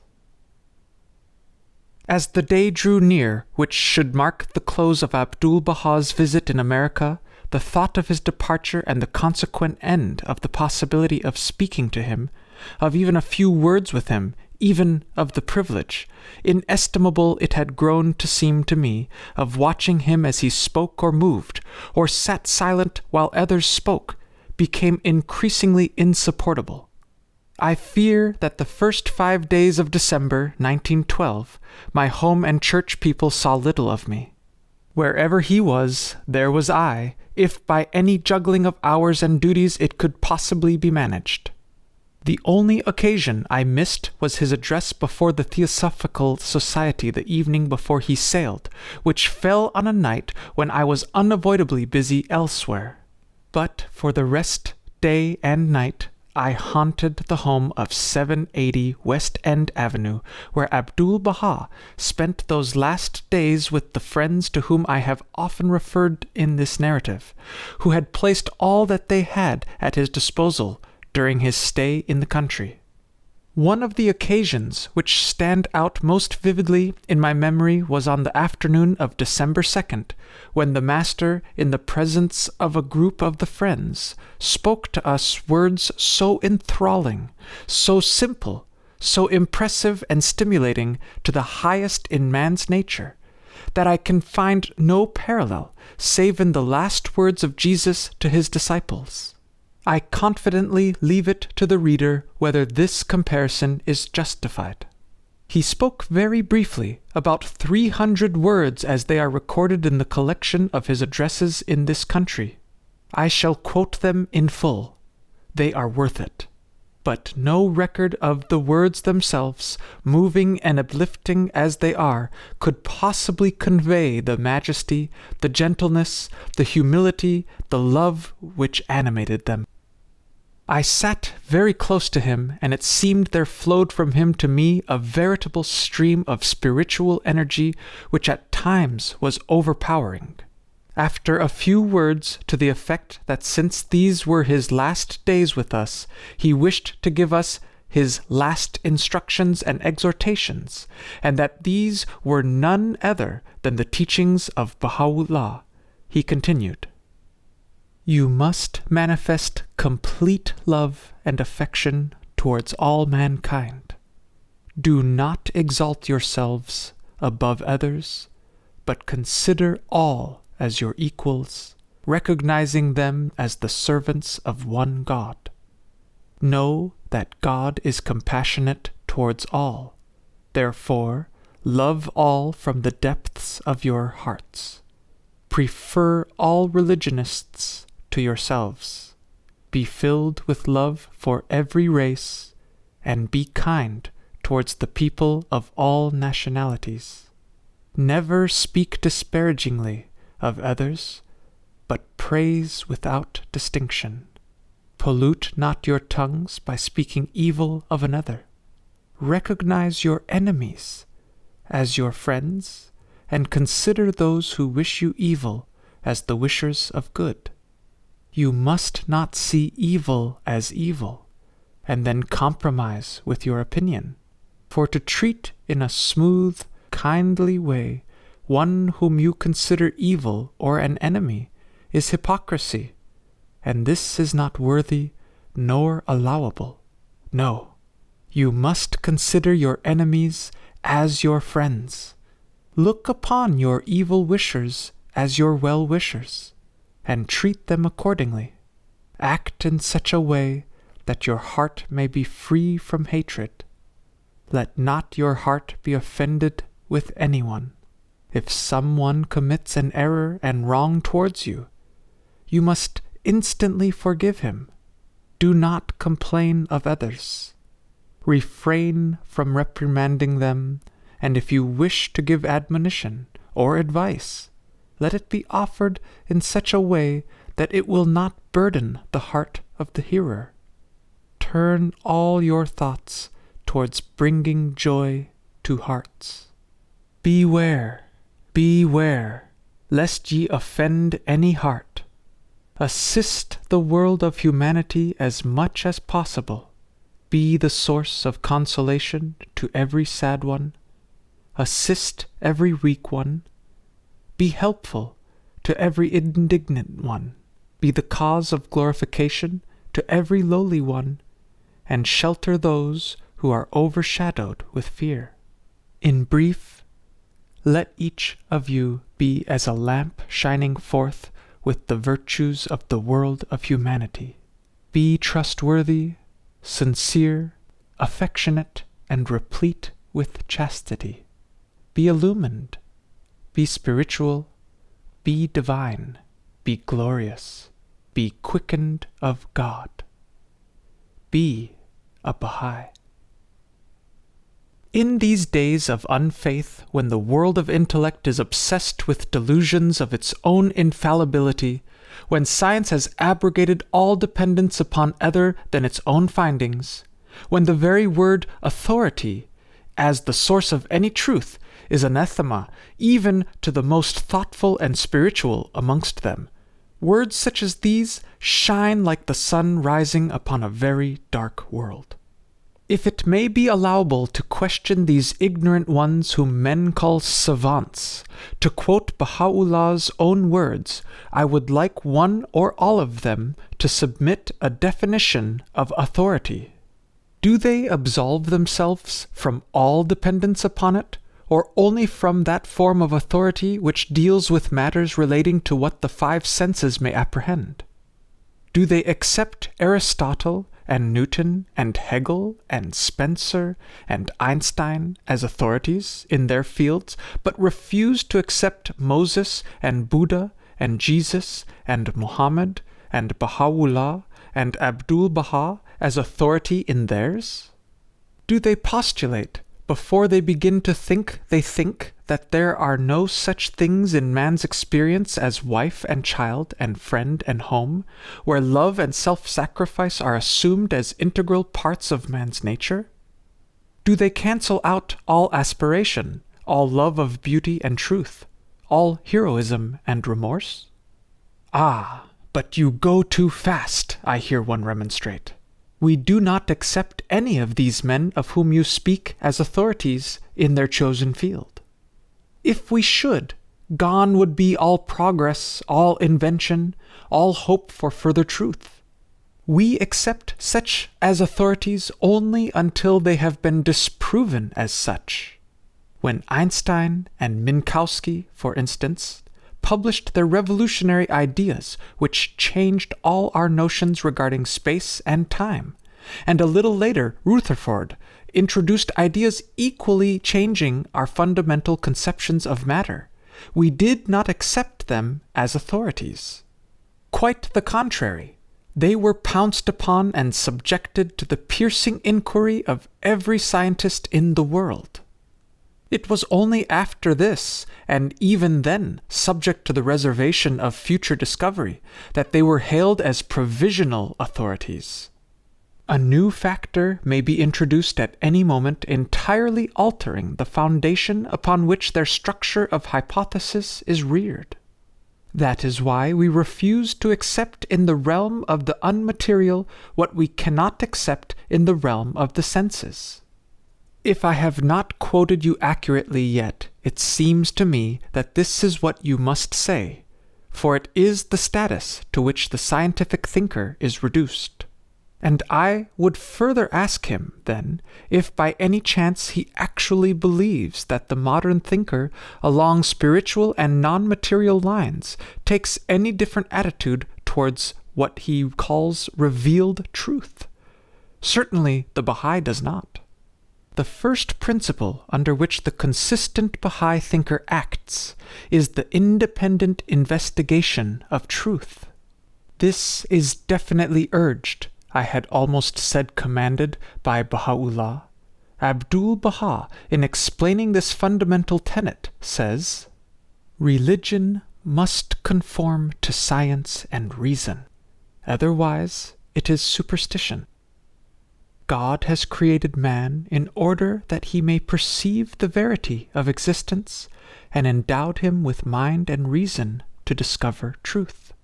Therefore, scientific knowledge and religious belief must be conformable to the analysis of this divine faculty in man." And again, if religion is opposed to reason and science, faith is impossible. And when faith and confidence in the divine religion are not manifest in the heart, there can be no spiritual attainment. And yet again, God has bestowed upon man the gift of mind in order that he may weigh every fact or truth presented to him and adjudge it to be reasonable. And finally, though such citations could be multiplied almost indefinitely, it were better to have no religion than a religion which did not conform to reason. That is to say, the modern religious thinkers' definition of authority conform in every aspect to the scientists' own definitions. Nothing is accepted until passed through the alembic of man's reason. The only difference lies in the fact that the Baha'i, which term simply connotes a true seeker after light, and who loves the light from whatever lamp it shines, extends the limits of his search for truth to include not only the resources of the senses, but the equally, if not superior, important spheres of the emotions, the ideals, the aspirations and longings of the human soul and spirit. I have long inwardly fretted against the assumption of the self-styled intellectuals that the field of science was bounded solely by the realm of sense impression.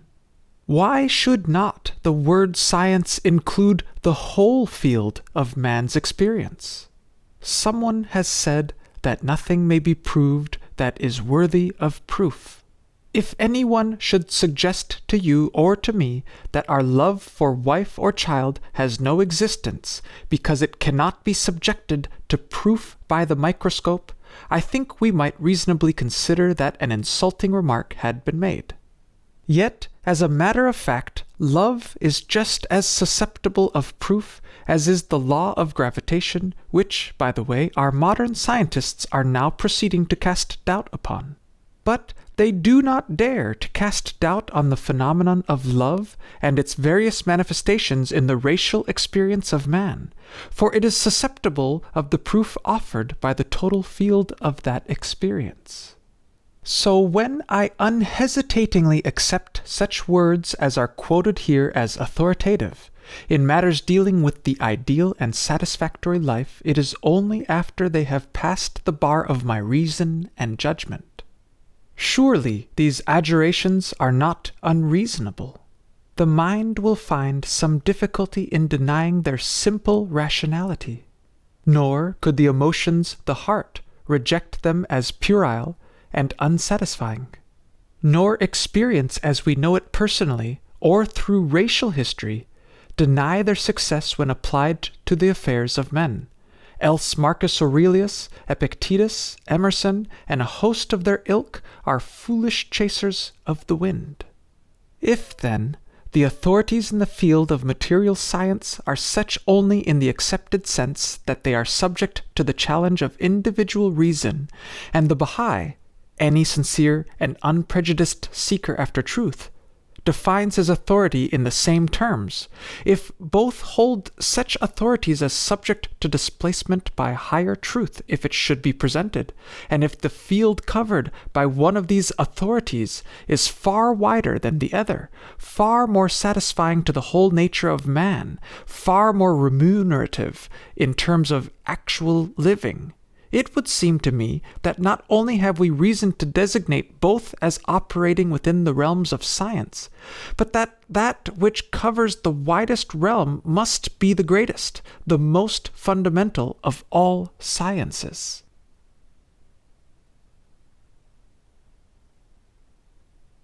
Chapter 12. The Center of the Covenant, the New World Order, a Divine Civilization, the Kingdom of God on Earth. The world's equilibrium hath been upset through the vibrating influence of this most great, this new world order. Mankind's ordered life hath been revolutionized through the agency of this unique, this wondrous system, the like of which mortal eyes have never witnessed. On the evening of the same day, December 2nd, Abdu'l-Bahá spoke to a large group of the friends in the same home referred to in the previous chapter. His theme covered the spiritual teachings peculiar to the revelation of Baha'u'llah. It is essential to the complete understanding of the reader of the influences which have exerted such a revolutionary effect upon the life of the writer that the words of Abdu'l-Bahá on this subject should be elaborated a bit. And here I must digress a little to explain why I have forced myself to write so frankly of the personal and intimate things which, had I followed my own inclinations, would have been locked deep within my heart. There is only one reason. For many years I have striven to evade the responsibility which this obligation has laid upon me, and which, under the repeated urging of friends, I can no longer do. The reason is this: humanity is one. No individual is without a spiritual as well as a physical relationship with every other individual. The hopes, longings, aspirations of one are those of each and all. The depths and heights, the agonies and joys, the victories and defeats vary in intensity with each individual according to the capacity and courage of each, but all travel much the same path and all fight over much the same ground.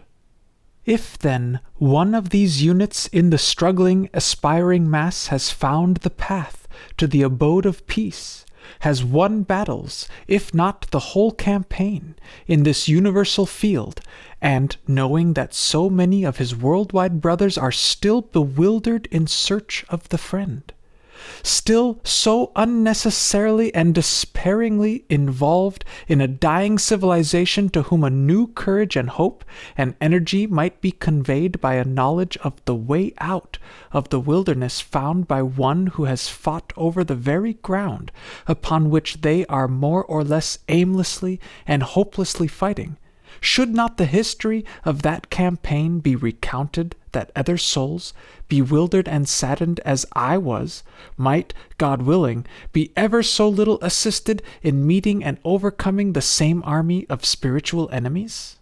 It seems to me that this is a responsibility which may not be evaded, hence the history. This chapter is devoted to a summary of the teachings of Baha'u'llah as given by Abdu'l-Bahá on that memorable evening. He began by saying that he would mention some of the teachings which are peculiar to Baha'u'llah's teachings, saying that in addition to those he is about to mention, there are many others which are to be found in the books, tablets, and epistles written by Baha'u'llah, such as the Hidden Words, Glad Tidings, Words of Paradise, Tablet of the World, and the Aqdas, or Most Holy Law, which cannot be found in any of the past books or epistles of other prophets. A fundamental teachings of Baha'u'llah, he began, is the oneness of the world of humanity. Addressing mankind, he said, "Ye are all leaves of one tree and the fruits of one branch." By this it is meant that the world of humanity is like a tree. The nations and peoples are the different limbs or branches of that tree, and the individual human creatures are as the fruits and blossoms thereof. In all the religious teachings of the past, the human world has been represented as divided into two parts. One, the people of the book, followers of some particular prophet, or the pure tree, and the other, the people of infidelity and error, or the evil tree. Baha'u'llah, in his teachings, has submerged all mankind in the sea of divine generosity. Some are asleep, they need to be awakened. Some are ailing, they need to be healed. Some are immature, as children, they need to be trained. But all are recipients of the bounty and bestowals of God. I submit to the reader whether or not the application of this principle to the problems of international statesmanship, commerce, and religion would or would not conduce to the happiness and prosperity of mankind. I suggest that the reader, if he questions the scientific accuracy of the statement, i.e., the implied assertion that all races and colors have the same capacity for mental and spiritual advancement, that all are affected by the same handicaps and free by the same method. Consult some recognized up-to-date ethnologist on the matter. Another new principle, Abdu'l-Bahá went on, is the injunction to investigate truth. That is to say, no man should blindly follow his ancestors and forefathers. Nay, each must see with his own eyes, hear with his own ears, and investigate the truth himself, in order that he may follow the truth, instead of blind acquiescence and imitation of ancestral beliefs. In the previous chapter, I have pointed out how deeply this affects the traditional connotations of the word authority, but consider how it also affects the connotations mankind has throughout historical times, associated with the words religion, law, government, education. In fact, there is hardly a single angle of our social, economic, or religious life which is not dominated by what somebody in the remote past has had to say on the matter. We are ruled in law by the precedents laid down either by Roman or Anglo-Saxon jurisprudence. The very phraseology in which our legal documents are couched smacks of the dust of courtrooms of 1,000 years ago or more.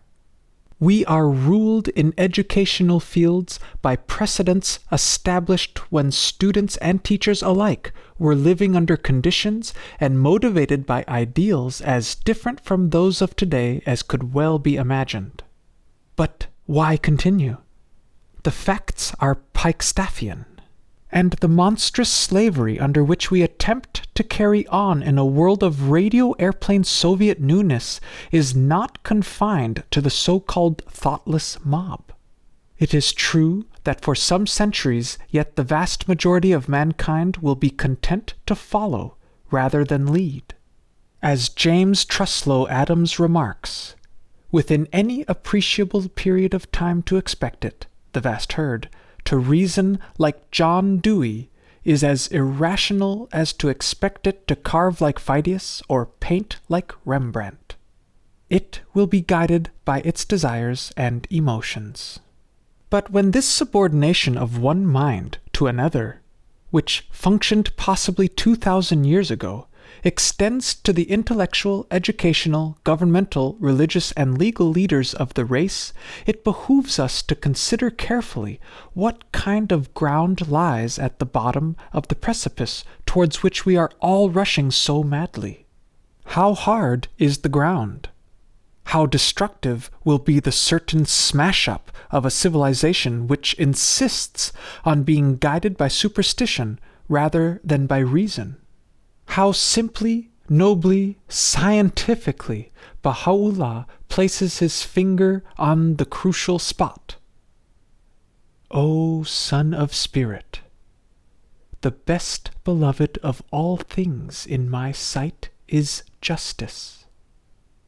Turn not away therefrom if thou desirest me, and neglect it not, that I may confide in thee.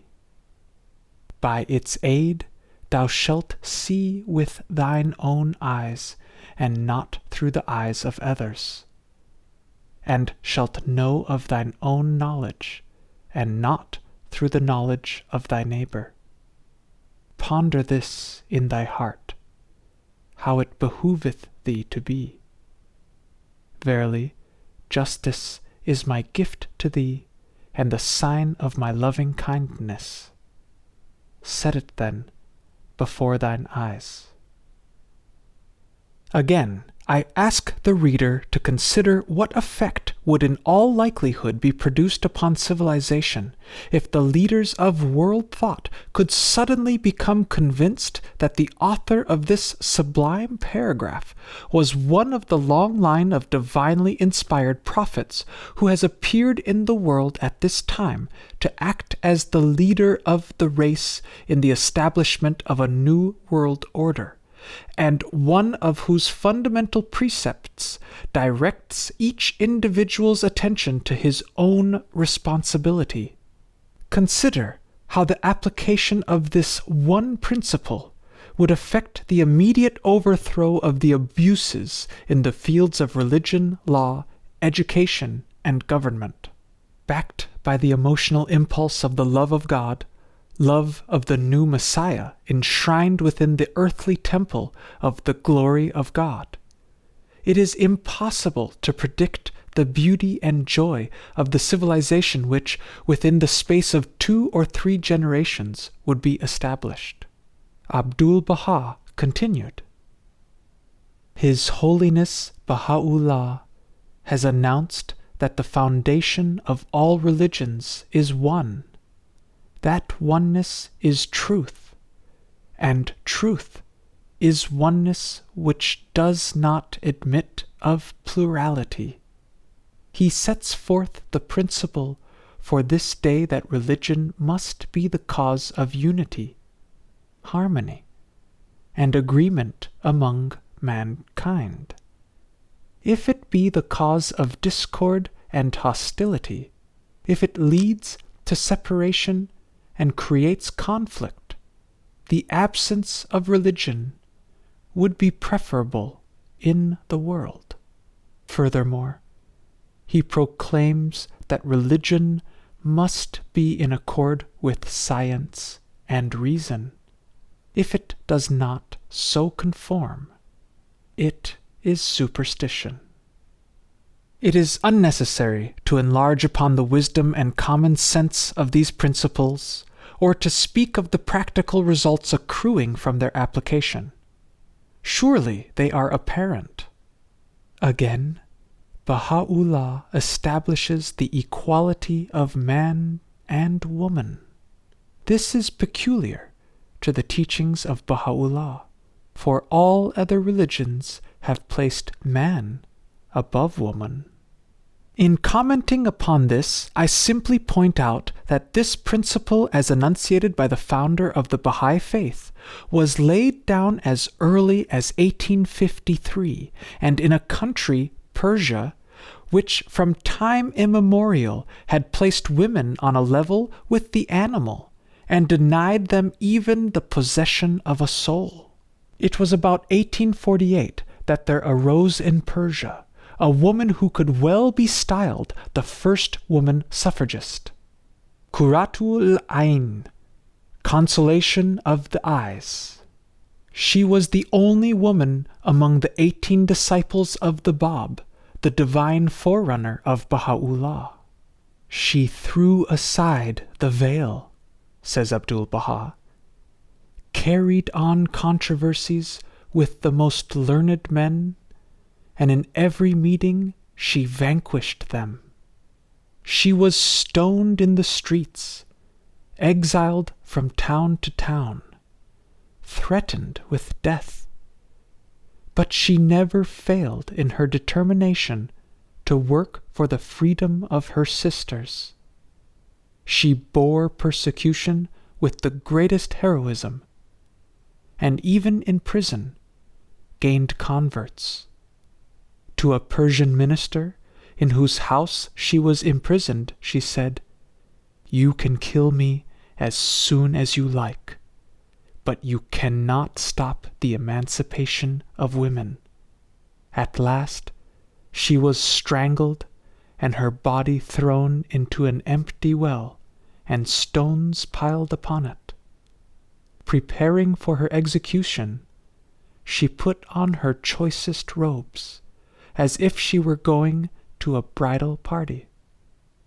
So speaks Abdu'l-Bahá of this heroic leader of women, who gave her life for the liberation of her sex at a time when Susan B. Anthony, Frances Willard, and others had not yet begun the campaign.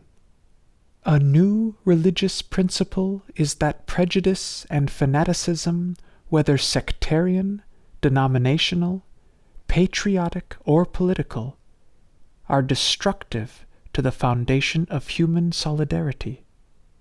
Therefore, man should release himself from such bonds in order that the oneness of the world of humanity may become manifest. The cancer at the heart of world society is prejudice. It affects every relation in life, from either side of the tracks snobbery to racial and religious antagonisms resulting in lynchings, pogroms, and massacres like that of St. Bartholomew and the centuries-long persecution of the Armenians. I do not ask the reader to believe that such a cancer may at once be eradicated, but only to ask himself whether it might not have a fair chance of extermination if an influential minority of world leaders, who would necessarily carry with them the mass of their followers, became convinced, after scientific investigation, of the authority of the promulgator of this principle. Universal peace, Abdu'l-Bahá went on, is assured by Baha'u'llah as a fundamental accomplishment of the religion of God. That peace shall prevail among nations, governments, and peoples, among religions, races, and all conditions of mankind. This is one of the special characteristics of the Word of God, revealed in this manifestation. This is what Baha'u'llah calls the most great peace. Note that it implies not the mere cessation of warfare. It goes to the root of the matter and envisages the whole composite life of the individual, the society in which he functions, and the emotions which are the mainsprings of action. Baha'u'llah declares that all mankind should attain knowledge and acquire an education.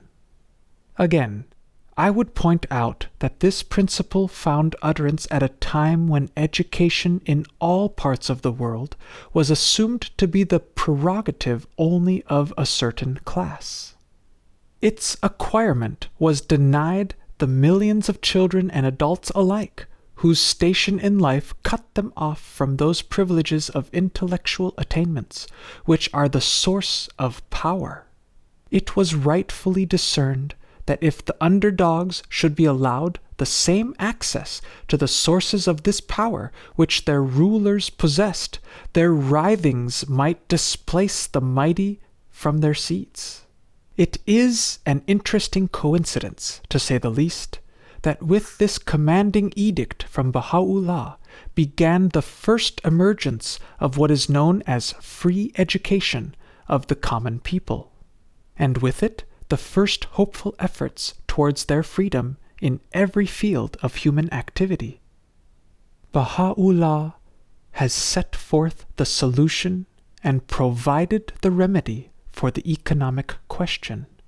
He has ordained and established the House of Justice, which is endowed with a political as well as a religious function, the consummate union and blending of church and state. This institution is under the protecting power of Baha'u'llah himself.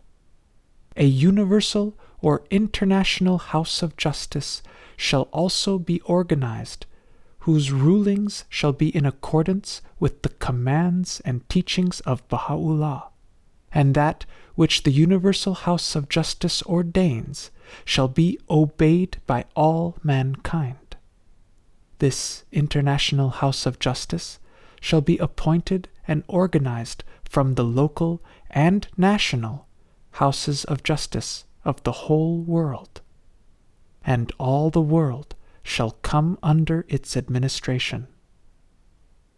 That is to say, Baha'u'llah has planned and ordained a type of world organization which bears an analogous relation to the federal government of the United States, in that it envisages a federation of the nations of the world under a central House of Justice.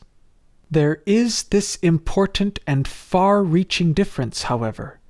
The plan of Baha'u'llah involves that this governing head shall have a religious as well as a political function.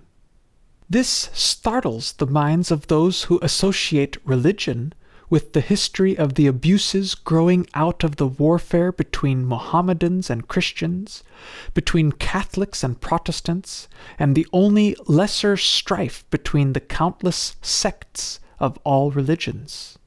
But when it is understood that this state religion, formulated by Baha'u'llah, is predicated upon world unity in the spheres of social, economic, and educational activities, as well as of religion, when one realizes that the rulings of the House of Justice shall be in accordance with the commands and teachings of Baha'u'llah, which abolish prejudice, bigotry, and contention, it is seen that the objections to such a union tend to disappear.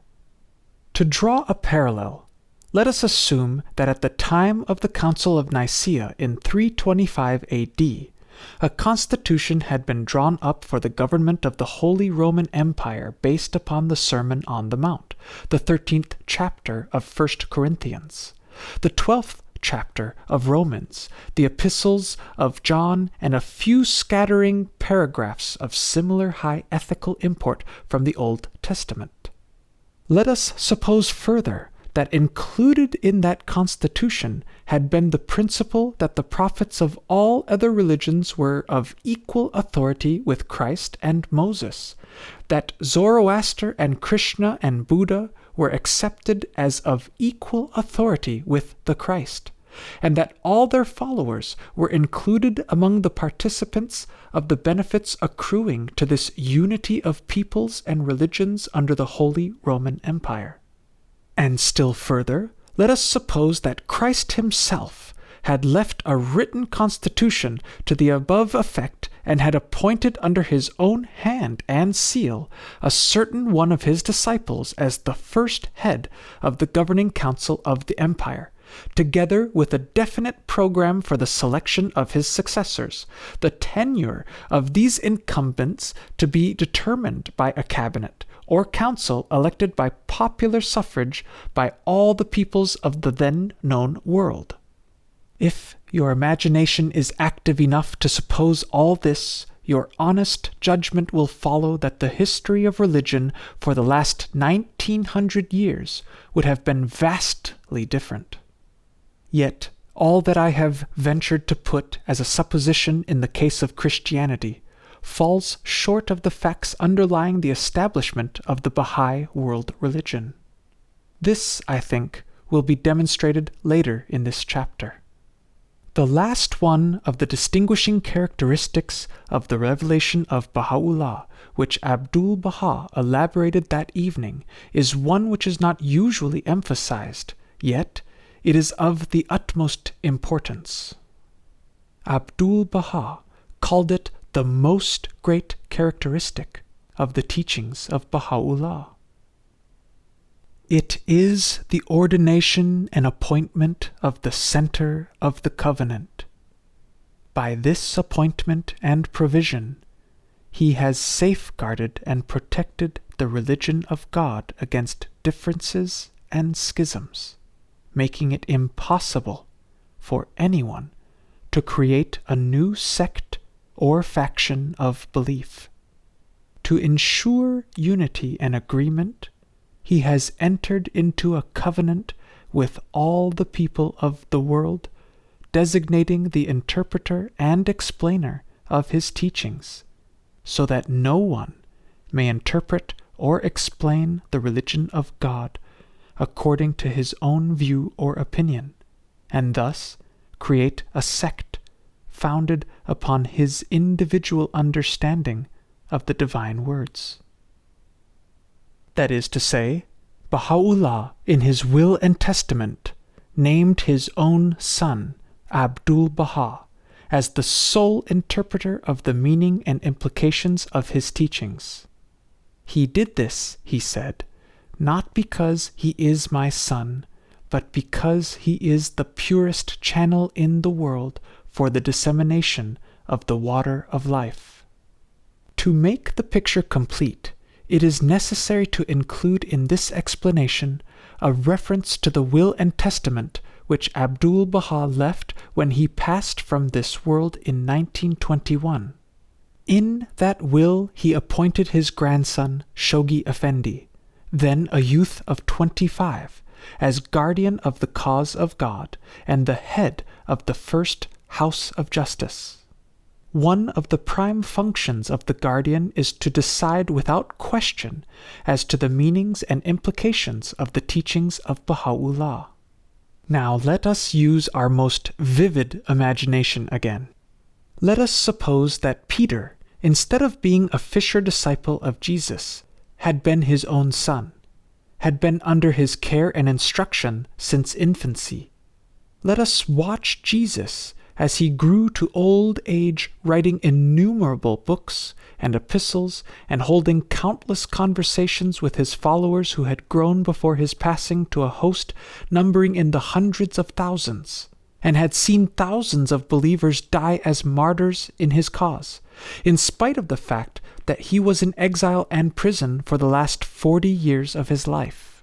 And let us finally postulate that Peter, his son, lived for 29 years after the passing of Jesus, remembering that Jesus had left the appointment of this son as the only interpreter of his words, and that those years had been spent in writing books, thousands of letters, answering every conceivable question that could arise as to the meaning of the teachings of Jesus, and finally that Peter had spent some 10 years traveling throughout the known world, meeting not scorn and persecution, but honor and respect from all classes of people.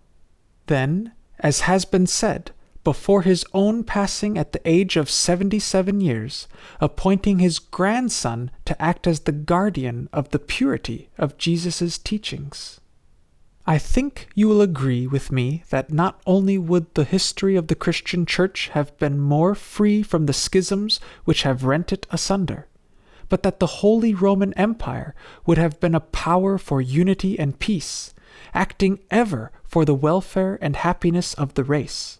For do not forget that its constitution would have been based solely on the words of the prophets of God, culminating in the Sermon on the Mount, and that no discrimination was allowable between the followers of any one of these mouthpieces of the Eternal.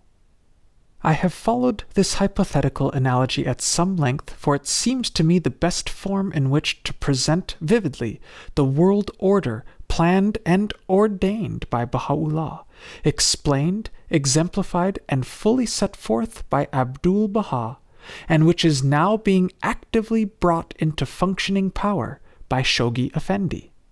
There is still one highly important feature of the plan of Baha'u'llah which needs emphasis. He has ordained in his law that throughout the world there shall be built temples for the worship of the one God, in which all mankind shall be welcomed, without regard to the name under which they have chosen to be enrolled. These temples consist of 10 buildings, a central one built after a prescribed plan, having 9 sides, 9 entrances, 9 paths radiating from these entrances leading to the 9 other buildings surrounding the central house of worship.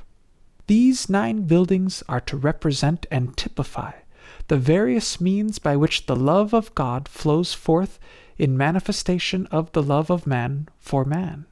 For instance, a hospital, an institution of learning, a home for the aged, an institution for the care and instruction of the blind, a home for orphaned children, a laboratory for scientific research, an institution for the care and instruction of the deaf and dumb and subnormal unfortunates, and a building containing lecture halls and classrooms for the dissemination of the principles and objectives of pure religion, for this is not within the functions of the house of worship itself. Within those holy walls the words of man are never heard. No sermons or ritual observances are there observed. Nothing but the words of God uttered by his prophets are there chanted. And furthermore, it is prescribed that no salary is attached to the services of any spiritual teacher. and included among the 9 buildings surrounding the central one is a hotel or hospice for the entertainment of travelers. Here, visitors are welcomed, cared for gratis temporarily, and served in any way their need dictates. 2 of these houses of worship are already in existence. One in Ashgabat, Russia, completed some years ago. The other, the central building only, in Wilmette, Illinois, a suburb of Chicago. In this group of buildings we see typified for the first time in human history what Jesus described as the summing up of all the law and all the prophetic teachings: the love of God expressed in love for man. Is it any wonder that he described the fulfillment of his prophetic words as the kingdom of God on earth? The administrative order, which ever since Abdu'l-Bahá's ascension has evolved and is taking shape under our very eyes in no fewer than 40 countries of the world, may be considered as the framework of the will, Abdu'l-Bahá's will, itself, the inviolable stronghold wherein this newborn child is being nurtured and developed. This administrative order, as it expands and consolidates itself, will no doubt manifest the potentialities and reveal the full implications of this momentous document, this most remarkable expression of the will of one of the most remarkable figures of the dispensation of Baha'u'llah. It will, as its component parts, its organic institutions, begin to function with efficiency and vigor, assert its claim, and demonstrate its capacity to be regarded not only as the nucleus, but the very pattern of the New World Order destined to embrace in the fullness of time the whole of mankind. So firm and mighty is this covenant, that from the beginning of time until the present day, no religious dispensation hath produced its like. Abdu'l-Bahá. Chapter 13. Some Divine Characteristics. The Humility of Servitude. The Station of True Manhood. The life of man is divine, eternal, not mortal and sensual. The sublimity of man is his attainment to the knowledge of God. The happiness of man is in the fragrance of the love of God. This is the highest pinnacle of attainment in the human world. Abdu'l-Bahá. During the last 3 days before Abdu'l-Bahá left this country, I haunted his presence. Those early December days brought a chill to my heart as well as to my body, although even then I had not arrived at the point where I could say from my heart that I accepted the fundamental Baha'i teachings relative to the divine station of Baha'u'llah and his place in the long line of prophetic revelators. Yet there could be no doubt in my mind of the station of Abdu'l-Bahá. What mattered if the station I ascribed was not in terms exactly parallel to those used by the friends around him? It sufficed me that I saw in him the perfect man, and that I would gladly have sacrificed all that I had, or ever could have, to approach that perfectness. It was not simply that he had never failed me in a response to the circumstances and conditions of daily life, which left nothing to be desired from the standpoint of wisdom, humility, courage, gentleness, and courtesy. If that were, all it would mean that I was assuming to my own judgment an expert dogmatism. Who was I to determine whether he were wise or not? Could I, in my ignorance, know anything about it? Could I judge, to any appreciable degree, his station except to compare him with myself and any others I had ever known? From that viewpoint there could be no doubt. Incomparably was he superior. He stood out from mankind as a Mont Blanc upon a plain. But there was something else which those who have carefully read this chronicle must have marked, but which elusively evades descriptive words. Yet must one try, for it is this very elusive something which does much to explain his power.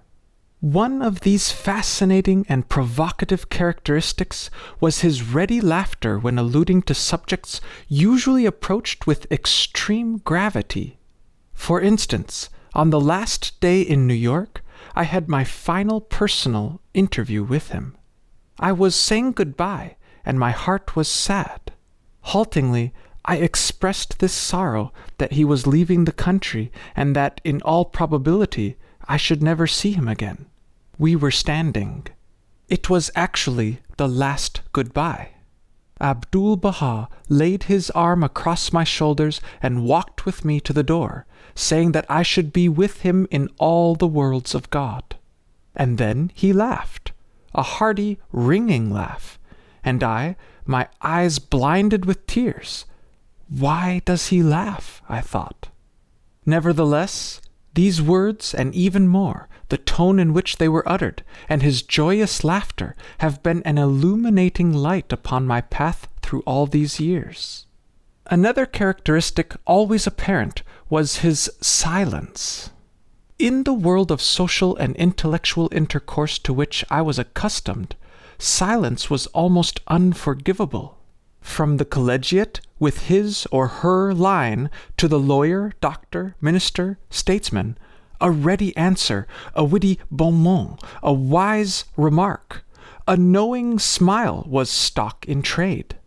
They all had their line, and it was upon their readiness or unreadiness to meet every occasion verbally that their reputation largely rested. How differently Abdu'l-Bahá met the questioner, the conversationalist, the occasion. To the questioner, he responded first with silence, and outward silence.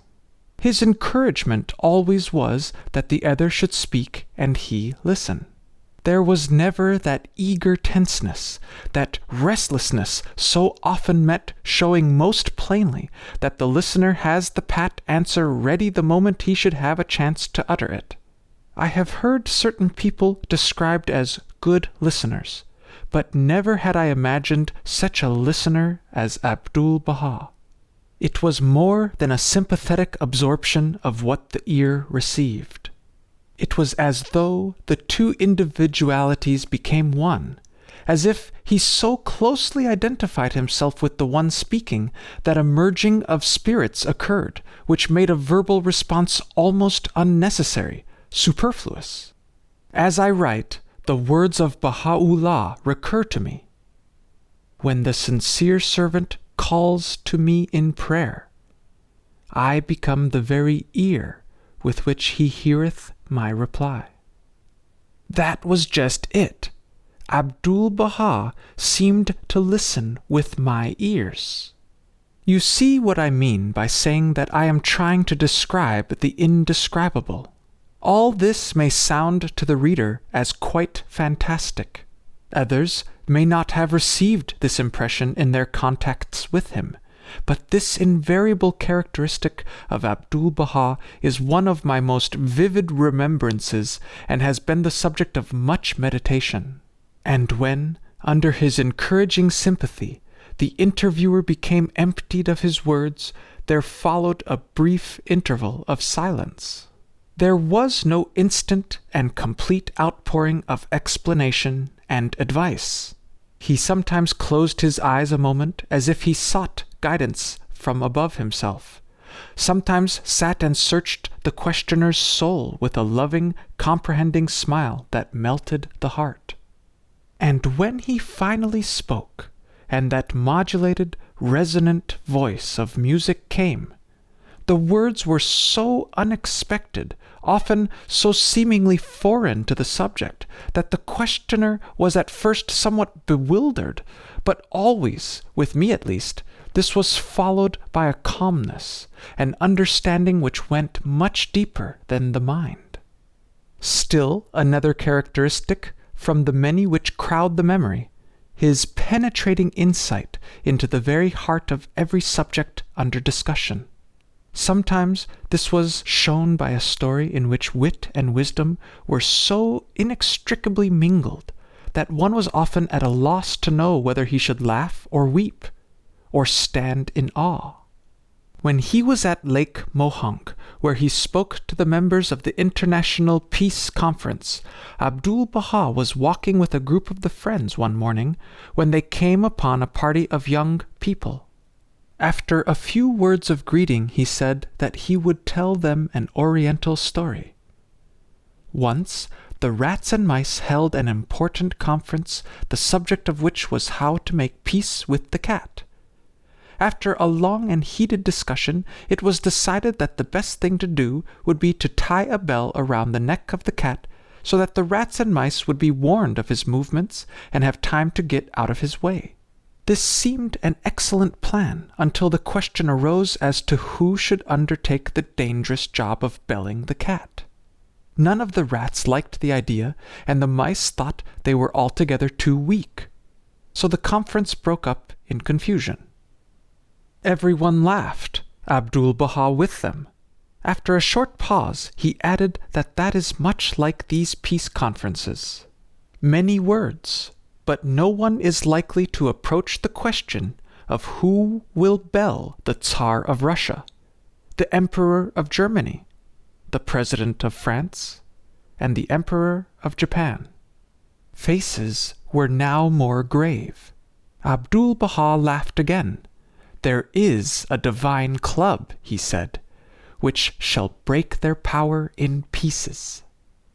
In the light of world events during the 25 years since Abdu'l-Bahá told that story to a youthful, happy group fresh from listening to the eloquent appeals for world peace, voiced by well-meaning but impotent ones, the distractedly weak discussing how to bell the war cat, his keen penetration into the very heart of the difficulty, and his laughing summing up of the situation in a little ancient fable, the characteristic of which I spoke is demonstrated but only to a slight degree.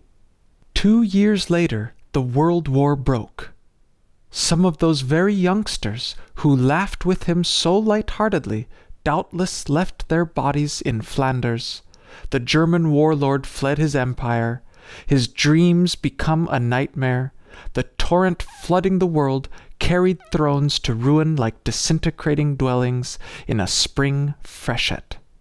The divine club indeed. On one of these final days, while waiting for the friends to gather, I was talking with one of the Persian friends, Mahmud, while the master was busied with a small group nearby. As ever, my mind was preoccupied with watching him.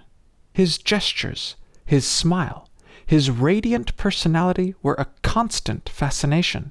"May I ask," Mahmud was saying, "whether you speak from your pulpit about the cause of Baha'u'llah at all?" "Yes," I answered, "not as often as I might wish, but I quote frequently from the writings in illustration of my subject." "When you quote, do you mention the author?" "Certainly," I said, in some surprise. "I naturally give my authority." He said, "It must require some courage. Does that not arouse criticism?" I had not thought of the matter in that light. Why should it require courage to speak of truth without regard to its source? We are not living in the Middle Ages. Mahmud stepped over to where Abdu'l-Bahá was sitting and said a few words in Persian to him. The master smiled over at me with that indescribably penetrating glance of which I have often spoken. He remarked that it took a great deal of courage. This was on the afternoon of December 3rd in the Park Avenue home of a woman whose life for years had been dedicated to service in spite of the at times somewhat violent opposition of her influential husband, who had even gone so far as to have her examined by alienists, but who, some years later, became a devoted adherent to the cause of Baha'u'llah. The large drawing room was filled when the master spoke to us. The words were few, but pregnant, dealing again with those qualities which must characterize the believers. I offer supplication to the kingdom of Abha, and seek extraordinary blessings and confirmations on your behalf, in order that your tongues may become fluent, your hearts like clear mirrors flooded with the rays of the sun of truth, your thoughts expanded, your comprehensions more vivid, and that you may progress in the plane of human perfections. Until man acquires perfections himself, he will not be able to teach perfections to others. Unless man attains life himself, he cannot convey life to others. Unless he finds light, he cannot reflect light. We must therefore endeavor ourselves to attain to the perfections of the world of humanity, lay hold of everlasting life, and seek the divine spirit, in order that we may thereby be enabled to confer life upon others, be enabled to breathe life into others. As these words are written, we recall a conversation with one of the editors of a well-known and influential Christian magazine. He has written and lectured much on world conditions and is an eloquent disciple of the cause of international peace. In this interview, which I had sought because of one of his books lately read, I mentioned the Baha'i house of worship, whose impressive dome was almost within sight of where he sat. Instantly, his demeanor changed. "If you are speaking of Baha'ism," he said, "I have nothing more to say." "Have you investigated its teachings?" I asked, much surprised at this strange attitude. "No, I haven't, and I have no desire to do so," he answered. And without waiting for a reply, he continued, "That may be prejudice, and I am frank to admit that I am prejudiced." "How can we ever attain to world peace unless we are freed from prejudice?" I said, rising to take my leave, for the interview was plainly at an end. "Surely we can free ourselves from that incubus." "Never," he said smilingly, but with great vigor. "Never can we be free from prejudice. It is ineradicable in human nature." I speak of this incident, unimportant in itself, to illustrate the unanswerable wisdom of Abdu'l-Bahá's words just quoted.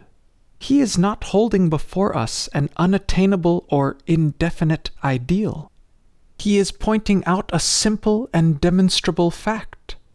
And in the light of that fact, we see at once why so little real progress is made towards universal peace and unity in religion by the worldly adherents of these ideals. How plainly does prejudice, self-interest, and narrow vision underlie their words? How can the hearts clouded by such mists reflect the sun of truth? How can they breathe life into others when there is no sincere, self-sacrificing desire on their part to acquire life? On the evening of the same day, Abdu'l-Bahá spoke briefly again to a group of Baha'i friends of the subject which, on these last days, seemed very close to his heart and lips, the station to which those who had accepted the teachings of Baha'u'llah were called and expected to attain by the very fact that they had accepted them. I remember in this connection a story told me by one of the friends present at a meeting of the Executive Committee of the New York Spiritual Assembly. Abdu'l-Bahá had been asked to be present. After listening to their deliberations for a half-hour or so, he calmly arose to leave. At the door, he paused a moment and surveyed the faces turned towards him. After a moment of silence, he said that he had been told that this was a meeting of the Executive Committee. "Yes, master," said the chairman. "Then why do you not execute?" Always was his emphasis upon deeds, and deeds of such quality and purity as seemed, to those who listened, unattainable. Nevertheless, there was no lowering of the standard, and he set the example. There was no doubt of that. Like the true leader, he never called upon his followers to go where he had not blazed the path. "I have proclaimed unto you the glad tidings of the kingdom of God, and explained the wishes of the blessed perfection. I have set forth that which is conducive to human progress, and shown you the humility of servitude." I have selected these latter words for emphasis because they indicate what seems to me to be the very heart of Abdu'l-Bahā's teachings. First, his invariable example. Second, his humility of servitude.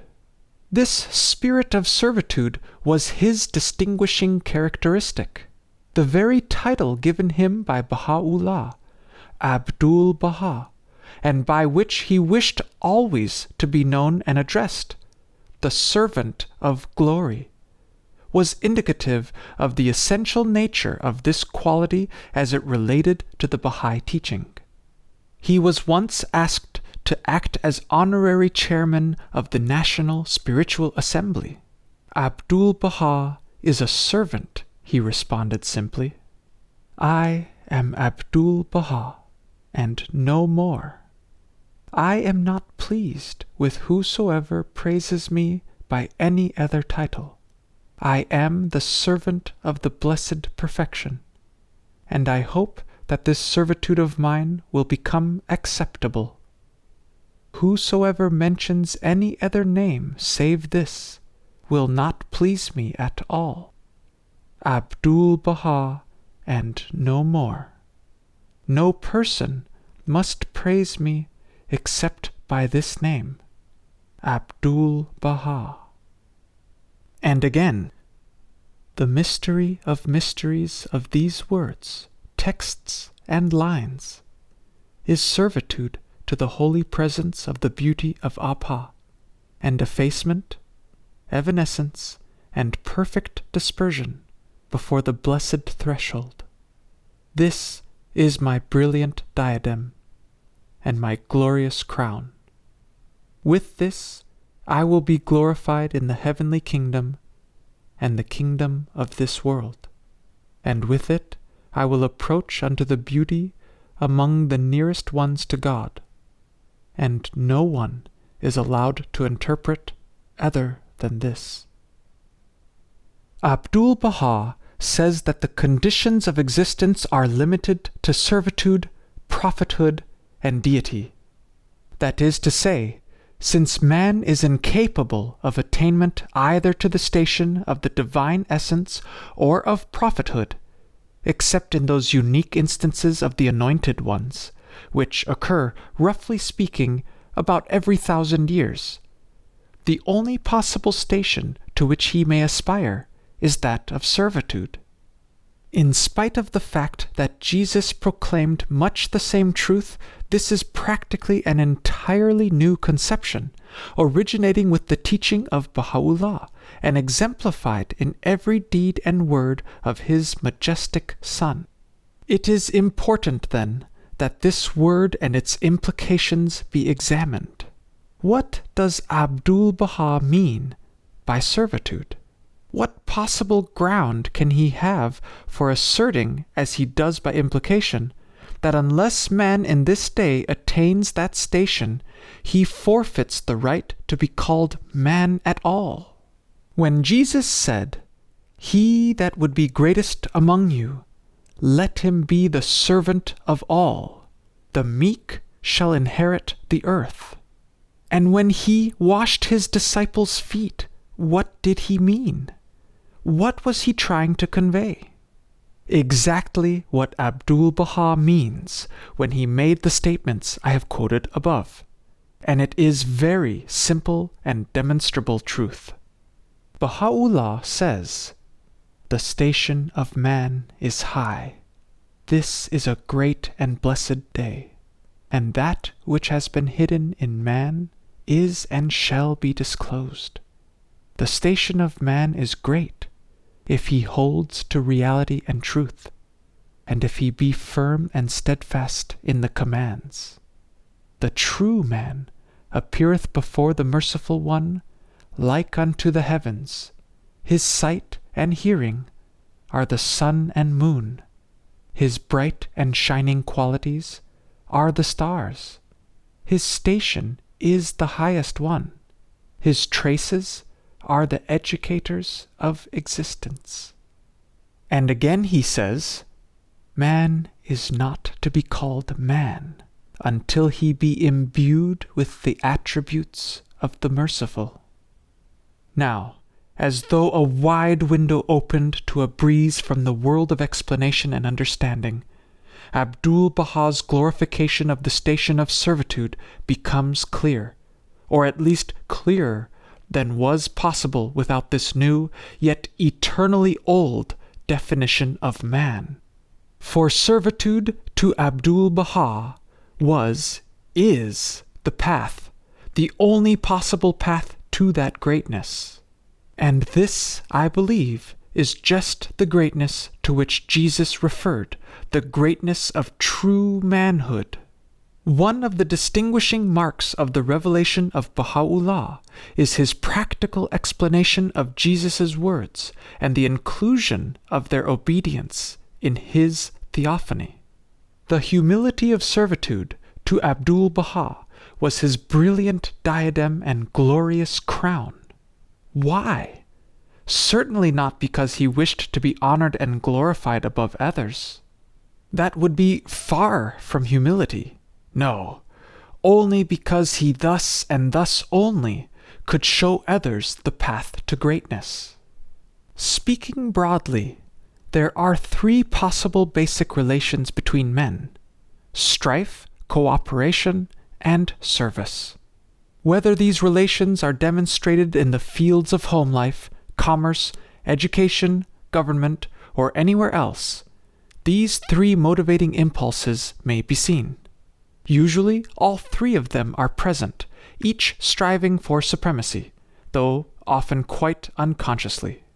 Sometimes only one or two are active. Take the average home life, for example. There we find, let us say, a father, a mother, 3 or 4 children, and a housemaid.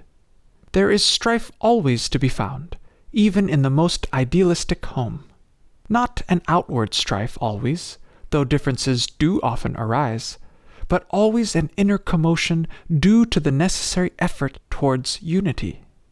Then, of course, there is cooperation, for this is the basis of any family life, without which it would disintegrate rapidly. Finally, we see service, typified by the housemaid, but active in every member in varying degrees. Let us imagine that rare article, a perfect maidservant, a purely hypothetical character, admittedly, but admirable for the purpose of illustration. She is efficient, cooks the most delectable dishes. She is good-natured, always cheerful and happy. She is obedient, never asserts herself, never contradicts. She is wise with a homely common sense which penetrates to the heart of a problem. Whether it relates to the master's fondness for coffee of a certain strength, the mistress, like for breakfast in bed combined with an early engagement at a committee meeting, or little Johnny's embarrassment over a raid on the pantry resulting in tummy agony which must be hidden from mother. This wisdom may even be so far embracing that it involves a study of the current news and market reports, so that father and mother unconsciously talk things over with her when a club paper is to be prepared or a large purchase made. I have sometimes amused myself with picturing the daily life of such a family. Is there any question which one of its members would be the ruling power? Which the greatest, the most indispensable one of its members? Can one not imagine the consternation in that household if Bridget or Mary should announce a severing of connection? Take another illustration. A corner grocery which has for its motto, and lives up to it every instant, service first. Service before profit, service before clock watching, service before any personal consideration whatever. After all, preposterous as such an hypothetical grocery store may be, that is just what a food store should be. Does not the comfort, even in isolated cases perhaps, the very life of the community it serves depend upon it? If the desire for profit overbalances, the result is debased and unhealthy food. The law has stringent penalties for such infraction, but such laws would be unnecessary if the spirit of true service ruled. But our imaginary, our utterly preposterous ideal store is ruled by that spirit. No self-sacrifice is too great for its owner and employees to ensure that perfect service is rendered with its only objective the health, happiness, and welfare of its community. Can one not easily picture the inevitable result? That store would be the ruler of that community. Its fame would spread over the land, its business would prosper beyond any imaginings, its owner and managers might be consulted by statesmen. It would be great. But let us allow our imaginations further rioting. Let us suppose that in addition to this spirit of service, the proprietor was possessed of a wisdom and love based upon the Sermon of the Mount. The mere suggestion of such a possibility is sufficient. Such a man would come to be possessed of a power rivaling and surpassing that of a king. If the reader is not by this time so bored by this fantastic picture that he throws the book down in disgust, let him in imagination apply this principle to the field of education, in which teachers, students, principals, et al., are motivated by a like spirit, to the field of general commerce, of government, of international relations. Would not the happiness, prosperity, efficiency, and general welfare of the race be immeasurably advanced? But the important thing to observe is that this picture involves the appearance on this planet of a type of man quite new in world experience. But let it be also noted that while such a man is new in actual experience, he is not new in the picturings of such men as Confucius, Buddha, Zoroaster, Moses, Jesus, and Muhammad. Such men have always held these ideals before mankind. But in the teachings of Baha'u'llah and in the life and example of Abdu'l-Bahá, these ideals are for the first time brought to the forefront and made the basis of a new world order. Man is called today to the attainment of that station to which he was destined from the beginning which has no beginning. In the very words of Baha'u'llah, we have created whomsoever is in the heaven and upon the earth after the nature of God, and he who advanceth to this face, his revelation, will appear in the condition wherein he was created. This, then, is why Abdu'l-Bahá so exalted the station of servitude. This is why he intimated that man accepting any station lower than this, any putting of self before service to others, qualifies himself as of the animal, the bestial nature, and places himself outside the pale of real manhood. It is because the definition of man is altered. That which has been hinted in the past as a possible goal is now a requisite. Man's dreams, his highest dreams, must now be realized. And the path to that realization is the path of service, its goal the attainment to the station of pure servitude. The sweetness of servitude is the food of my spirit. These words of the Master indicates the source of his power. His was a vastly higher quality of service than even that of my fanciful imagination in the hypothetical cases mentioned above. It went far deeper. It rose to far greater heights. It was a quality inherent in his deepest being and manifested itself in every look, gesture, deed. I had almost said in every breath he drew. The following prayer unequivocally expresses the divine station ascribed in his heart to this quality of servitude. Can anyone reading it, with eyes from which the veil of self has fallen, fail to glimpse the glory to which manhood may rise when once the truth it hides from our blind, self-clouded eyes is clearly seen? He is the all-glorious. O God, my God, lowly and tearful, I raise my suppliant hands to thee, and cover my face in the dust of that threshold of thine, exalted above the knowledge of the learned, and the praise of all that glorify thee. Graciously look upon thy servant, humble and lowly, at thy door, with the glances of the eye of thy mercy, and immerse him in the ocean of thine eternal grace. Lord, he is a poor and lowly servant of thine, enthralled and imploring thee, captive in thy hand, praying fervently to thee, trusting in thee, in tears before thy face, calling to thee, and beseeching thee, saying, O Lord my God, give me thy grace to serve thy loved ones. Strengthen me in my servitude to thee. Illumine my brow with the light of adoration in thy court of holiness, and of prayer to thy kingdom of grandeur. Help me to be selfless at the heavenly entrance of thy gate, and aid me to be detached from all things within thy holy precincts. Lord, give me to drink from the chalice of selflessness. With its robe clothe me, and in its ocean immerse me. Make me as dust in the pathway of thy loved ones, and grant that I may offer up my soul for the earth ennobled by the footsteps of thy chosen ones in thy path, O Lord of glory in the highest.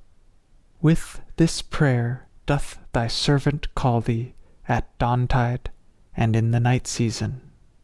Fulfill his heart's desire, O Lord. Illumine his heart, gladden his bosom, kindle his light, that he may serve thy cause and thy servants. Thou art the bestower, the pitiful, the most bountiful, the gracious, the merciful, the compassionate. Chapter 14. The Departure. Abdu'l-Bahá's Last Words in America. 7 Distinctive Characteristics of the Teachings. Evidences of the New World Order. Every Christ came to the world of mankind. Therefore, we must investigate the foundation of divine religion, discover its reality, re-establish it, and spread its message throughout the world, so that it may become the source of illumination and enlightenment to mankind. The spiritually dead become alive. The spiritually blind receive sight. And those who are inattentive to God become awakened. Abdu'l-Bahá. The morning of December 5th, 1912, witnessed a remarkable scene in one of the saloon cabins of the SS Celtic as she lay in the slip in New York Harbor, yet how few realized its significance. Here was a great modern steamship about to leave for Naples. As I went up the gangplank, I found myself in the midst of that indeterminate, indescribable rushing about, the bustling confusion of a departing liner. Friends saying a last goodbye, laughter with wet eyes, petty officers bellowing orders, whistles from passing ferry boats, uniforms, business suits, rumbling baggage trunks, women, children, and the wintry sun bright over all. I caught sight of several of my friends and joined them on their way to the large saloon cabin, which seemed to have been given over to the farewell scene. Here the atmosphere was very different. True, the noises of the world without penetrated, but were silenced by the serenity of another world. Here was Abdu'l-Bahá, his face a mosaic of beauty. His cream-colored robe fell to his feet, his fez slightly tipped as I had grown accustomed to seeing it at times.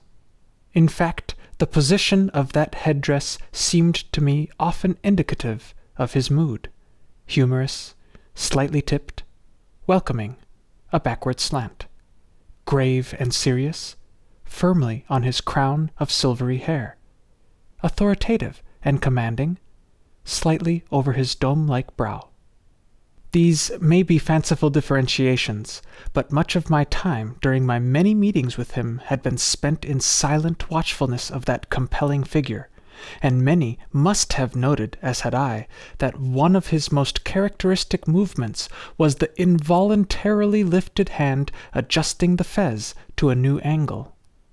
My memory recalls the scene as though yesterday my eyes beheld it. The large, low-ceiled saloon was crowded. At least 100, possibly more of the friends were there. The Persians who had accompanied him to this country surrounded him, more correctly speaking, were grouped behind him.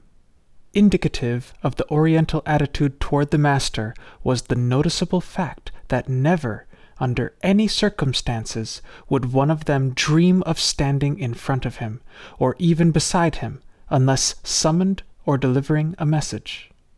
When walking, always were they in the rear. Even when accompanied by only one and conversing with him, that one always walked an appreciable few inches behind him.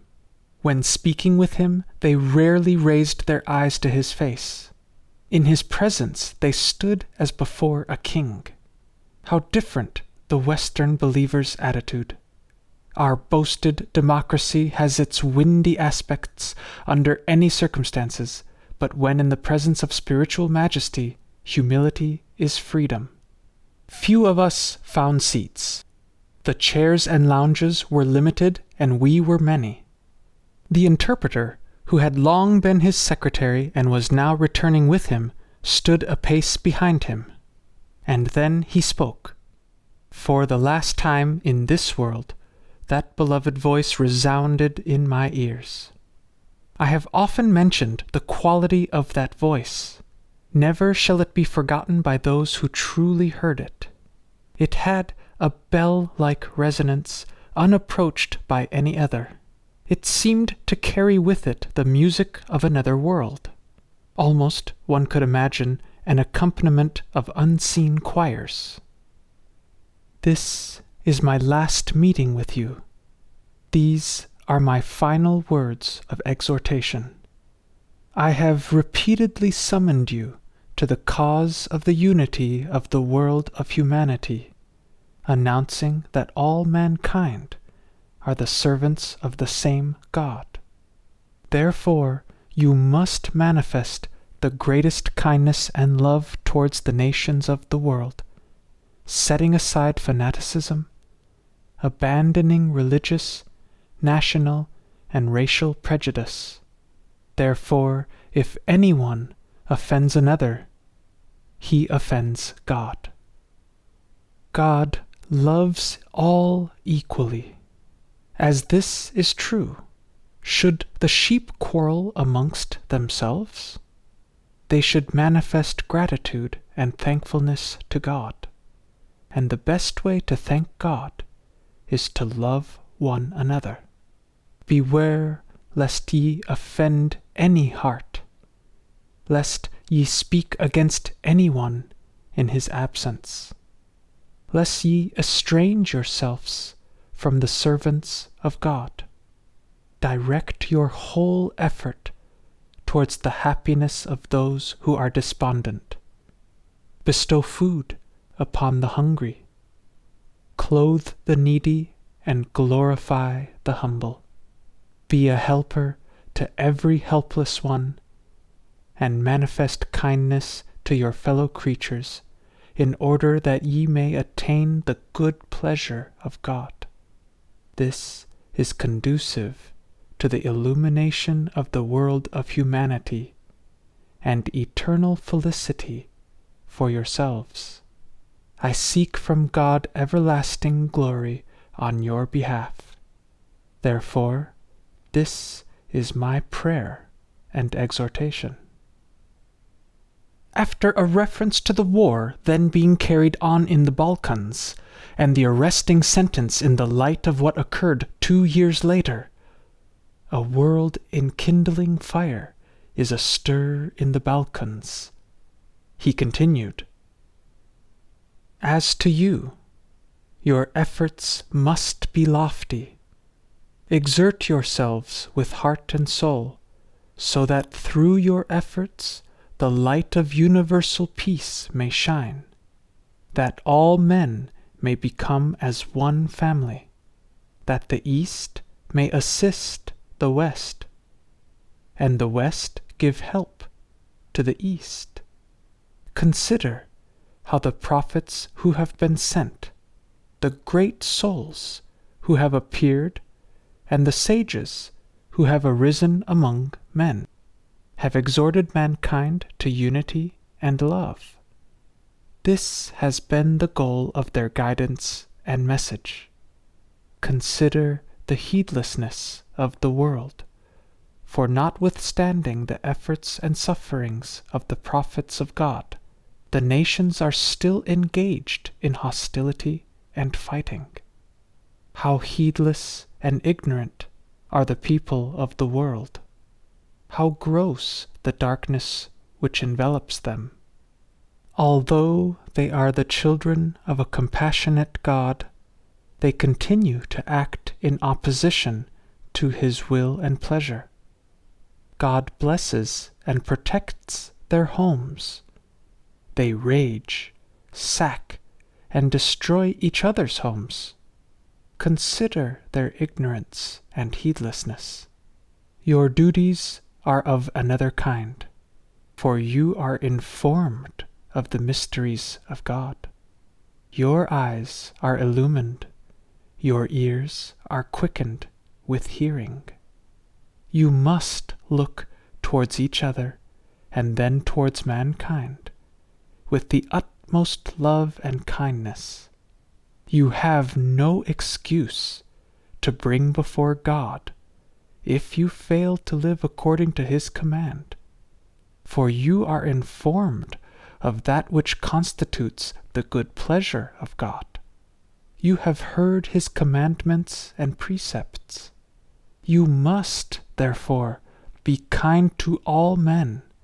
You must even treat your enemies as your friends. You must consider your evil wishers as your well-wishers. Those who are not agreeable towards you must be regarded as those who are congenial and pleasant, so that perchance this darkness of disagreement and conflict may disappear from amongst men, and the light of the divine may shine forth, so that the Orient may be illumined and the Occident be filled with fragrance. Nay, so that the East and the West may embrace each other in love and deal with each other in sympathy and affection. Until man reaches this high station, the world of humanity shall not find rest, and eternal felicity shall not be attained.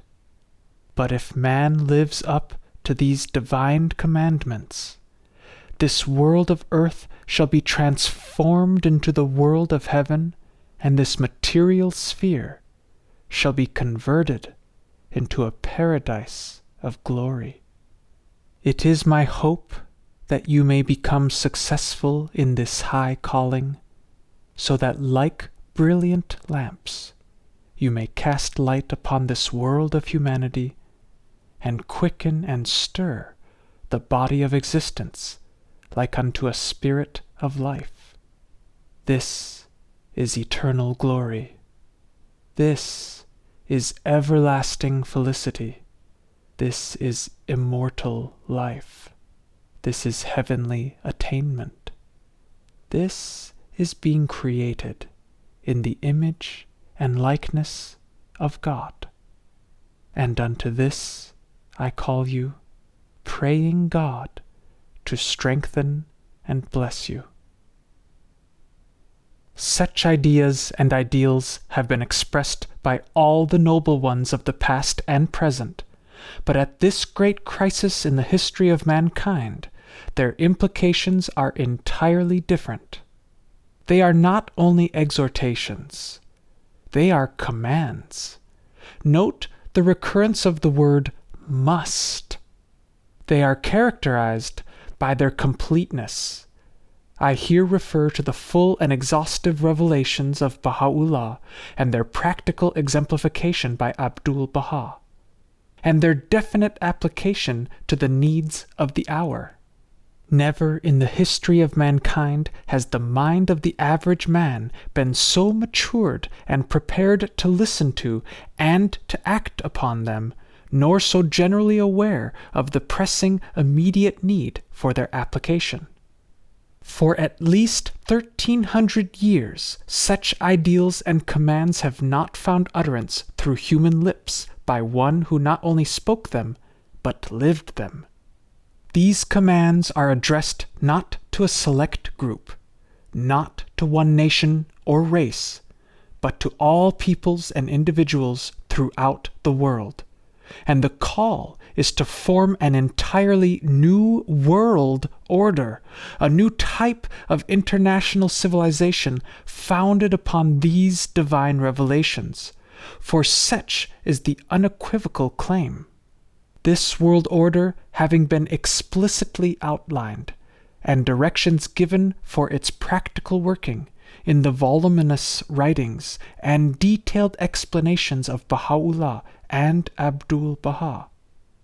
In order that the reader may have before him a picture of what this new world order envisages, I quote a few words from the Goal of the New World Order written by Shoghi Effendi, the guardian of the Baha'i faith, in 1931. He quotes from Baha'u'llah's tablet to Queen Victoria, written about 1866, as follows. O kings of the earth, we see you adding every year unto your expenditures, and laying the burden thereof on the people whom ye rule. Verily, this is naught but grievous injustice. Fear the sighs and tears of this wronged one, and burden not your peoples beyond that which they can endure. Be reconciled among yourselves, that ye may need armaments no more, save in a measure to safeguard your territories and domains. Be united, O concourse of the sovereigns of the world, for thereby will the tempest of discord be stilled amongst you, and your peoples find rest. Should any one among you take up arms against another, rise ye all against him, for this is naught but manifest justice. And Shoghi Effendi comments as follows.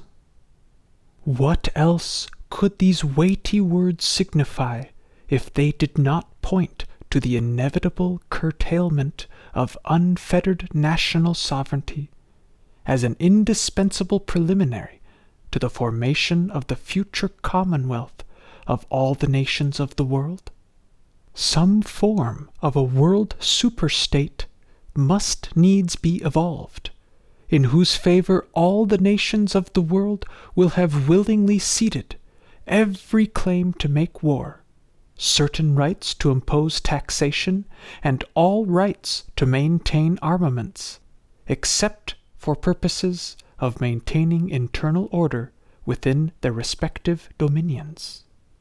Such a state will have to include within its orbit an international executive adequate to enforce supreme and unchallengeable authority on every recalcitrant member of the Commonwealth, a world parliament whose members shall be elected by the people in their respective countries and whose election shall be confirmed by their respective governments, and a supreme tribunal whose judgment will have a binding effect even in such cases where the parties concerned did not voluntarily agree to submit their case to its consideration.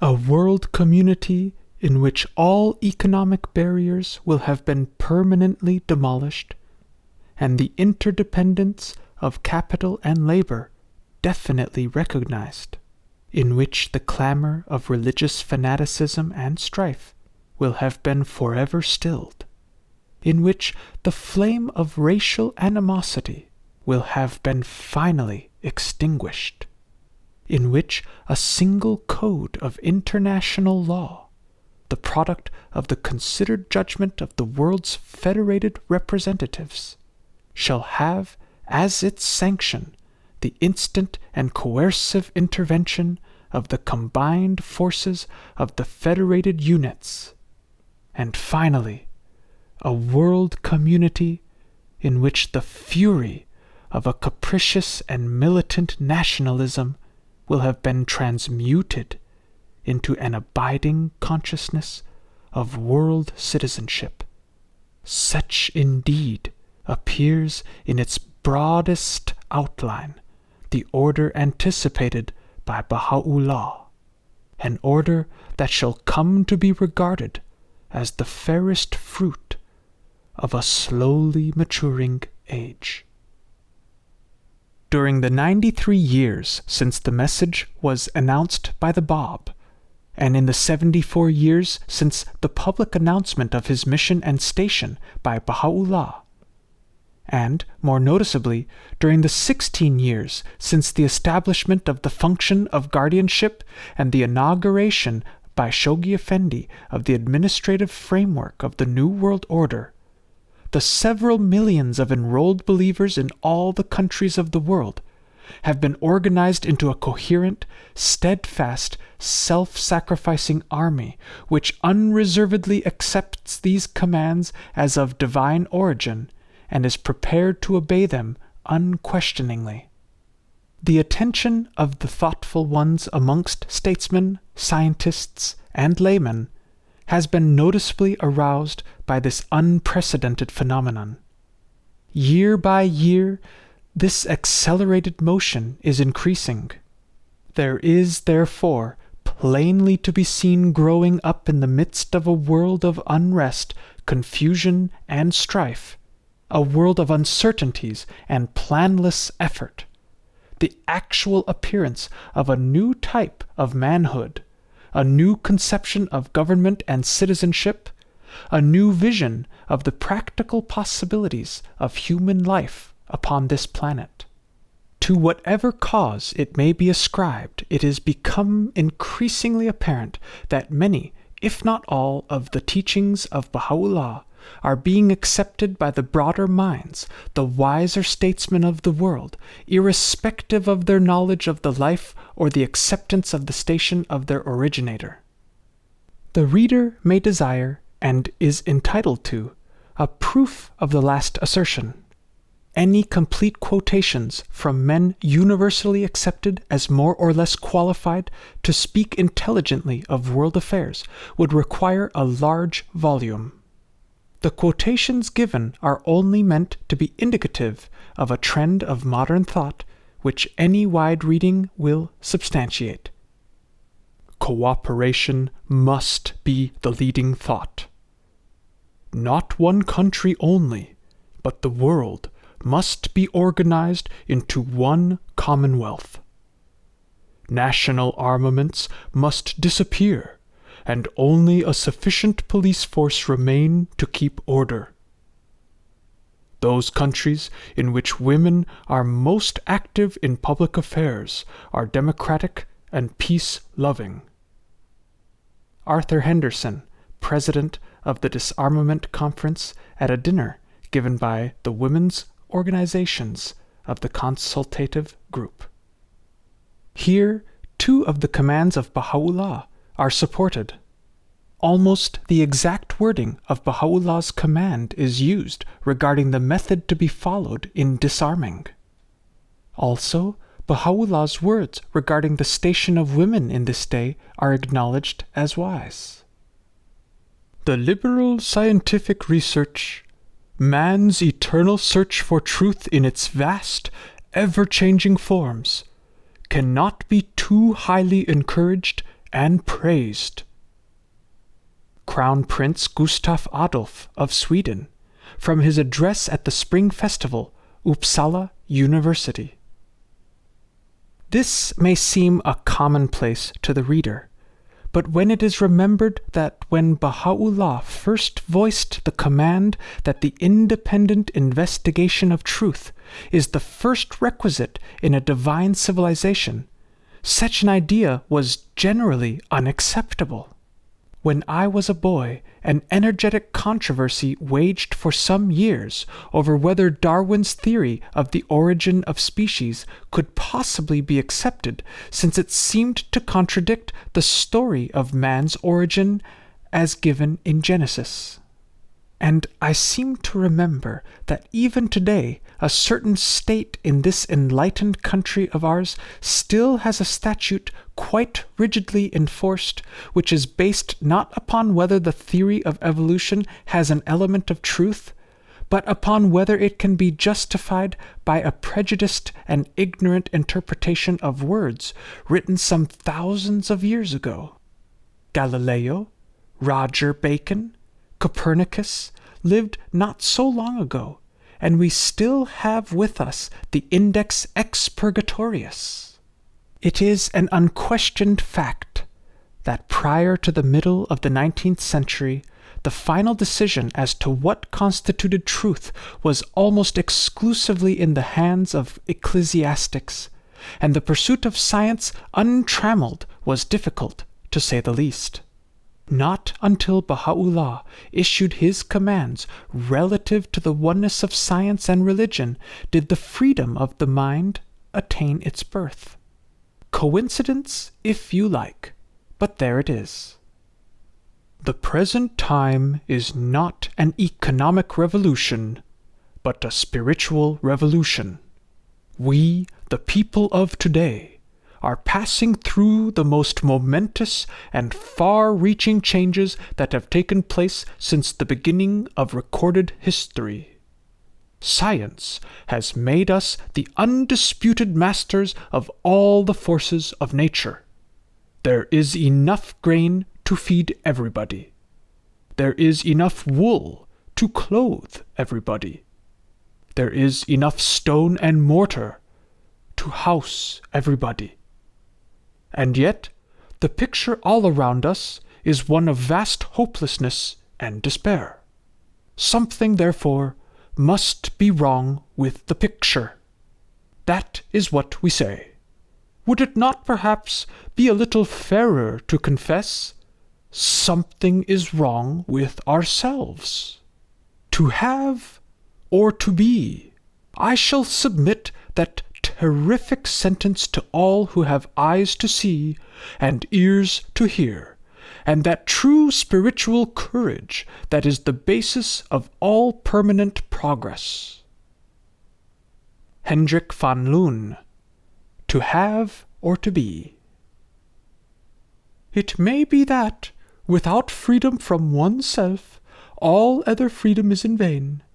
Perhaps in the deeper realization of our inevitable brotherhood, perhaps in our increased awareness of values other than material, there may be the germs of a lasting faith by means of which the diverse peoples of this nation may be united in a common purpose. We need a unifying faith by means of which some part of the responsibilities that we are now carrying may be lifted from us, in the light of which our way may be made clearer before us. Margaret Carey Madeira, Atlantic Monthly. No system of human relationships can succeed if operated in the attitude and with the intention of mutual exploitation. Any system will succeed if operated in the spirit of mutual service. Indeed, in this spirit, the need of systems would disappear. Yas H. Cousins, the younger builder. In all these spheres, the economic, the racial, the international, which in many places overlap, there are signs that the golden age is dawning. It will not come automatically. It will come, as reforms have always come, because some heroic souls count not their lives dear, in order that they may translate from the ideal to the actual those truths by which Jesus Christ lived and for which he died. D.J.W. Stafford, of University Temple, Seattle, at the Institute of World Affairs. Not only in relation to our physical needs, but in relation also to our mental needs, does our new interrelated civilization play a vital part. Spiritually, we cannot go back to the watertight divisions, to the narrow loyalties, to the little sectarianisms which characterized the old way of life. A new and wider trail has been blazed, and while there will undoubtedly be an occasional loss of direction, as there is at the present moment, the trend toward a world economy and a planetary consciousness is too definitely underway to be permanently reversed. Raymond B. Fosdick, Scientific American. It would be possible to continue such quotations almost indefinitely, and to cap each one with a definite command of Baha'u'llah. But surely any unprejudiced mind, after even a cursory study of the writings of Baha'u'llah and Abdu'l-Bahá, will find innumerable examples of the fulfillment of their commands in the daily press, current magazines, the announcements from laboratory, national council chambers, the workrooms of inventor and mechanic. Whether we look or whether we listen, we see and hear on every hand the fulfillment of their words, the obedience to their commands. While Abdu'l-Bahá was in this country, he said to one who mourned the conditions prevailing throughout the world, then in far less distress than now, that we should not be disturbed, that whatever may occur in the future, we must know always that nothing happens that does not forward the kingdom of Baha'u'llah. His will is supreme. Speaking in Montclair, New Jersey, June 23, 1912, Abdu'l-Bahá said, "None of the prophets of God were famous men, but they were unique in spiritual power. Love is the eternal sovereignty. Love is the divine power. By it, all the kings of the earth are overthrown and conquered. What evidence of this could be greater than the accomplishment of Baha'u'llah? He appeared in the East and was exiled. He was sent to the prison of Akka in Palestine. Two powerful despotic kings arose against him. During his exile and imprisonment, he wrote tablets of authority to the kings and rulers of the world, announcing his spiritual sovereignty, establishing the religion of God, upraising the heavenly banners of the cause of God. And again, speaking at a dinner in Washington, D.C., April 22nd, 1912, only 10 days after his arrival in this country, he said, "Today in this meeting we have an evidence of how Baha'u'llah, through the power of the love of God, has exercised a wonderful spiritual influence throughout the world. From the remotest parts of Persia and the Orient, he has caused men to come to this table to meet with the people of the West in the utmost love, affection, and harmony. Behold how the power of Baha'u'llah has brought the East and the West together, and Abdu'l-Bahá is standing, serving you. There is neither rod nor blow, whip nor sword, but the power of the love of God has accomplished this."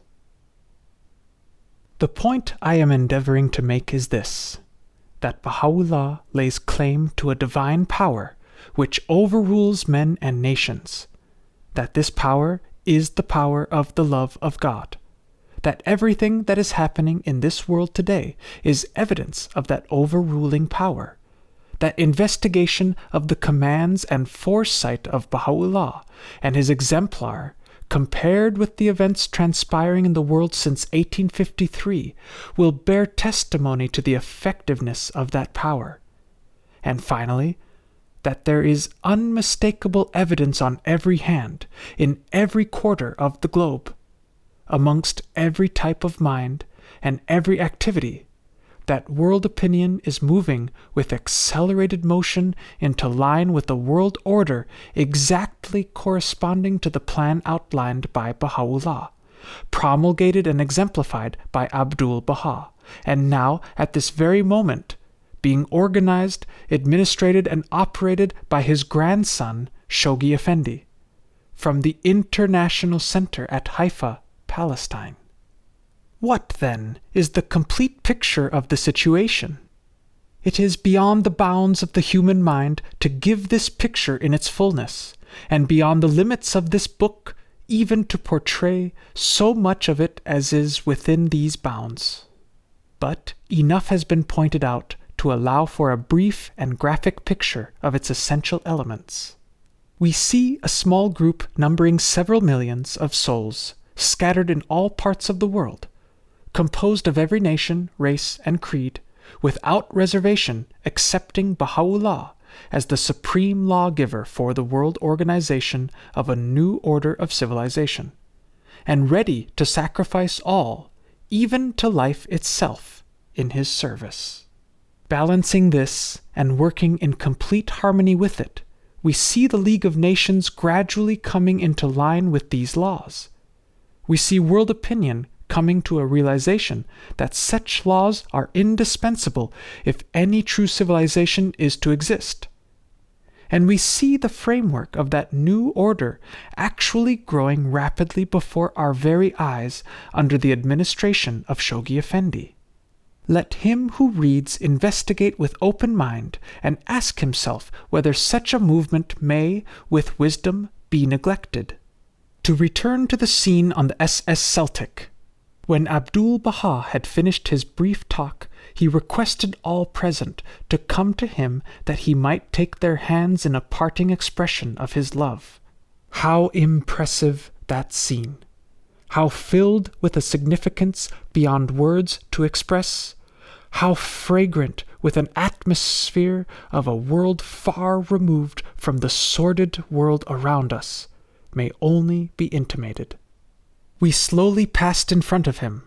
To each he gave a handful of the flowers massed near him, of which, by the way, none remained when he had finished, and to each he spoke a few words of love and encouragement. When my own turn came, I again forgot all but his nearness and the overwhelming fact that never again in this world would I see him or hear that beloved voice. I impulsively dropped to a knee, raised his hand with mine and placed it upon my head. Never shall I forget the relaxation of that arm and hand. It made no move of itself. It was a dead weight in my clasp. But his face was illumined with transcendent light. Here was my final, indelible impression of that supreme humility, evanescence, servitude, and love which ever characterized his slightest act, and which never failed. The friends gathered on the wharf looked up at the figure of their master as the ship slowly moved into the river. Abdu'l-Bahá stood at the rail, his white hair and beard moved by the breeze, his erect, majestic figure outlined clearly. In his hand I noticed the rosary, which was his constant companion. His lips were moving. I could easily read those lips. Allahu-Akbar. Allahu-Akbar. God the most glorious. God the most glorious.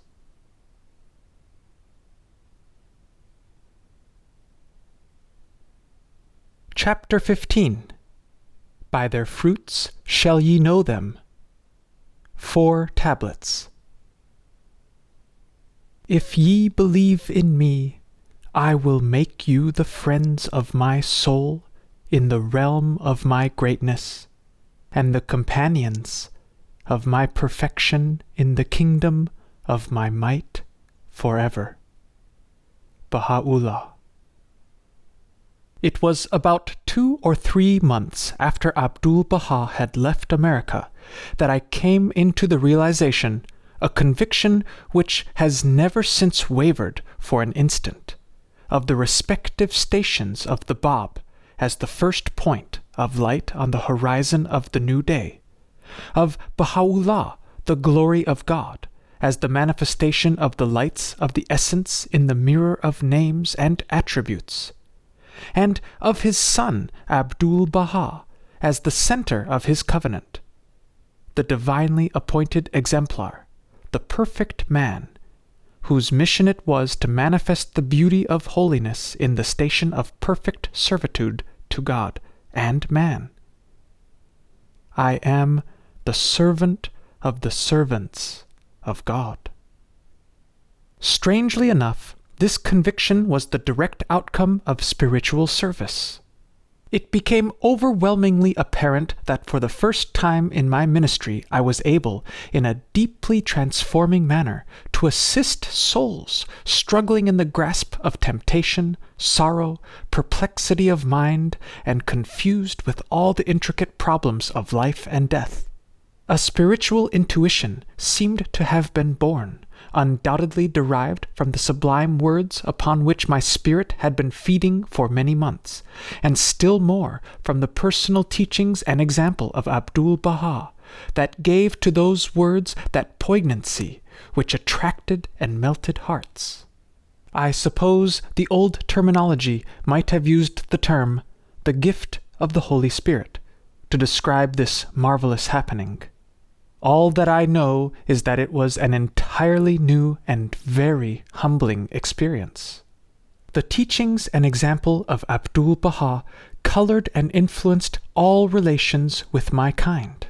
I saw even my weak attempts to adapt the teachings I had received to the needs of individual souls result so effectually that I was filled with a sensation of mingled awe and joy, so new, so overwhelming, that I was carried as if on a torrent of absolute conviction into such an atmosphere of certitude that every vestige of my former doubts and uncertainties vanished as if they had never been. A voice whispered across the ages in my deepest soul, "Men do not gather grapes of thorns, nor figs from thistles." When one sees with his own eyes human souls awakened, hearts touched with a divine afflatus, lives deeply affected, sorrow transformed into content, inward strife and turbulence calmed by the words taken from the prayers and explanations of these divine ones and applied like a soothing ointment to the wounds of the soul. To doubt the spirit from which they emanated would have been to doubt all the prophets of the past, would have been to cast discredit on the Sermon on the Mount, and on all Christian tradition. If this is not of God, I said to myself, then there is no foundation for faith in God. I would rather be wrong with this great faith than seemingly right with all the doubters and cavillers in the world. From the very depths of my being there came the cry as uttered by the firm believers of old, "My Lord and my God." Moreover, in my own life, such a new orientation occurred that all events and circumstances, all thoughts and expressions, all people and conversations acquired a new significance and a new purport. It seemed as though there gradually took shape, underlying the smallest as well as the more important events of daily life, a something solid, an assurance of it all being well in spite of outward seeming, which transformed the world. He had set my feet upon a rock and established my going. I remember that one of the members of my family greeted me one morning as I entered the room with the surprised ejaculation, "Well, what's the good news?" I suppose my face and bearing was that of one who had just received the announcement of exceeding good fortune. The meaning of the words which I had so often quoted in the more or less perfunctory manner of the theologian came to me with a novel and striking significance. "Behold, I bring you glad tidings of great joy." And the words of Baha'u'llah expressing this same source of supreme happiness.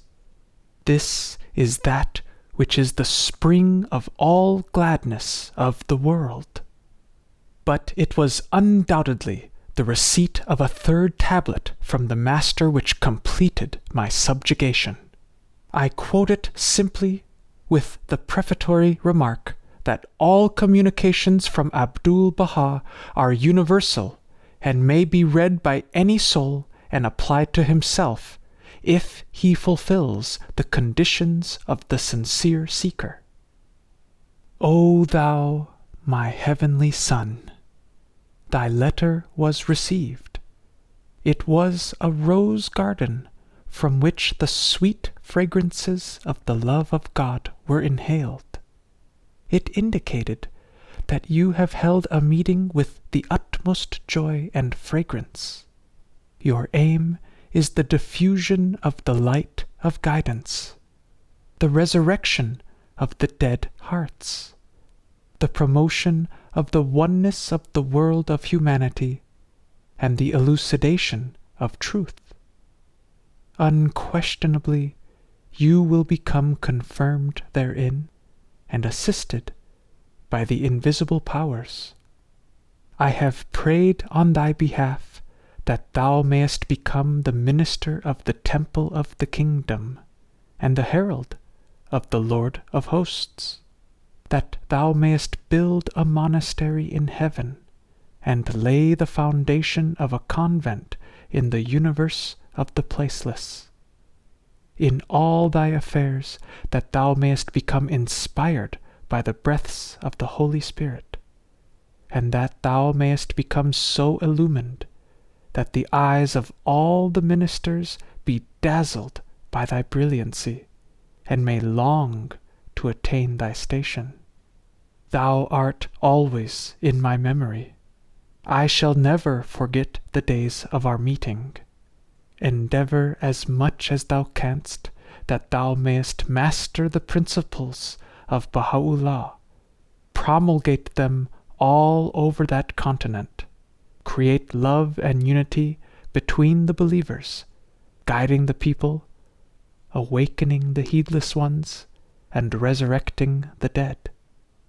Convey on my behalf the utmost longing to all the friends of God. Upon thee be the glory of the most glorious. Abdu'l-Bahá Abbas. Aside from the apparent fact that this letter was a call, a summons, a trumpet peal from a higher realm to advance, to come along up, the meaning, the inner significance of some of the phrases used eluded me completely at the time and still remain only dimly apprehended. Assisted by the invisible powers. Minister of the temple of the kingdom. A monastery in heaven.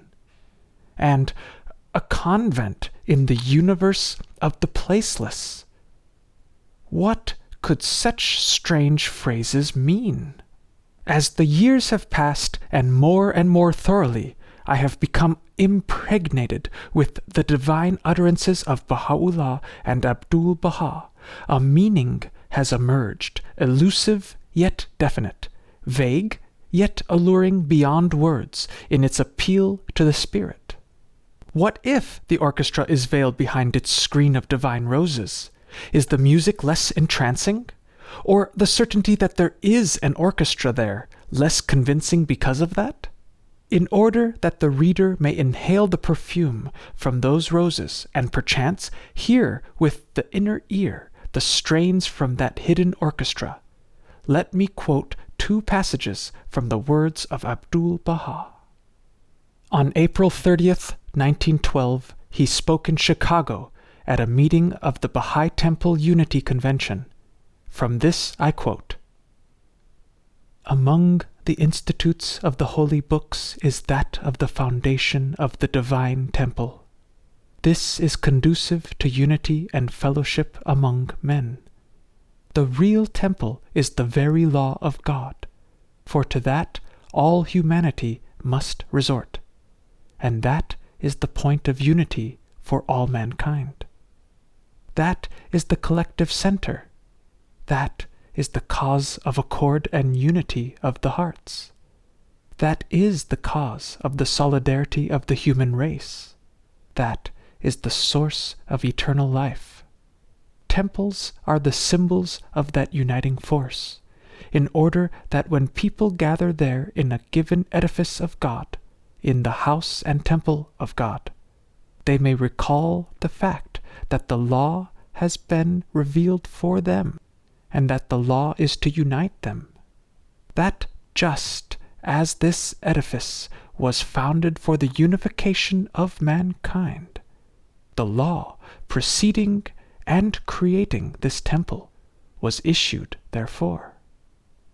Again, Abdu'l-Bahá wrote to an American believer who had asked regarding her membership in a Christian church, "Know thou, in the day of the manifestation of Christ, many souls became portionless and deprived, because they were members of the Holy of Holies in Jerusalem. Because of that membership, standing for elusiveness and prejudice, they became veiled from his brilliant beauty. Therefore, turn thy face to the Church of God, which consists of divine instructions and merciful exhortations. For what similarity is there between the church of stone and cement and the celestial Holy of Holies? Endeavor that thou mayest enter this church of God, although thou hast given oath to attend the material church, yet thy spirit is under the covenant and testament of the spiritual, divine temple. Thou shouldest protect this. The reality of Christ is the words of the Holy Spirit. If thou art able, take a portion thereof." Does not a new significance attend the words of John the Divine as he attempted to portray in symbolic words the coming of the kingdom upon earth? "And I saw no temple therein, for the Lord God Almighty is the temple of it. And the city had no need of the sun, for the glory of God did lighten it."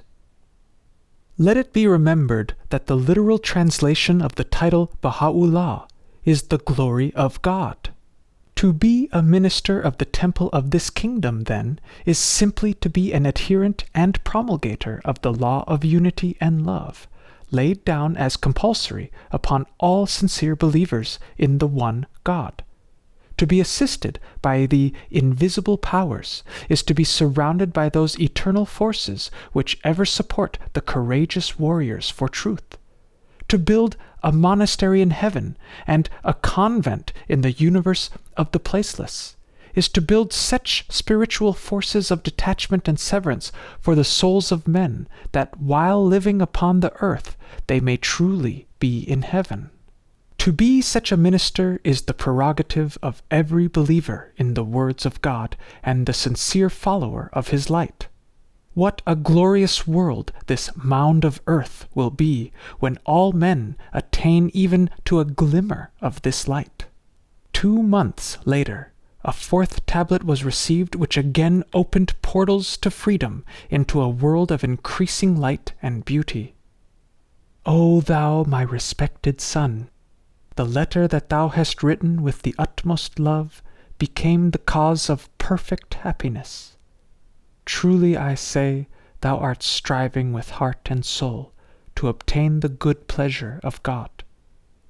It is assured that this blessed intention will have great effect.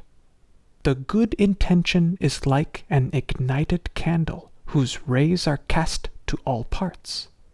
Now, praise be to God that thou hast manifested the utmost effort, so that thou mayest light a candle of guidance in that region, plant a tree of the utmost freshness and delicacy in the garden of the world of humanity, call the people to the divine kingdom, become the means of the progress of intellects and souls, gather the lost sheep under the protection of the real shepherd, cause the awakening of the sleepy ones, bestow health upon those who are spiritually sick, enlarge the sphere of human minds, refine the moral fiber of the people, and direct the wandering birds to the rose garden of reality. Rest thou assured that the eternal outpouring shall descend upon thee, and the confirmations of His Holiness Baha'u'llah shall encircle thee. Convey to all the believers the wonderful Abha greetings. Upon thee be the glory of the Most Glorious. Abdu'l-Bahá Abbas, Mount Carmel, Haifa, Syria, March 31st, 1914. Again a call, again a summons to dwell and work in a higher world. There are 3 of these commands, for as such I have always understood and accepted them, which particularly impressed me at the time, and which ever since have been a subconscious influence upon my meditations and activities. They are these: become the means of the progress of intellects and souls. Enlarge the sphere of human minds. Refine the moral fiber of the people. It needs but the most cursory observation of average humanity to realize the static nature of its mind, its cumbrousness, its inability to move out of its chosen or enforced rut. The mental and spiritual sphere in which most of us function is a very narrow one. Our horizon is limited by our personal interests. True, the student and philosopher go beyond this and pigeonhole their knowledge and pride themselves upon their liberality of view. But when it comes to action, their horizon also is limited by personal considerations. I do not forget the saints and heroes of all time who have placed truth above self, family, and life. But neither do I forget that the portion of such has ever been the stake, the dungeon, and the cross. And, alas, it would seem that neither do the simple ones whom men call savants, as Baha'u'llah so trenchantly observes, forget it either. They follow truth just so far as her ways are ways of pleasantness, and all her paths are peace. but hesitate when the finger of scorn points, or possessions are threatened, or family deserts. Far be it from me to criticize or cavil at this fundamental quality of a nature common to us all. I simply point out this incontrovertible fact that this attitude, according to the dictum of all the great and holy ones of the ages, is due to ignorance. Ignorance of the true nature of life, ignorance of its infinite horizons, ignorance of its origins in the unimaginably distant past, as well as of its equally unimaginable glorious future in all the worlds of God. It is this to which Abdu'l-Bahá refers when he calls one to become the means of the progress of intellects and souls, and to enlarge the sphere of human minds. As to his summons to refine the moral fiber of the people, surely none may doubt the average flaccidity of that fiber. Our estimates of any moral issue are almost invariably decided by its personal reaction. If we test our sense of justice, for instance, by Baha'u'llah's definition, "Wert thou to observe justice, choose for others that which thou choosest for thyself," how many of us would measure up? From the automobile driver in an accident whose first instinct is to blame the other party, to the judge on the bench whose decisions are apt to be colored by its political results, all are tarred by the same brush. And again, the reason is to be found in the limited sphere of the mind. Those who do so are simply short-sighted. Their horizon is too narrow, too limited by immediate considerations to see clearly the inevitable results. It is these results which have plainly been written on the pages of all history, the cumulative effects of which have now thrown the world into disastrous confusion and misery. Surely, if ever there were a greater need than this, that the moral fiber of the people be refined to a point where it shall be cleansed from those elements foreign to man's higher and divine nature, and he stand forth pure and unsullied by the dross of selfishness, it would be difficult to find. The most impressive of the tablets received from Abdu'l-Bahá came to me just about the time of the outbreak of the World War, early in August of 1914. It is as follows. O thou respected personage, thy letter was received. Its perusal imparted to me great hopefulness, for from its contents it became manifest that through the effects of thy entrance into the divine kingdom, thou art progressing day by day. When this progress shall become perpetual and continual, then thou shalt find the most great center in the universe of God, and shalt clearly behold the confirmations of the Holy Spirit. Thou shalt be baptized in the fountain of life, and shalt be freed from all the laws of the world of nature. Thou shalt become illumined, merciful, heavenly, a radiant candle in the world of humanity. Endeavor as much as possible to liberate thyself wholly from human susceptibilities, so that the powers of the kingdom may gain control over thy heart and thy spirit, to such a degree that although thou art living on the face of the earth, yet thou mayest truly be in heaven, that although outwardly thou art composed of material elements, yet spiritually thou mayest become composed of heavenly elements. This is the everlasting glory of man. This is the eternal sublimity of the world of existence. This is the never-ending life. This is the Spirit incarnated in the heart of humanity. Upon thee be the glory of the Most Glorious. Abdu'l-Bahá Abbas. Home of Abdu'l-Bahá, Haifa, Syria, July 16th, 1914. It seems impossible to imagine a higher mandate, a more provocative appeal, a more stimulating and suggestive contrast to ordinary ideals or modes of thought. there is a galvanic quality to such phrases as "find the most great center in the universe of God," "be freed from all the laws of the world of nature," and "liberate thyself wholly from human susceptibilities." And what shall be said regarding the hope emphatically proffered that under certain conditions it is possible that the powers of the kingdom, those higher laws and their active exponents of a celestial world, may so gain control of one's being that he may actually become composed of different and holy elements, and may walk this world outwardly its denizen, but inwardly guided and motivated by influences and powers emanating from a far higher and more real world.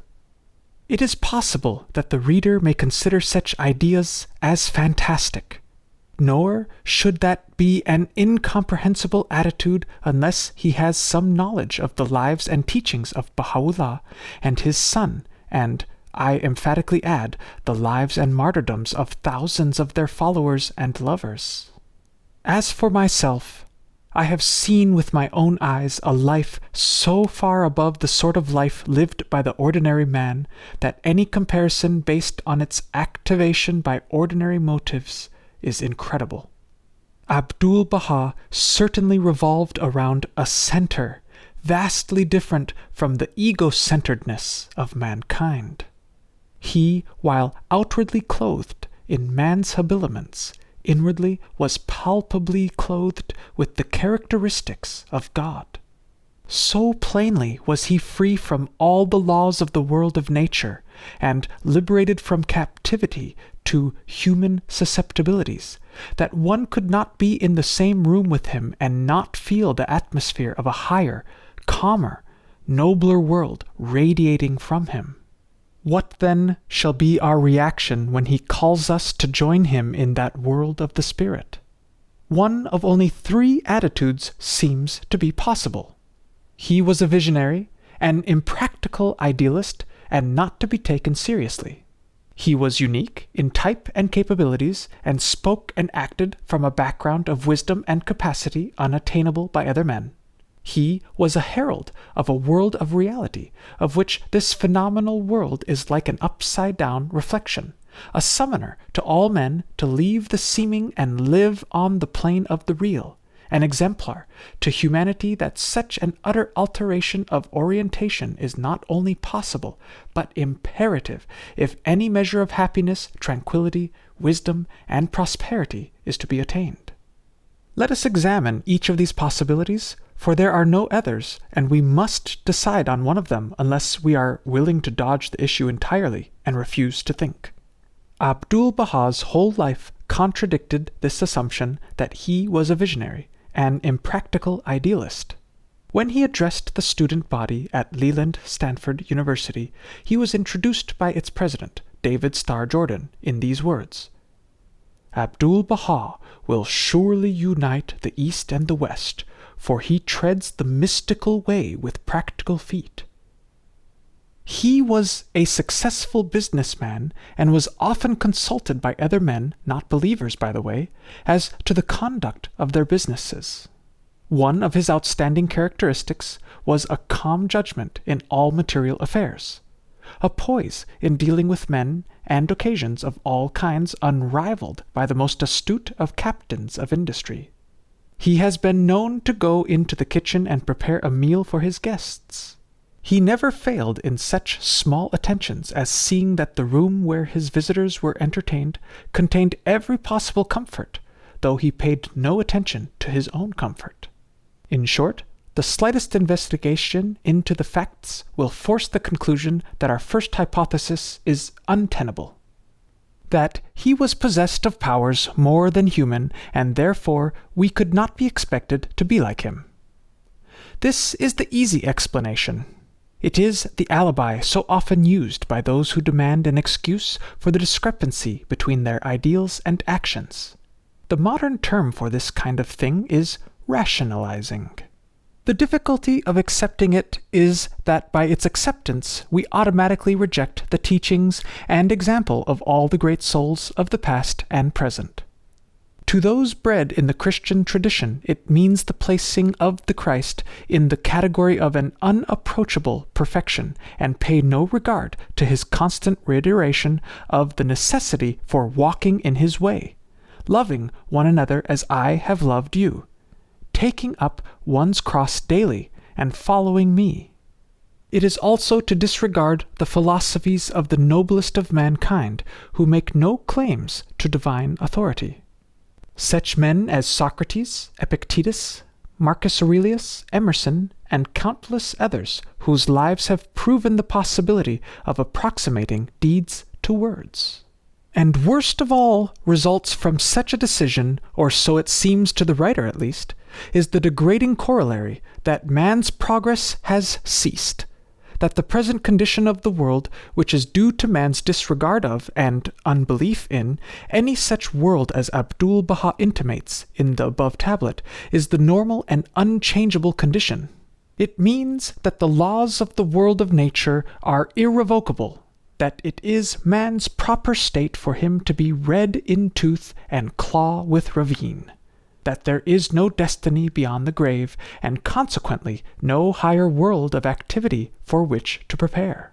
Let us examine without prejudice the third hypothesis, namely, that Baha'u'llah came into the world as the latest of the long line of revelators of the divine will, for the express purpose of opening to men the world of reality, to focus the attention of men upon a type of life, a sphere of activity which heretofore has remained more or less in the background of men's affective energies, and that his son, Abdu'l-Bahá, is the living proof of man's ability to live and move and work in that world of reality, and thus build in actuality that kingdom on earth which Jesus told us to expect, and for which he commanded us to petition. To this writer, such an hypothesis is not only satisfying, but supremely rational and understandable. That there is such a sphere of action, which is what is meant by the term world, is abundantly demonstrated not only by the peaks of humanity, but in varying degrees by every human soul. Man's selfishness, that strange disease, as Abdu'l-Bahá designates it, has heretofore clouded that world, but within the last half-century more and more its light has shone. Our Red Cross Society, our international peace organizations, the League of Nations, even our community chests, are demonstrating its existence and influential power. Baha'u'llah has simply called all men to make that sphere of action the realm in which they shall constantly and consciously move, speak, and act. In effect, he says to us, you have tried it in a small degree. Why not extend it to embrace every detail of life? In order that this may be accomplished, is it not plain that guidance is necessary? This complex world is very sick. It is dying from lack of a skilled physician. Its disease is so complicated, so affecting every part and organ, and the attending physicians, the statesmen, moralists, and idealists, so ignorant of the underlying causes, that imminent dissolution is impending. Shall we come to the despairing conclusion that there is no wise physician? Shall we supinely acquiesce that this dissolution is assured, and stand with watch in hand at the bedside of the dying patient, awaiting the inevitable hour? Or shall we, possibly as a last desperate resort, if our faithless souls so wish to call it, turn to one who at least lays claim to ability to diagnose and prescribe? One who declares over and over again in words of matchless power and eloquence his divine power to heal? From many such I quote, "That which the Lord hath ordained as the sovereign remedy and mightiest instrument for the healing of all the world is the union of all its peoples in one universal cause, one common faith. This can in no wise be achieved except through the power of a skilled, an all-powerful and inspired physician. This verily is the truth, and all else is naught but error. Baha'u'llah. And Abdu'l-Bahá says, "The body of the human world is sick. Its remedy and healing will be the oneness of the kingdom of humanity. Its life is the most great peace. Its illumination and quickening is love. Its happiness is the attainment of spiritual perfections. It is my hope that through the bounties and favors of the Blessed Perfection," one of the titles of Baha'u'llah, "we may find a new life, acquire a new power, and attain to a wonderful and supreme source of energy, so that the most great peace of divine intention shall be established upon the foundation of the unity of the world of men with God." And not only does Baha'u'llah claim the ability to diagnose and heal, but also the supreme authority to command, to lead, to conquer. O kings of the earth, the most great law hath been revealed in this spot, this scene of transcendent splendor. Every hidden thing hath been brought to light by virtue of the will of the Supreme Ordainer, He who hath ushered in the last hour, and every irrevocable decree expounded. Ye are but vassals, O kings of the earth. He who is the King of kings hath appeared, arrayed in his most wondrous glory, and is summoning you unto himself, the help in peril, the self-subsisting. Baha'u'llah to the rulers. Never in all the history of the prophets of the past have such tremendous affirmations been made, such divine authority been claimed, such power demonstrated. And let us not forget that for 40 years this sublime one bore the persecutions and tortures of cruel kings and priests, that he lived to see thousands of his devoted believers suffer the same fate, even unto the death, that throughout all of this long period never did he cease proclaiming his divine mission, with an inflexible determination and an unconquerable majesty which humbled in the end even his worst enemies. Let those who have shed one drop of blood in upholding their ideal of truth be the first doubters. To those who see with the eye of God, who possess that spiritual vision without which we are as those who having eyes see not, is revealed that world of reality whose most great center is the manifestation of God in this great day of his revelation. We have been revolving around such limited centers, such petty interests, that our horizons have been circumscribed to such an extent that it is all but impossible for us to conceive a most great center, attaining to which we view the universe of God spread before our wondering eyes, and scan a supreme horizon, including all the sons of men, in the light of which, the glory of which, all problems are solved, all flames of strife extinguished in that unity and love which is the basis of the laws of the universe. Nevertheless, the Christs of the ages, the guides and leaders of mankind, have ever insisted on the reality, the supremacy of this divine world. Let such as are men of courage and action obey and follow them. In September of 1916, when the World War was at its height, and communication between the Orient and Occident was difficult, I received a postal card from the secretary of Abdu'l-Bahá containing his final tablet to me. It was not signed by him, and the original has not yet come to my hand, so I transcribe the postal card as I received it so that the record may be complete. Haifa, Syria, June 22nd, 1916. My dear brother in the cause of humanity, the reports of your services, your travels and lectures are most stimulating to the friends in the Holy Land and conducive to the happiness of the heart of Abdu'l-Bahá. He loves you and prays for your spiritual success and prosperity. He has revealed a wonderful tablet in your name, the translation of which is the following: O thou speaker in the temple of the kingdom, praise be to God that most of the time thou art traveling, going from city to city, raising the melody of the kingdom in meetings and churches, and announcing the glad tidings of heaven.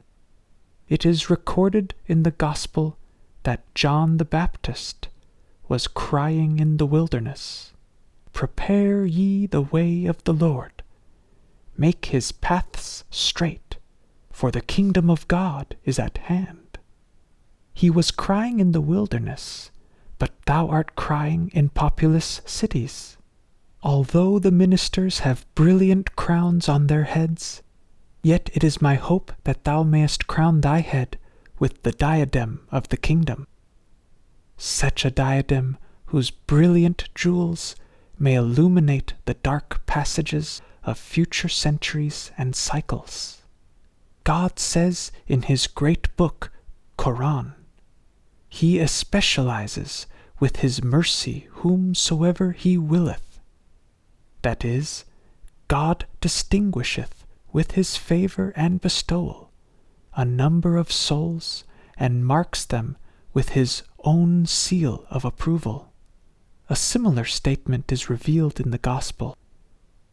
Many are called, but few are chosen. Now, praise be to God that thou art one of those few. Appreciate thou the value of this bounty, and occupy thy time as much as thou canst in the diffusion of the fragrances of God. Upon thee be greetings and praise. Abdu'l-Bahá Abbas. Chapter 16. Conclusion. The holy manifestations of God come into the world to dispel the darkness of the animal or physical nature of man, to purify him from his imperfections, in order that his heavenly and spiritual nature may become quickened, his divine qualities awakened, his perfections visible, his potential powers revealed, and all the virtues of the world of humanity latent within him may come to life. Abdu'l-Bahá. So, here is the story. Not what it should be as an attempt towards the portrayal of what, to me, has seemed the perfect life, but so far as the influence which that life has had upon my own, it has been unreserved. For 8 months that figure moved before me. In spite of the 25 years that have elapsed, still is it distinct and vital. Memory has pictures which words may never paint. However sadly incomplete and inadequate the endeavor to portray that life may be, it has been a great happiness to make the attempt. I lay it before the reader with sincere humility and love. How could such a picture be complete?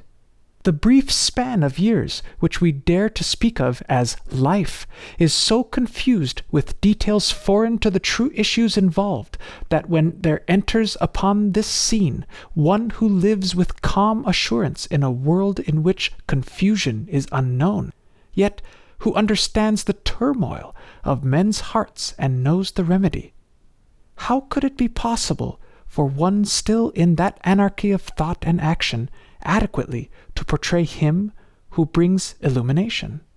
How draw the picture graphically? How make others see and hear as he did? To me, there is only one way in which that life may even feebly be understood. An assumption must be made and a clear-cut conviction arrived at. This may be simply stated. It is this: the world of phenomena, the contingent world, the world as ordinarily accepted, is not the real world. The life we live from day to day, with its monotonous round of eating and drinking, its sleeping and waking hours, its routine of work, play, study, birth, and death, its varieties of poverty and wealth, of learned and ignorant, of powerful and weak, all this is a mask hiding the face of reality. The endless attempts to solve the riddle clothed in high-sounding titles, philosophy, education, science, statesmanship, are all a species of groping in the dark. Life does not begin at 40. It begins in God. We do not live on 24 hours a day. In Him we live and move and have our being. And ages of preparation precede this little life, and ages to come are its fulfillment. Scholasticism provides no answer to the demands of men for a satisfaction of those primal needs of the spirit. Religion, as generally understood, being as it is, a mixture of tradition, social convention, and more or less correct estimates of the immediate problems confronting the people, and all savored with a salt which has lost its savor, provides no satisfaction to the hungry souls of men. In all this confusion of thought and action, no rock is found upon which man may plant his spiritual feet and be confident in his treading. If this is not the real world, where is it? What is it? How find it? As I have intimated, the answer is plain enough to those who are not entirely submerged in the sea of materialism. Most of mankind may be likened to a man lost in a London fog, so that the well-known way to his own door is blotted out. The fog which blinds our spiritual vision is composed of the selfish disorders, intellectual maladies, spiritual sicknesses, imperfections, and vices which surround us and hold us in thraldom. The prophets of God, the will and love of God enshrined in the temple of man, have brought the light of the sun of reality, which alone can dissipate the fog, place man upon the right path, and free him from that thraldom. The eternal Christ coming to the aid of distracted humanity about once in every 1,000 years alone is the portal to freedom. Ever to the keen of vision, the quick of hearing, the possessors of heart. His divine voice calling to enter, his loving hands pointing and assisting, have been apparent. Again, in this day in which we live, our little span of years, has the latest of these signposts to the path declared his mission and issued his call. It was my inestimable privilege to watch and talk with, for a period of 8 months, the son of Baha'u'llah, the center of his covenant, the perfect exemplar of his word and life, the one by whom he hath caused to appear the traces of the glory of his kingdom upon the earth. Here I saw a man who outwardly, like myself, lived in the world of confusion, yet inwardly, beyond the possibility of doubt, lived and worked in that higher and real world. All his concepts, all his motives, all his actions derived their springs from that world of light. And which is to me a most inspiring and encouraging fact, he took it for granted that you and I, the ordinary run-of-the-mill humanity, could enter into and live and move in that world if we would.